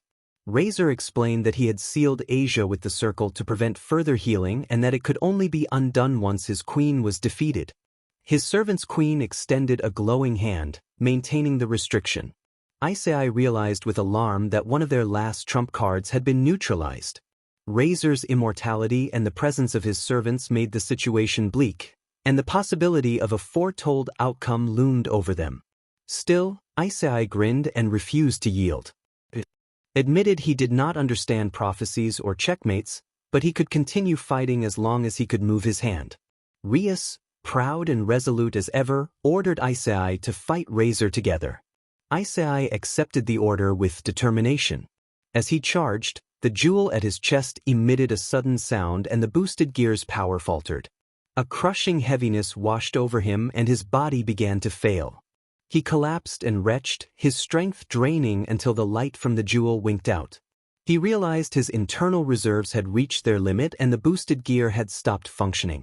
Memories of Axel's warning flashed through Issei's mind. Pushing the boosted gear beyond the body's limit would strain the wielder. Its power demanded a cost that the body might not bear. Despite the warning, Issei shook his head and refused to accept defeat. Razor reminded him that the boosted gear exhausted its possessor more than one might expect. Doubling power was abnormal and the burden on the body far exceeded that of ordinary sacred gears. Having been active on the battlefield for so long, Issei had already reached his limit, Razor said. Issei's resolve did not waver. He told himself that he could still fight. Rias looked on with a saddened expression, but Issei forced himself up and ran. Pain struck him again and again. He fell repeatedly, each blow more draining than the last, but his determination to protect Rias and Asia pushed him onward. He thought of Axel's training and of the promise he wanted to keep. Razor struck him in the stomach with a brutal blow that doubled him over. Issei coughed and struggled to breathe as vision blurred at the edges, yet he clung to his resolve. Razor drove another powerful blow into his face, sending him reeling, but Issei still believed he could keep fighting and keep his promise. The battle advanced to its climax. Rias understood that she had no more moves. Razor declared that it was checkmate. Now, none of Rias's allies had any strength left. Yet Issei continued to stand. Rias called Issei's name. He was the only one still moving forward toward Razor despite everything. Razor's earlier punch had taken a heavy toll on Issei. Seeing the boy stumble backward, Rias rushed to him without thinking. Issei's body was bruised and soaked with sweat. He was in terrible condition. Even so, Rias still loved him. Rias whispered that I had done very well and that it was all right now, but I pushed away and tried to get up. Rias shouted for him to stop and to listen, then trailed off as she realized he had already lost consciousness. His eyes were hollow and his mouth slack, yet his hands still clenched as if moving of their own accord. Rias, with tears on her cheeks, reached out and touched Issei's swollen face. There was no spark of strength in him now. She called him a dummy and embraced the boy who still tried to move, holding him close until his strength finally left him and he fell limp into her lap. Rias noted, with a bittersweet ache, that he had asked for a lap pillow. A memory surfaced. Issei had shouted that he would definitely make her win. He had only recently learned to use his demonic power and had almost no battle experience, but he had pressed forward with everything he had. He had always tried his best, always smiled, and had continued fighting for her even when his fists were badly swollen. Rias thanked Akino, Yuto, Kaneko, Asia, Axel, and Issei for fighting for someone she considered worthless. After gently patting Issei's head, she conceded the match and admitted defeat. Her first rating game had ended in a bitter, painful loss she would never forget. Razor stood over them with a cold glare fixed on When Rias told him that she accepted defeat and asked him to leave Issei alone, Razor suddenly shoved her aside. He announced that the match was not over until the boy was dead by his hand. Rias's mind went blank at that declaration. She pleaded desperately and promised anything if Razor would spare Issei, but Razor seemed intent on delivering the finishing blow. Flames lit his arm as he raised it toward the unconscious boy. Rias closed her eyes to avoid the image and screamed for him to stop, powerless. A different cry rang out in pain, and that scream did not belong to us. When Rias opened her eyes, someone she was relieved to see stood between them and the magical binding that had held Asia had been shattered. Razor's queen lay unconscious nearby. Asia began to cry with joy. Axel had arrived and rescued them in time. He told Rias and Asia that they should stay by Issei's side because he was badly hurt, and he apologized for arriving a little late. He explained that the larva-like creatures attached to Razor and his queen had been destroyed. Rias and Asia looked toward where Razor and his queen lay unconscious and saw the defeated larva-like creatures motionless on the ground, just as Axel had said. Axel added that those creatures had been the source of the sudden power surge and malice, and that had he not arrived when he did, he would have suffered far worse. Axel's hands bore fresh wounds from the effort he had made. Asia finished healing and looked toward Axel, about to speak, but Rias shook her head to tell her to let him be. Rias felt overwhelming relief and gratitude. Though she had lost the battle, I was alive, and that mattered above all. She held him tighter and silently thanked him. Issei dreamed of red. Something inside him complained suddenly that the power he was using was not his true strength. The voice was not merely a thought. It came from deep within his left arm, from the sacred gear itself. The sacred gear told him that if he remained like this, he would never grow strong. The inner voice, scorching and restless, told him that he was an abnormal being because a dragon lived inside him and that he should not present himself in such a miserable state. It warned that the white man from his dream would laugh at him. Issei wondered whether that dragon had spoken in the dream. A voice inside his arm asked whether the new power-up had come from it. The voice said that it had come from their shared desire, from what he wanted, what the voice wanted, and from someone the voice called the white guy. The voice added that this was why he had entered a new phase. He asked what the voice meant and who the white guy was.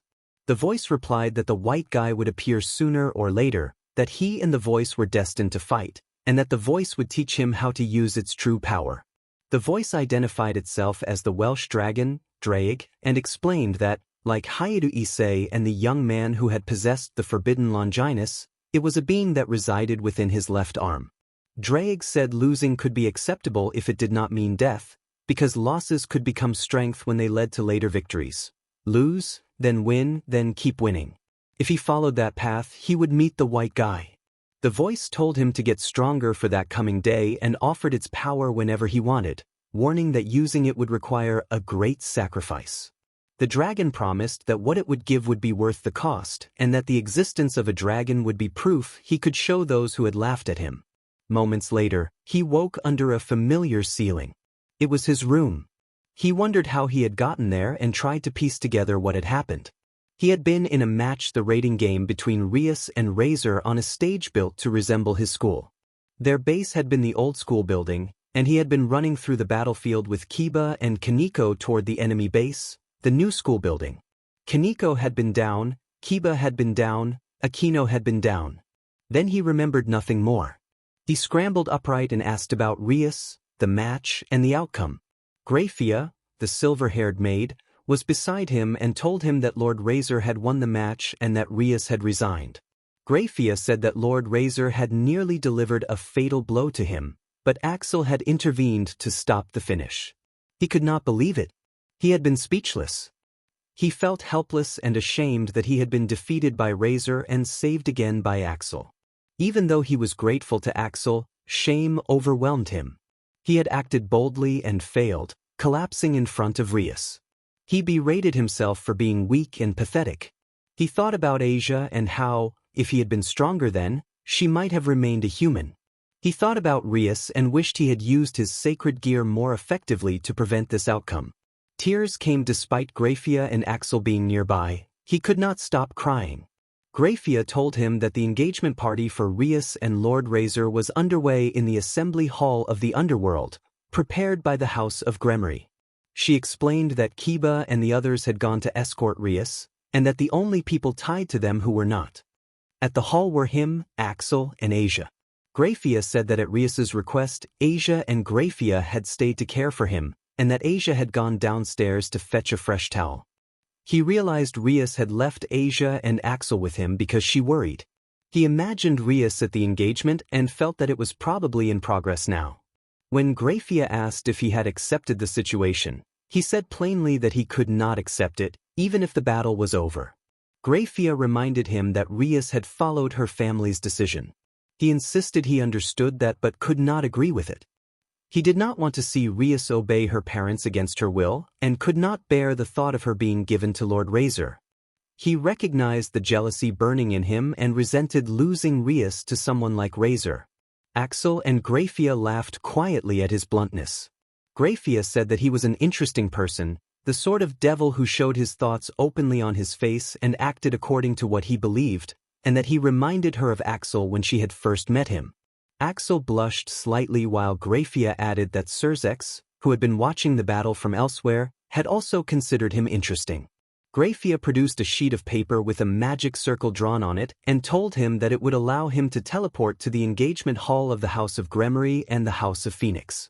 She handed the paper to him and explained that she had a message from Surzex. If he wanted to save her, he should barge into the hall. She pointed out another magic circle on the back of the paper and urged him to use it when he went to take Rias back, confident it would be useful. Graphia stood to leave, saying she had an important matter to attend at the engagement but expressing hope to see him and Axel there. As she left, she told him she had sensed an enormous power within him while he was sleeping. She noted that a dragon was unique among beings, having not formed an alliance with God, the devils, or the fallen angels. He held the paper and felt a mixture of resolve and fear. The dragon's promise and Surzex's message left him with a clear choice: find the strength to act, or watch Rias go. He thought about the sacrifice the dragon had warned him about and about the people who relied on him. He wiped his face, steadied himself, and prepared to use the magic circle to go to the hall. Graphia began to say it was that dreadful power, then stopped and left the room. I was left alone with Axel. He looked at me and offered a small smile. I asked Axel when we were going to crash that party and gave him a determined look, thinking there was no time to hesitate. I got up from the bed to find something to wear and discovered a new uniform on the table. The old one had been torn and damaged badly in that battle. I wondered who had prepared this for me, Graphia, the president, or someone else, and silently thanked them.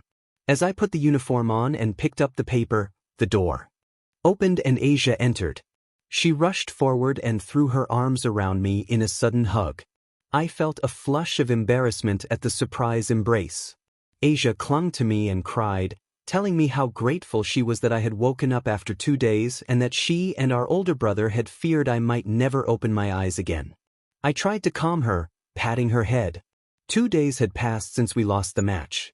I told her I was heading to the president's side. Asia froze, clearly shocked by what I planned. She seemed to know exactly what I intended. I assured her that I wasn't going to celebrate and that I planned to take the president back. I told her I had a ticket to the hall and that I would handle Razor with Axel's help. Asia immediately declared that she wanted to go with us. She spoke with a serious expression and insisted she had learned to use her powers and some martial techniques from our older brother. She did not want to only be protected anymore. Axel put a hand on her shoulder and tried to stop her, but Asia grabbed my hand, making it clear she did not want to be separated from me. Axel looked worried. I told Asia she had to stay behind. I promised I would bring the president back and reminded her I had experience with the boosted gear. I insisted this time would be different and that I would defeat Razor with Axel's help. Asia raised her voice, tears mixing with her words. She begged me not to go through the pain and danger again, remembering how battered and close to death I had been the other day and how our older brother had saved me. The memory of being seriously wounded while rescuing her and then later in the battle against Razor replayed in my mind. I probably would have died if Asia had not healed me, and I could picture her crying as she did so. The thought of making her suffer again weighed on me. I forced a big smile and squeezed her hand, promising I would not die and that I would stay with her. Axel stepped forward and gently wiped the tears from Asia's face, expressing his confidence that I would win this time. Asia wiped the rest of her tears and asked me to promise one more thing, to return with the president. I promised, and Asia brightened with a happy smile. Then I told Asia the circumstances I was in, and she agreed to bring a certain item from her room. Axel warned me that there would be no turning back once I used those items, but I gave Axel a resolute smile and told him to trust me. With everything set, I closed my eyes and reached out within myself to the presence I shared with the Welsh dragon, Drake. A chilling laugh echoed inside my mind as the dragon replied, asking what I wanted.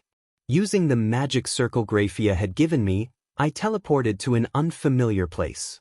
I had doubted whether I had enough demonic power to transport, but the circle seemed special and it worked. Axel was already there in battle attire, looking as composed as when we first met weeks ago. Axel commented that the place brought back many memories as he led us down a long, spacious corridor lined with rows of candles. A huge portrait of a crimson-haired man hung on the wall. Axel explained that it depicted Surzek's Lucifer, one of the current 4 demon kings. We walked toward the sounds of activity. A gigantic door with intricate engravings opened onto a grand hall filled with devils dressed for a celebration, the scene reminiscent of high society gatherings among humans. The hall was vast, with a soaring ceiling and an enormous chandelier. I took it all in, thinking this must be the hall organized by the president's household. Wealthy people certainly knew how to make an impression, and the sight made me more determined to earn my peerage and become someone important. Axel patted me on the shoulder and pointed, telling me to look. I turned and saw a flash of crimson, a woman with crimson hair tied up, wearing a red dress. I recognized her at once. Of course I did, she was the one I admired. I called out to President Rias so loudly that my voice echoed through the hall. The noise drew the attention of the devils around us. Rias turned and looked in our direction. Axel shook his head at how loudly I had called. I apologized, scratching my cheek and forcing a small laugh. I noticed Rias widen her eyes, a single tear sliding down her cheek. She moved her lips as if to say my name. Razor, standing beside Rias, also noticed me. He seemed intent on showing off in an elegant tuxedo. I took a deep breath and announced that my name was Hayate Issei and that I and my friend Axel Argento were from Kuo Academy, that we had come to take Rias back. The hall erupted in louder murmurs and whispers. Ignoring the stares, Axel and I pushed forward toward Rias and Razor. A guard stepped in to stop me, but others moved to restrain the guards. Axel effortlessly tossed one guard aside, and more rushed to surround us. We were not alone. Kiba appeared in a white tuxedo and urged me to leave the fighting to them. A petite girl in a dress moved in to hold off the guards as well. Akino arrived in an elegant kimono and apologized for her lateness before telling me to go to Rias while the others kept the guards occupied. Axel took a fighting stance alongside the rest, and they held back anyone trying to intervene. I thanked them quietly and stepped forward to confront Razor directly. I declared that I had come to take Rias back. Someone in the crowd reacted with a loud facepalm. Razor made an expression that was hard to read. Relatives and officials began to murmur and show signs of unease. A crimson-haired man who had been seated near the back rose and walked forward. He matched the portrait in the corridor and was unmistakably Rias's brother, the Demon King, Surzek. He explained that he had arranged this event because he wanted to see the power of the dragon and had asked Graphia for the entertainment. A middle-aged man nearby protested that the Demon King could not behave so irresponsibly, but Surzek dismissed the concern, arguing that the raiding game from last time had been entertaining yet perhaps unfair to his little sister, who lacked experience against Razor, a prodigy of the House of Phoenix. Axel spoke up bluntly about how unfair that last match had seemed and how dangerous it had been, how it had nearly cost someone dear to him their life. His voice carried anger and a vow that those responsible would face severe retribution. Razor bristled, claiming noble pride as a member of the House of Phoenix and preparing to answer with a burst of power, but Surzek ordered him to stand down. Surzex then reminded the assembly that the man standing before them was someone of legend, the heroic king who had once brought peace after the Civil War, the one who had been called the true demon king in times past. The hall fell into a scramble of whispers as people debated the implications. Surzex expressed relief at seeing Axel again after 6 years of absence, and Axel returned a small smile in response. Surzex addressed Razor, saying that while he understood the question of fairness, he would not let old grievances drive the gathering apart. The connection between high-class devils mattered too much. A crimson-haired older man, Rias's father, asked Surzex what he intended to do next. Surzex answered that he wanted the engagement celebration to be spectacular, a dragon versus phoenix exhibition to liven the party. His declaration left the hall stunned and silent. Then Surzex turned his attention to me and granted permission for the contest. A short, neutral pause bridged the moment as everyone absorbed the decision. Surzex asked Razor to show his power once more in front of Rias and Issei. Razor smiled fearlessly and accepted, announcing that he would demonstrate his final performance before getting married. The stage for the battle between Razor and Issei was set. Issei steeled his resolve. All that remained was for him to win. Surzex then turned to Issei and asked what prize he wanted if he won the match. Several relatives voiced objections, but Axel stepped forward to defend Issei, insisting that Issei deserved a fitting reward because he was a devil like the rest of them. Surzex ignored the murmurs and offered anything, a peerage or even the most beautiful woman. Issei realized this was the best offer he could hope for. His dreams could be fulfilled with a single word. He had already decided. Issei requested that Rias Gremory be returned to him. Surzex and Axel both looked pleased, and Surzex granted the request on the condition that Issei win. With the terms settled, the duel between Razor and Issei was arranged in the Great Hall. Issei bowed to Surzex, who resumed his place at the end of the hall, and Axel came to his side, gently patting his shoulder and wishing him luck. Issei expressed his thanks. From Axel's perspective, the center of the hall had been cleared quickly. Devils formed a ring around the space and watched intently. The Occult Research Club members sat with Rias, and Surzex was positioned beside her. On the House of Phoenix side, relatives, servants, and Razor's sister filled the benches. Razor and Issei faced each other in the center, signaling a formal devil duel. Issei wore the boosted gear on his left arm while Razor bore a confident expression and the blazing wings of fire. The official in charge of the match called for the start, and the duel began. The crowd could no longer turn back. Everyone in the hall believed Issei could win this time. Razor pointed at Issei's gauntlet and noted that the boosted gear was already active, describing how it continually doubled the user's power and could now transfer that multiplied power into objects or allies. Issei expected that Razor would know about the gift ability, but Razor still held an advantage. Razor met Rias's gaze, smiling confidently, and declared he would end the fight in 10 seconds.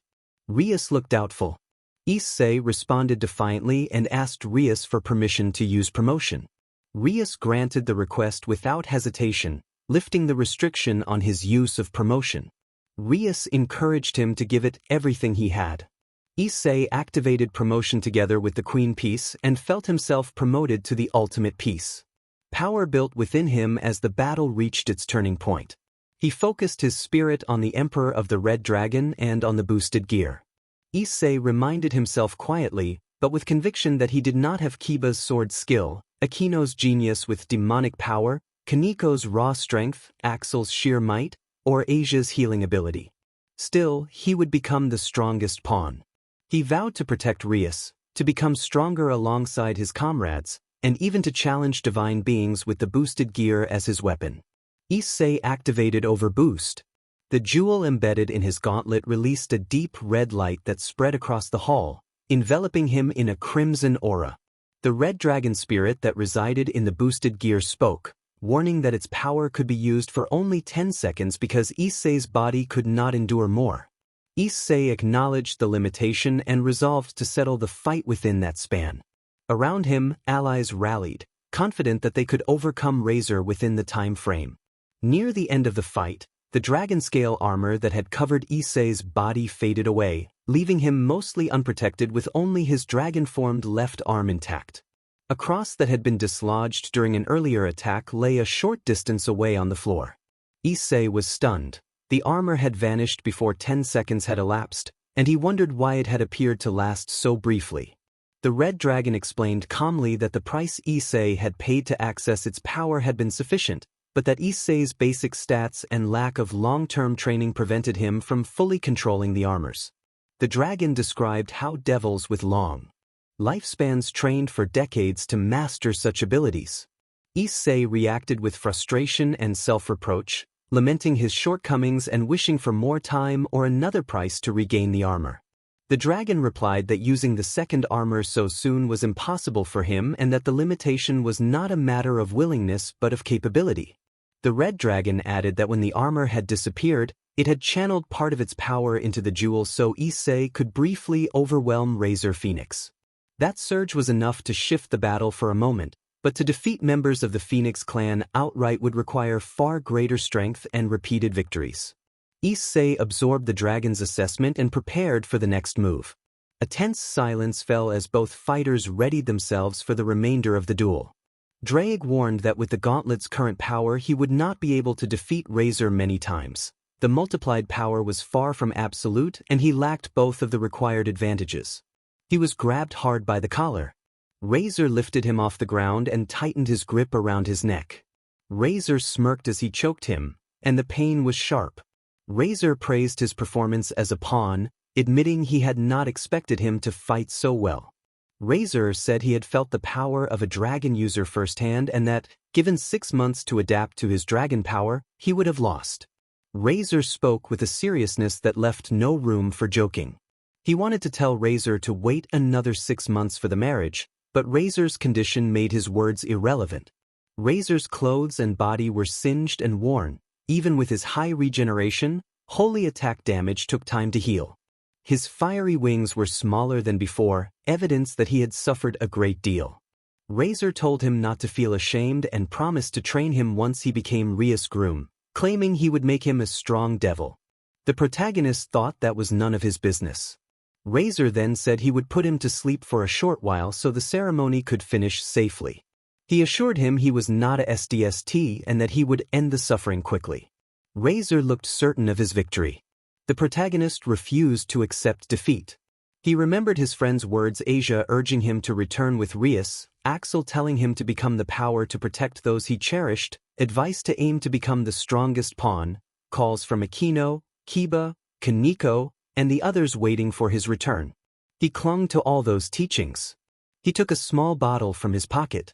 It was a vial of holy water he had prepared before coming to the hall. It was not especially effective against high-class devils in ordinary circumstances, but for Razor the reaction would be dangerous. Razor's grip tightened on his throat and he was close to being crushed. In that moment he opened the lid and sprinkled the holy water onto Razor. Then he activated the gauntlet's ability, channeling and transferring its amplified power into the holy water on Razor's body. The effect intensified well beyond what high-class devils could ignore. The holy water reacted violently with Razor's flames. The hall echoed with the hiss of vaporizing water as his fiery wings faltered and the flames around him stuttered. Smoke rose and Razor began to writhe, staggered and overwhelmed by the reaction. He managed to break the grip and the protagonist took distance, clutching his throat and gasping for breath. Razor screamed and reeled under the combined effect of the holy water and the gauntlet's power. Drake explained that even with the amplified holy water it would not be simple to kill a Phoenix clan member, but it would strip away stamina and will. A Phoenix could come back from ashes, but losing so much strength and resolve meant recovery would not be immediate. The smoke faded and what remained was an exhausted Razor, his body and clothes damaged. The protagonist picked up a fallen cross with his dragon arm, poured more of the hidden holy water onto his hand, and poured his power into the cross. He poured the demonic power gathered in his body into the holy water and cross, concentrating it as he had learned. He remembered Asia's advice that devils were vulnerable to crosses and holy water, and the idea that combining both could be devastating. He recalled Kiba's lesson to widen his awareness of the enemy and surroundings. He tried to feel the flow of demonic power through his body, just as Aquino had taught him. He adjusted his stance to strike efficiently, remembering Kaniko's instruction to aim for the center and drive the blow accurately, and Axel's lesson that true power came from feelings for others. He gathered all those lessons and resolved to bring Rias back with the strength of everyone's teachings. Razor panicked at the change. He insisted the engagement was important for the future of devils and that a brat like him had no right to interfere. The protagonist acknowledged he did not understand the complicated politics, but he remembered a flash from when he had been defeated and fallen unconscious Rias had been crying. That memory alone was enough resolve to defeat Razor. He struck. The cross and the charged holy water were driven into Razor's midsection with concentrated force. The blow landed cleanly and powerfully. Razor staggered backward, clearly weakened. He murmured in disbelief at losing like this and then collapsed to the ground, unable to rise. The protagonist glanced at the motionless Razor and then moved toward Rias. Someone stepped in his way. Razor's sister glared silently at Issei, as if she wanted to complain. Issei pointed his dragon arm at her and told her that if she had a complaint, she should come to him. He would take her on any time. Razor's sister backed down at his intensity and made a path for him. Issei walked past her and stood before Rias Gremory. He smiled and told Rias that it was time to go home. Rias replied by calling his name softly. He then looked at the man beside Rias, a dandy gentleman with crimson hair, Rias's father. Issei bowed his head and apologized to Rias's father, stating that he would take Rias back with him. Rias's father remained silent and closed his eyes. The demon king who should have been sitting nearby was gone. Axel was gone as well. He noticed their absence but decided to save his thanks for later. He took Rias's hand and asked her to go home together. Rias smiled and nodded in response. At the underworld cemetery, Axel walked toward the memorial site carrying a bundle of flowers. He bent and placed them at a tomb that honored the children who had died during the civil wars. The inscription explained that these children had died for the cause of the underworld and that their dreams and hopes had been fulfilled by their hero, Axel Argento. While Axel read the words, Surzex and Grafia approached, also carrying flowers.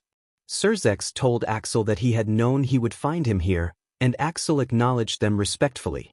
After placing their flowers, Surzex explained that the children had been placed among the honorable dead and that the tomb had been made in their memory. Surzex observed that Axel had changed a great deal over the past 6 years and that the children saw him as a hero, a title Surzex believed Axel deserved. Axel, looking sad, admitted that he could not save them and felt he had failed. Surzex reassured him that by bringing peace to the underworld, Axel had saved them in spirit and fulfilled their hope to live. Axel confessed that he had almost failed again while trying to save Issei, that he had nearly repeated past mistakes.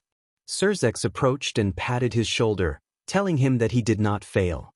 Grafia then sensed an ominous presence. All three turned toward the shadow and saw a hooded figure step forward. Axel recognized the figure as the one who had sent the larvae during the battle and reacted with anger. The hooded figure spoke in a buzzing, insect-like voice, declaring that his plan had not worked as intended but that he had finally met them face to face and intended to end Axel's life as the chosen apostle of Lord Chaos. Grafia asked whether they should deal with him. Axel stopped Grafia and prepared to fight, summoning a dagger from his gauntlet. The hooded figure transformed into a monstrous, fly-like humanoid and advanced with threats. In a swift, precise motion befitting an anime-style combat sequence, Axel moved behind the creature and struck. The creature was cut apart in an instant and dissolved into a scattered cloud of motes that vanished into the air. Surzex and Grafia stared in surprise at Axel's speed and skill. Surzex complimented Axel on his improved combat abilities. Axel explained that he had been practicing and that he needed to leave because others were waiting for him. He bowed to Surzex and Grafia. They returned the gesture. Before Axel disappeared in a flash of teleportation, Surzex invited him to visit again, saying that Sarah and the others would be happy to see him. Axel nodded and departed. A few days later at the Hyudu residence, Rias Gremory explained to Issei's parents that she would also be living in their house and asked, politely and earnestly, that they take care of her. He stood beside her while his younger sister, a blonde beauty, watched with teary eyes and an uneasy expression. She seemed to be in a very bad mood. After that incident, Ria suddenly announced that she would live with us. I understood what she meant, but she had mostly forced herself to make it happen. She said she wanted to strengthen her relationship with her servant, so it made sense for her to interact with Issei as much as possible. She had been grateful that Issei won that battle for her, and now to show her compassion and perhaps affection for him, she decided to live under the same roof. Asia was noticeably jealous about the sudden turn of events, and I looked confused. He was rather dense, but I decided to leave it at that. Axel told me he would be outside if I needed him, calling me little brother. Asia protested, telling Axel not to leave her alone. Axel refused, saying he could not and that I would have to handle it myself. Asia trailed off, calling Axel's name. Rias informed Issei that from now on they would be living together and asked if he thought that was great. Issei murmured, addressing Rias as president. I heard their conversation outside the door. After that I looked up at the sky and laughed quietly. It looked like my journey was beginning anew. It would only increase in number, I guessed.